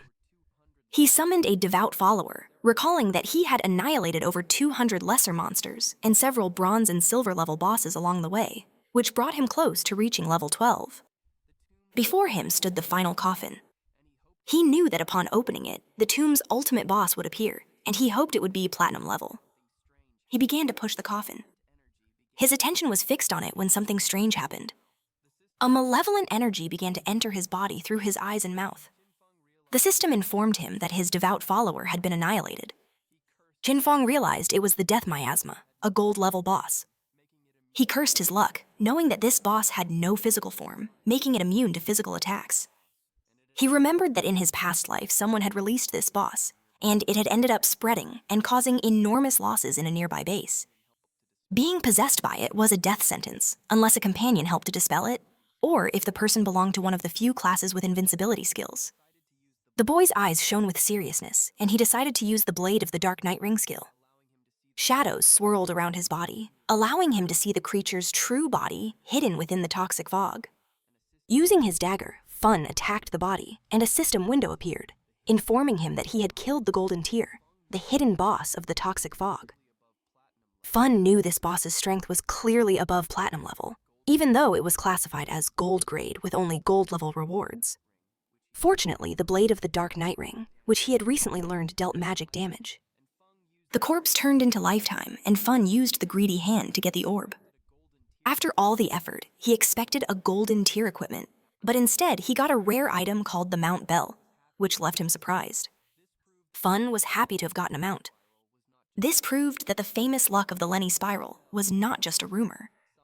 The system described that the Mount Bell, Ghost Night Wolf, summoned a level 11 creature. It could fight and be ridden, but it required the user to also be level 11. Upon using the item, Fun remembered that the Ghost Night Wolf was one of the fastest mounts in the early game. The wolf was gold grade level 11 with 148 strength, 155 constitution, 135 spirit, and 191 agility. The mount gained experience with its owner, getting stronger over time. If the bell was traded, the creature's level would return to the initial one. Its skills were great. Charge. When mounted, it increased movement speed by 245%. Night Path. At night, the mount entered stealth mode. Attacking would break the stealth, but it added 120 damage and took 60 seconds to reactivate. Triple Charge. It leaped on a target 3 times with each hit, dealing 267 extra physical damage and a 12-second cooldown. Wolf's Howl. It granted allies attack, defense, and elemental resistance bonuses for 18 seconds with a 60-second cooldown. Fun realized it wasn't just a mount, but a battle companion. The stealth ability in particular was a huge gain. It was already night when Fung mounted on the wolf left the ruins towards his next destination. His plan was to reach level 15 and accumulate lifetime to extract the mount. After disconnecting, he would go to the Magic City to eliminate Changxi and end this threat once and for all. Fun passed by the Jiangnan Coliseum, a huge area with 2 underground levels full of monsters. A perfect place to level up. The Ghost Nightwolf Agil climbed the Coliseum's wall, which was crowded with powerful creatures. The monsters soon stared at him. The wolf leaped and Fun dived with it towards the group. With focused eyes, Fun used the instant shadow cut and began to eliminate the monsters. Meanwhile, in another part of the ruins, Yu used her sword to kill a monster. The creature's body turned into lifetime, and she sighed in relief. Her companion Yan, the son of a department head, started to applaud. He praised her damage, saying the dragon swordsman class was incredible and that Yu was the woman he wanted. She commented that the golden boss was only level 8 and it took them over 10 minutes to defeat it. Because of that, she didn't understand how Shadow had managed to kill a platinum boss alone. Monian praised her, but downplayed Shadow's achievement, saying he was just an assassin who used stealth to beat the boss little by little. According to Monan, that playstyle would never get someone to the top. He was pleased, thinking it would be easy to subjugate Yu since she had no influential contacts. In response, Yu asked if a mediocre archer like him wouldn't be the ideal person to wear down a boss slowly. Monian defended himself, saying he was honest and wouldn't stoop to wearing down a boss slowly. He claimed to have heard that Fun had a terrible character and was a real-world killer. Monian said he knew a police hunter with level 3 anti-stealth skills and suggested a trap to discover Fun's identity and control him. He argued that someone like Fun would only be trustworthy if he worked for their organization. Otherwise, incidents like the ones with Songfei and Zhongli would keep happening, and he was tired of cleaning up Fun's messes. Yu and Wang Mong looked at each other and laughed at Moan. They explained that he hadn't understood the situation. It wasn't Fun who asked them to clean up his messes, but the other way around. They needed to clean up what Fun left behind to ensure their interests were aligned and they could cooperate. They recalled Fun's achievements, the global first kill of a golden boss and a platinum boss, both solo. Annoyed, Monan insisted that Fun was nothing more than a fragile assassin. He asked how they couldn't control him with an equivalent anti-stealth level and called them useless. Monan was offended for being contradicted. He turned to Yu and said she should pay attention as he was going to ruin Fun's reputation and capture him. He stated that when he succeeded, she would kneel begging for forgiveness. Wang Mong asked Yu about the boss's loot. She listed a gold equipment for a priest, a silver one, and a silver skill book. Then she remembered that Fun used to sell various gold and platinum equipment, and wondered how many bosses he had already killed, or if his talent was to find treasures in chests. Wang Meng confessed that he was worried about the Jonan restaurant case where the Dongfang family was murdered. He hypothesized that Fun was responsible and questioned if they should still help him in this case. Wang Meng admitted not understanding Fun's personality and feared that he could be a murderer in real life. Yu knew about the case and knew that the superiors took it seriously, speculating about the connection with Fun. Even so, she guaranteed that she would cooperate with him anyway. She said that even if the superiors refused to clean up this mess, she would support him personally. Confused, Wang Mong asked the reason, and Yu replied with another question. Who wouldn't support Fun? At that moment, a subordinate appeared. He reported that they had found an arena further ahead with all the monsters killed, bodies everywhere, and he did not know what group would have been strong enough to do that. Yu seemed excited and decided to go to the arena, leaving Wang M even more confused. Upon arriving at the Shanghai Coliseum, they saw the ground covered with lifetime units. They were shocked by the amount of dead Isaacs. There must have been hundreds.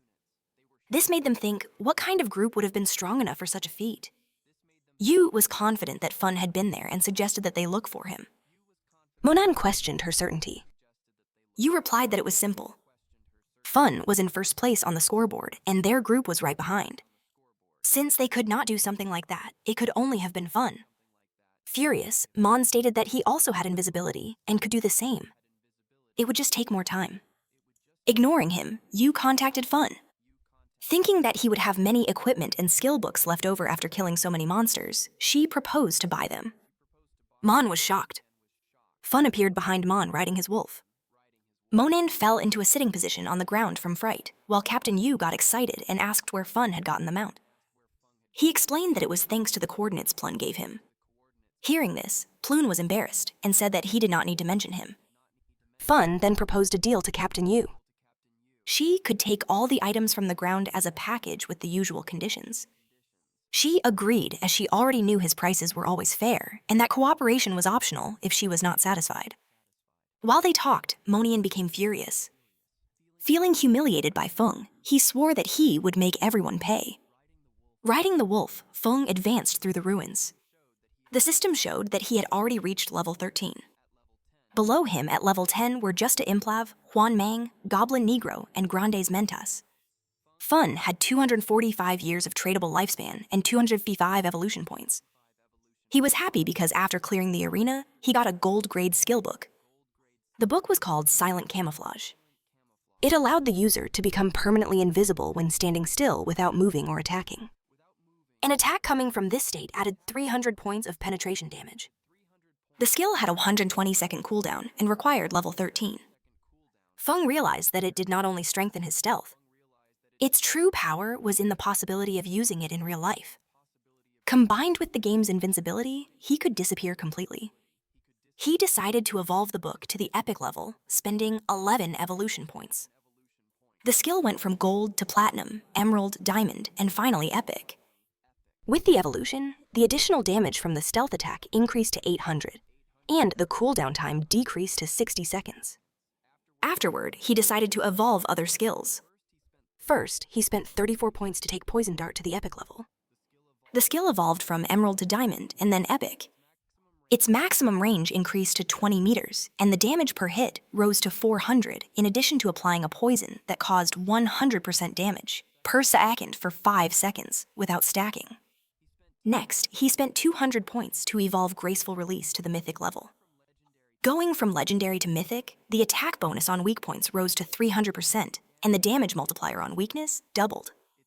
Its active use now applied the Throat Cut effect, causing 200% damage per second for 3 seconds, with the cooldown reduced to 15 seconds. Fun was satisfied as Mythic level skills were very powerful. Now almost all of his attacks would hit a weak point. He took his necklace, the Pendant of Deceit, and decided it was also time to evolve it. The accessory of Platinum grade gave 45 physical attack, 20 strength, and 20 constitution. It required level 13, and its unique effect added 1 point to the stealth level. Adding up his skills and equipment, Fun realized that he now had stealth level 4 and that no one in the current stage of the game would be able to detect him. In addition, he had the Golden Tears Veil of Shadows, an item that granted 5 Constitution, 5 Spirit, and 32% evasion. With this, his total evasion rate reached 83%. Suddenly, there was a small explosion nearby, and Fun stopped to investigate what was happening. Upon turning around, Fun saw a giant boss emerge. Its arms were chains that ended in sharp blades made of steel. He wondered who would have been crazy enough to release that boss. Fun remembered that in his past life, this boss appeared in the ruins of Shanghai. The hunt led to the death of 4,000 people. The monster was the guardian of the sanctuary, the second largest refuge in the ruins. His original plan was to deal with another target first, before facing this boss. But since the boss was already there, he decided to face her. Fun jumped with his wolf to the top of a building. Down below, the boss began to spin her arms and slaughter the nearby players. She killed a player, and the others realized her strength too late. She swung her bladed arms and continued killing the rest of the group. Fun watched the players trying to face the Steel Saint, and saw that they greatly underestimated the danger.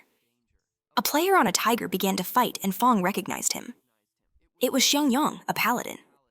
In his past life, they were rivals for 9 years, without ever having a clear winner. Xiangyang was astute and treacherous, always escaping defeat with some trick. Fun also remembered that in his past life, it was Xiangyang's guild that defeated the Steel Saint. The guild was called Knight's Sanctuary and controlled the eastern part of the Shanghai ruins, giving rise to the saying, God of the West, Sanctuary of the East.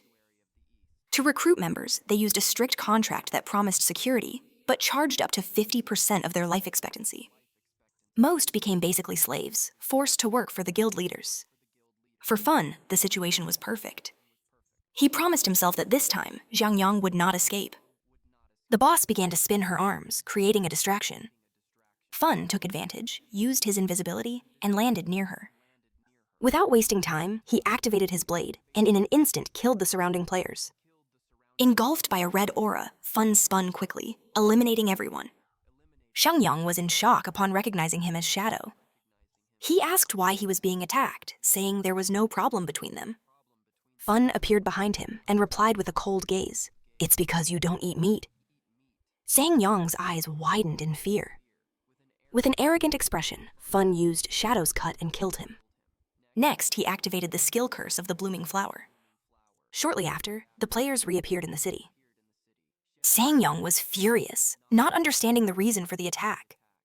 One of his subordinates panicked upon seeing that his life expectancy had dropped to 0. Xiangyang realized it was the work of one of Shadow's skills and decided they would go elsewhere to level up and recover what they lost before counterattacking. Xiaoyu was also among them. She was crying, not understanding the reason for the attack, as her life expectancy was almost gone. The system informed Fun that his skill had absorbed 4 days of tradable life and 1 year of non-tradable life from Xiaoyu. Fun was pleased to see that she was part of Xiangyang's group. The small amount of life he absorbed was a sign of her desperation. This meant that she had accepted the guild's slavery contract. For Fun, it was exactly what she deserved. At that moment, the boss attacked Fun, creating a smokescreen. When the smoke cleared, he had already dodged the attack with Phantom Blur. Feng knew that the boss's first phase was not that difficult. She seemed confused by what had happened. The chains on the boss's arms stretched and began to spin, but she seemed confused. Fun watched intently. He knew that her attacks were just repetitive swings with the chains. He appeared over the boss and combined the Blessed Blade with the Plague Blade. After the impact, the first skill activated Throat Cut, which caused an explosion of damage. The second created an explosion of toxic damage 3 seconds later. With a quick attack, Feng applied Throat Cut and a deep cut appeared on her neck. The boss's health bar dropped to less than half in an instant, and her eyes shone with anger. Feng remained calm, as he knew her danger was in the second phase. Upon losing half of her health, the demon sealed within her would awaken and reflect all damage received back to the attacker. There was also a legend about a portal in the demon's belly that transported anyone who was swallowed to a volcano. But Fun thought this was just a confusion with mechanics from other games. A group of players watched the fight from a distance. They commented on how merciless Shadow was. The Night Sanctuary Guild had summoned the Platinum Tier boss, but Shadow appeared and eliminated everyone. Soon after, he used a skill that took half the boss's health at once, forcing her second phase. While they were talking, Fun, still invisible, turned his attention to the group. He knew that the boss's second phase had a weakness. The damage reflection effect disappeared for an instant when she attacked. If he attacked at that exact moment, he would avoid the reflected damage. The problem was his skills like Shadow Cut, Throat Cut, and the Plague Blade, which caused continuous damage. Even if the initial attack went through, the extra damage would be reflected and kill him instantly. Thinking about this, he looked at the players spying on him and decided to use them. One of the players, Anuan, asked the others to move away to get a better view. Upon seeing him, the others became excited, and Kwan's subordinate explained that they had already memorized the boss's skills. A girl from the group added that after the boss's health dropped below half, she stopped and her body changed, indicating that she was gaining new skills. And just as the second phase began, Shadow disappeared, and Kwan didn't believe he was facing the boss alone. He ordered his subordinate, Cho, to use the red eye to search for Shadow. She agreed and used her power. A small rabbit appeared and ran near the boss without being noticed. Then Cho said she couldn't find Shadow. She concluded that he must have left since not even her level 3 anti-stealth skill could detect him. And Kwan agreed, thinking it was impossible for someone to have level 4 invisibility, and jumped off the cliff, leaving Cho confused. He asked her to stay alert and let him know if Shadow returned. As Cho nodded, Angwin went to the ground and drew his swords. A confident smile appeared on his face. The other players thought he was looking for death by trying to fight a platinum-level boss alone. One of them, however, recognized him. He was the famous player known as Safety First. The player said that he saw him defeat a gold-level boss in the starting city without getting a scratch. It was revealed that his class was Soul Warrior, which gave him 100% dodge when rolling. Additionally, there were rumors that he had been a famous streamer known for his ultra-fast reflexes in Souls-like games. With his arrival, the boss's attention turned to Angkwan. The boss attacked with her sharp arms. Angkwan reacted instantly and slid across the ground, narrowly escaping the blow. Next, the boss created energy arms to crush him, but he rolled again and dodged once more. When the boss tried to reach him, he rolled again to move away. His subordinates began to praise him, impressed with his skill and calmness in dodging. They noted his discipline for not greedily trying to land an extra hit. One of them commented that Anwan's performance was incredible as he perfectly dodged every attack. They also saw multiple cutting effects on the boss's body, which made them question the power of the Soul Warrior class. The black-haired woman explained that by rolling, Angwin activated his class's passive counterattack. Each perfect dodge also dealt damage, slowly diminishing the boss's health. With a smile, Cho added that the dodge was just the basics. Angwin's true strength was in his offense. His attacks turned defense into a continuous attack that ended fights quickly. While the boss desperately tried to catch him, it was revealed that a successful dodge allowed Anuan's next attack to ignore 50% of the boss' defense. Anuan then turned to face her, and a blue energy began to emanate from his body. Seeing this, his subordinates realized that the strike would cause 4-digit damage. Before the boss could react, Anuan delivered the attack he had prepared. His single strike split into 3 shadows, which hit the boss with precision between her openings and caused deep cuts. In an instant, her health bar dropped to less than half. His subordinate celebrated upon seeing that the boss already had only a third of her health. Angwin turned his back on the enemy, but at that moment, he took over 34,000 points of damage and died instantly. His subordinates panicked, not understanding how he could have died if he had dodged everything. They were even more confused because although Angkwan hit the boss, his health did not decrease that much with a single blow. Not far from there, Fun silently watched Anuan's health bar and thanked him. Anan's display forced the boss to use many of her moves. Fong saw that while the other player was showing off, he himself was attacking the boss non-stop, which finally reduced her health to a third. The Soul Warrior's moves caused good damage, but in the end, they led to his own death. Because of his class's characteristic, it was impossible for him to defeat the Iron Maiden. When he rolled, he could not attack, and when he attacked, he received reflected damage. The boss started to turn, and Feng's attention turned to her. He knew this was bad. With her health so low, the boss was trying to return to the church's sanctuary to heal completely, which would make all the effort useless. He looked at Angkwan's subordinates and realized that the Soul Warrior's death had frightened them. Fun doubted that they would attack the boss again. However, if the boss was not attacked, the reflected damage effect would not disappear. It was time to act. Fun used his invisibility skill and appeared in front of her, blocking her path back to the sanctuary. Upon seeing Fun, the other players were surprised. To them, MANHUA had been just a distraction. The real danger was Shadow. It was scary to think that all the cuts on the boss had been made by Feng. Cho did not believe what he saw. His level 3 anti-invisibility skill did not detect him, which meant that Feng's was level 4 or higher. Fun looked at the item MANHUA dropped and decided he needed to retrieve it. He activated the black light shield and a golden protection appeared around him. The skill created a 10-layer shield, each capable of blocking one attack. The boss's attention turned to him, and her arms turned into blades again. She attacked, and Fun knew this was his chance. Using the instantaneous shadow cut, Feng delivered a series of quick strikes. He noticed that the last 3 attacks out of a total of 9 hit the boss during the counterattack. If it weren't for the black light shield to block the reflected damage, he would already be dead. The shield now only had 7 layers. Next, the boss concentrated energy in her abdomen, jumped, and released purple flames. Feng retreated, but the flamethrower attack was so fast that it destroyed the 7 remaining layers of his shield at once. He barely escaped. If he had been half a second slower, he would have died. At that moment, another player tried to take MANHUA's item, but Fun noticed and threw a poison dart at his forehead, eliminating him on the spot. He made it clear to everyone that no one should touch his loot. The system informed that Fun obtained 612 days of tradable life and 67 years of non-tradable life. His skill also absorbed another 355 days and 20 years. Fun was surprised by the amount of life the eliminated player possessed, which meant he had probably never died before. He found this interesting and decided not to use the skill on him for now. The boss roared, but Fun remained calm. He knew he needed to use the shield and normal attacks to defeat her bit by bit. He attacked and dodged in a slow but safe method. From a distance, Shu watched the fight, impressed by Feng's speed. Before, she didn't understand how he had gotten the first eliminations. But now, seeing him fight, she no longer had any doubts about his power. Feng decided it was time to end it. He advanced and cut the boss with impressive speed. The system confirmed the death of the Steel Maiden, giving him 48,000 experience points, 120 evolution points, and the Sanctuary Key. The other players could not believe it. Fun had defeated the boss alone, which explained why he was first in the ranking. Using the greedy hand, he took the loot, an emerald-level leather armor called Gift of the Black Flames. It gave 95 physical defense, 120 elemental resistance, 77 damage reduction, and 77 constitution.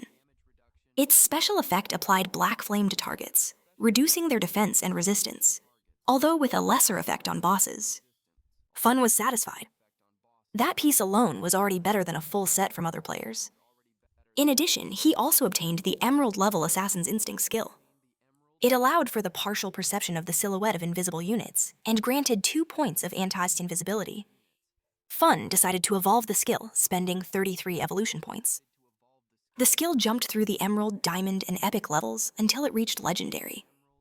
With this, the anti-invisibility bonus increased to 5 points. The Legendary effect also added the ability to detect the target's weak points, increasing critical hit damage by 50%. Added to his Lethal Grace passive, the total bonus reached 350%. Now he could hit enemies' weak points even with his eyes closed. Feng still had 97 evolution points and decided to use 80 of them to evolve the Blur and Ghostly skill. It went from the Epic to the Legendary level, which increased his passive evasion from 75% to 85%, and granted total immunity to damage whenever the evasion was activated. At that moment, Captain Yu and the others appeared. She greeted Fun and asked if he had gotten any good items. Surprised, she commented that she hadn't seen the ranking and didn't expect him to have reached level 13 in a single night, saying it was crazy. Wang Ming added that they had spent the whole night hunting and had barely reached the middle of level 11, pointing out that Fun's speed was unreal. Captain Yu slapped Wang Meng on the head to get him to stop talking nonsense. Fun, a little confused, explained that he had gotten some items to sell, valued at 45,000 days of life expectancy. With a serious expression, she transferred the amount to him. Fun then said he had another good item for sale and asked if she knew about the hideouts. Captain Yu smiled and confirmed. She explained that since the ruins of Shanghai City had no safe zones, players used hideouts as bases to store supplies and activate defense barriers. Fun knew she was probably referring to the small hideout left by the Golden Boss. She confirmed, saying that the officials from Jinhai City had not yet found any. Since she already understood the value of a hideout, Fun took a golden key from his inventory. He revealed that it was the key to the sanctuary left by the boss he had just defeated.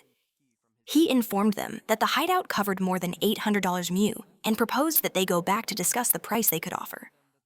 Captain Yu and Wang Meng were in shock. They knew that a larger hideout meant stronger defenses and better infrastructure. One of 800 mu was enough for each official from Zanhai City to have their own room. Curious, she asked how much he planned to sell such a large hideout for. Fong said he preferred to discuss the price later to see what they could offer. He knew that in his previous life, that hideout could be sold to the government for 2,000 years of life expectancy. With the sale of the hideout and the life he already had, Fun would have enough to take all his equipment, skills, and levels to the real world. Nervous, Captain Yu accepted the proposal and assured him she would speak with her superiors immediately. Then she said she needed help with something else. She explained that 7 gold-level bosses had appeared together in Black Moon Village and had already killed many people. Because of that, they were offering 10 years of life if he helped eliminate them. Upon hearing this, Fun commented that 7 gold bosses didn't seem to be a big problem. He thought that even in a group, the official forces would manage to eliminate them over time. So if they were asking for his help, it was because there was something wrong with the bosses. Impressed with his deduction, she agreed. She confirmed he was right and explained that they had managed to isolate and kill one of the 7 bosses, but it resurrected.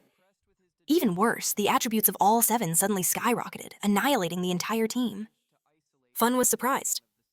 He remembered that there were group bosses capable of resurrecting and suspected they might be puppets of the cursed slate, one of the slates of the ancient gods. If that was the case, he couldn't let the opportunity pass. Fun decided to go right away and asked Captain Yu for the coordinates, who wished him good luck. He thought the captain was quite honest. The loot from the 7 gold bosses would be worth about 40 or 50 years of life, and she still offered another 10 years as a reward. It was a very generous offer. Riding the ghost knight Wai King, Fun was crossing the ruins. As he passed by a statue, he saw something surprising. A group of players assaulting a girl nearby. It was Huan Maggie, Fun's sister. One of the women slapped her face hard, accusing her of being A and of trying to seduce the guild leader. With her face full of bruises, Huan Maggie was crying with rage. The woman warned her to stay away from the leader, or she would have her face destroyed, and they continued assaulting her. Fun, watching from the top of a building, realized that his sister had gotten into an internal guild fight. After having entered the Sanctuary of the Knights, he already knew these little power games. In his past life, it was always him who solved these things for her. This time, he came down and decided to let her fend for herself. Huan Maggie was crying, begging them to stop, saying she was going to die of pain. The attackers did not listen and continued calling her A and saying they were going to kill her. Meanwhile, Fun entered the statue. He remembered that under the statue in the center of the ruins of Zanhai City, there was a secret chamber to return to the starting city. It was information that few people knew. A magic circle appeared before him. The teleportation was not free. The first trip cost 500 days of life, the second 1,000, the third 2,000, and so on, always doubling the price. He knew that over time the starting city would become a higher level area where common monsters would turn into bosses and hidden treasures would appear. The ancient god's slate was one of those treasures, an item he could not lose. The system asked if he wanted to teleport back to the abandoned land of the gods, to the Black Moon Village. Feng remembered that this village was only supposed to appear much later in the game. He had never heard of it in his past life. Without hesitating, he accepted. The system consumed 500 days of Fun's life, and he was teleported to the Black Moon Village. The place was full of elders talking. Fun was surprised as he did not expect the village to be so busy and wondered why most of the people there were elderly. Nearby, there were also several players. A player was helping an old lady stand up. Relieved to be back in the safe zone, they reminded her that, as agreed, they had taken her to level 3. In the process, she gained 72 days of life, and now she needed to hand over their share. The old woman got irritated and refused to pay, saying they were a charity organization. One of the players explained that he didn't want money, but rather the share of life that the monsters dropped, which was only shared because she was in their group. Another player reinforced that she just needed to return that share. As agreed from the beginning, the old woman became even more furious, denied any agreement, and accused the young people of trying to extort an old woman. They tried to calm her down, but she started shouting for help, accusing members of the MANHUA Guild of harassment. At that moment, someone grabbed her from behind and threw her to the ground, leaving everyone confused. It was Feng. He held her by the neck and with a cold look drew his dagger. Without hesitating, he killed her. The two players were in shock while orbs of life appeared on the ground. Fun said that her life was there and that they could take it. The players celebrated, took the 72 days of life and thanked him, wanting to know who the expert that helped them was. Fun replied that it was just a small favor, turned his back, and left. He found it inconvenient that fights were not allowed in the city. Then he started to think about the MANHUA Guild. Realizing that its origin was in the Black Moon village, he remembered that the guild was founded as a charity organization, helping the elderly survive for free. Later, it gained official recognition and became the largest guild in Ria by number of members. Fun's eyes shone. He thought that in this apocalypse, the world needed more people like that. At night, in a forest, a group was fighting a mud monster. One of the mages asked her friend called Mother to use a lightning bolt. She obeyed, and a bolt of lightning struck the monster. The group's swordsmen seized the chance and cut it in half, turning it into an orb of life. As they walked, the young man in the group asked Yan if her friend Huanmeg had really joined the Night Sanctuary Guild, since the membership fee was very high. Yan nodded and said that she had invited her to Manhua, explaining that it was a charity guild where players helped each other, but Huanmeg refused. The other player commented that Zoyu was already at level 10 as she was helped by the Night Sanctuary. He added that this guild's membership contract bound the members for 3 years, turning them into slaves. The young man agreed, saying that they just treated her like a tool. To him, those who had no skill should just kill small monsters and accumulate experience slowly like they did. Yan sighed, commenting that Huanmei thought she was special for having a hidden class, which made her stronger than them. At that instant, a shower of invisible arrows began to fall on the group. With no time to react, the arrows pierced the player's body, taking 100 HP and turning him into an orb of life. Yan panicked as that man was her father and her mother began to cry. The archer who fired smiled, satisfied to have eliminated him with a single skill. The masked men told him to stop bragging, stating that the Mansion River Guild had no experts, only weak players. They wondered why a skilled player would be protecting that group, which they considered trash. With a smile, they approached Yan and her mother. The archer demanded they hand over all the life they possessed. Yan felt scared, remembering that the authorities forbade killing other players and that they were risking becoming wanted criminals. The archer just pointed at her, making it clear that he didn't care about the rules. He gave them 3 seconds to hand over the life. Jan's mother complied, but the girl stood firm, telling her mother not to do it. She asked her mother to call for help on the guild channel while she tried to buy time. Seeing this, the archer ordered the attack, saying to kill the older one and keep the young one alive to have fun with. The masked men advanced, but a wolf suddenly appeared and attacked them. Yan was confused, not understanding what was happening. Before the archer could react, someone appeared quickly and cut off his head. It was Fun. While the wolf devoured the subordinates, Fun watched the archer's head in silence, recognizing him as Shadow. In the city, the archer and his men reappeared, furious. They did not understand how all their life had been drained at once. Shocked, they began to run to the forest, needing to kill monsters to recover a little life before they died. At that moment, a strange energy appeared, and a sword made of it descended upon them, immobilizing them. 2 priests approached. One of them, holding a book, informed that they were official bounty hunters, and that according to the law, they were under arrest. The other priest stared at them seriously, warning that if they resisted, their lives would be ended right there. Back in the forest, Yan thanked Fun, saying that without him, she and her mother would have been lost. Fun looked at the ground, thinking about how good Yan was. Besides being kind and brave, she was completely different from Xiao Yuyu, and he did not understand how the two had become best friends. After that, Fun disappeared without a trace. Yan and her mother were confused. Yan picked up the life orb, not knowing if it was her father's. Her mother asked where their savior had gone, and Yan answered that she did not know. The only thing she knew was about the attacker. He was Shadow, the #1 boss of the world, Shadow. In another part of the forest, a group of players was waiting for Shadow. They commented that it had already been half an hour since he should have arrived, and wondered what he was doing. One of them doubted that Shadow could defeat the bosses of the area, since they could revive infinitely. Invisible, Fun passed by them and continued on his way. Feng knew how the ancient god's slate worked. It added a positive and a negative effect to the equipment and could even alter the class traits.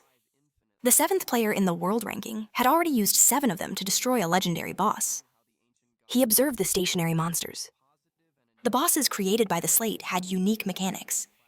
Some were invisible and very stealthy, eliminating players before they could react. Others were controlled by a hidden summoner. According to the information, if one of them died, they all revived with a stackable fury bonus. The question was whether they would still revive if they were eliminated at the same time. It was worth testing. Fun decided to do a test. He equipped the follower's pendant and summoned one of them. The creature ran to attack the bosses and suffered more than 1,400 points of damage. One of the bosses looked in the direction of the attack, and an instant later, the follower exploded, completely ignored by the monsters. Feng analyzed the situation. The bosses were level 10 with no damage reflection, and with attributes only twice as high as those of normal bosses of the golden tier category. He then used the Shadow Ring Blade, a red energy spread, and Fun used the gift of the poisonous. The bosses' bodies disappeared without leaving any items, which left him confused. Soon after, they began to merge into a single giant and much more powerful monster. The boss advanced against Fun.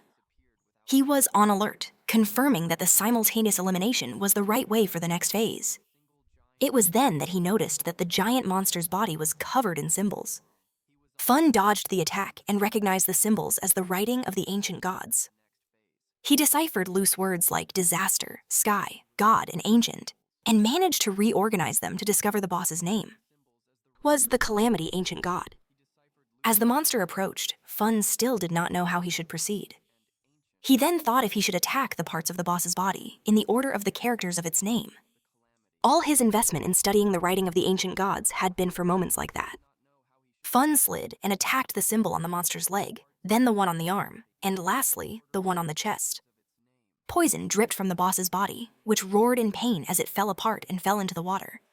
Fun remained alert, watching what would happen next. Coffins emerged from the water, and what was left of the boss began to float and transform. Soon, several smaller monsters came out of its body, roaring. Fun noticed that the inscriptions on the coffins corresponded to each of the monsters. He understood the mechanic. He needed to defeat them near their respective coffins. The ancient god's slate was already visible, indicating that that was the final phase. The monsters advanced on him, and he prepared for combat.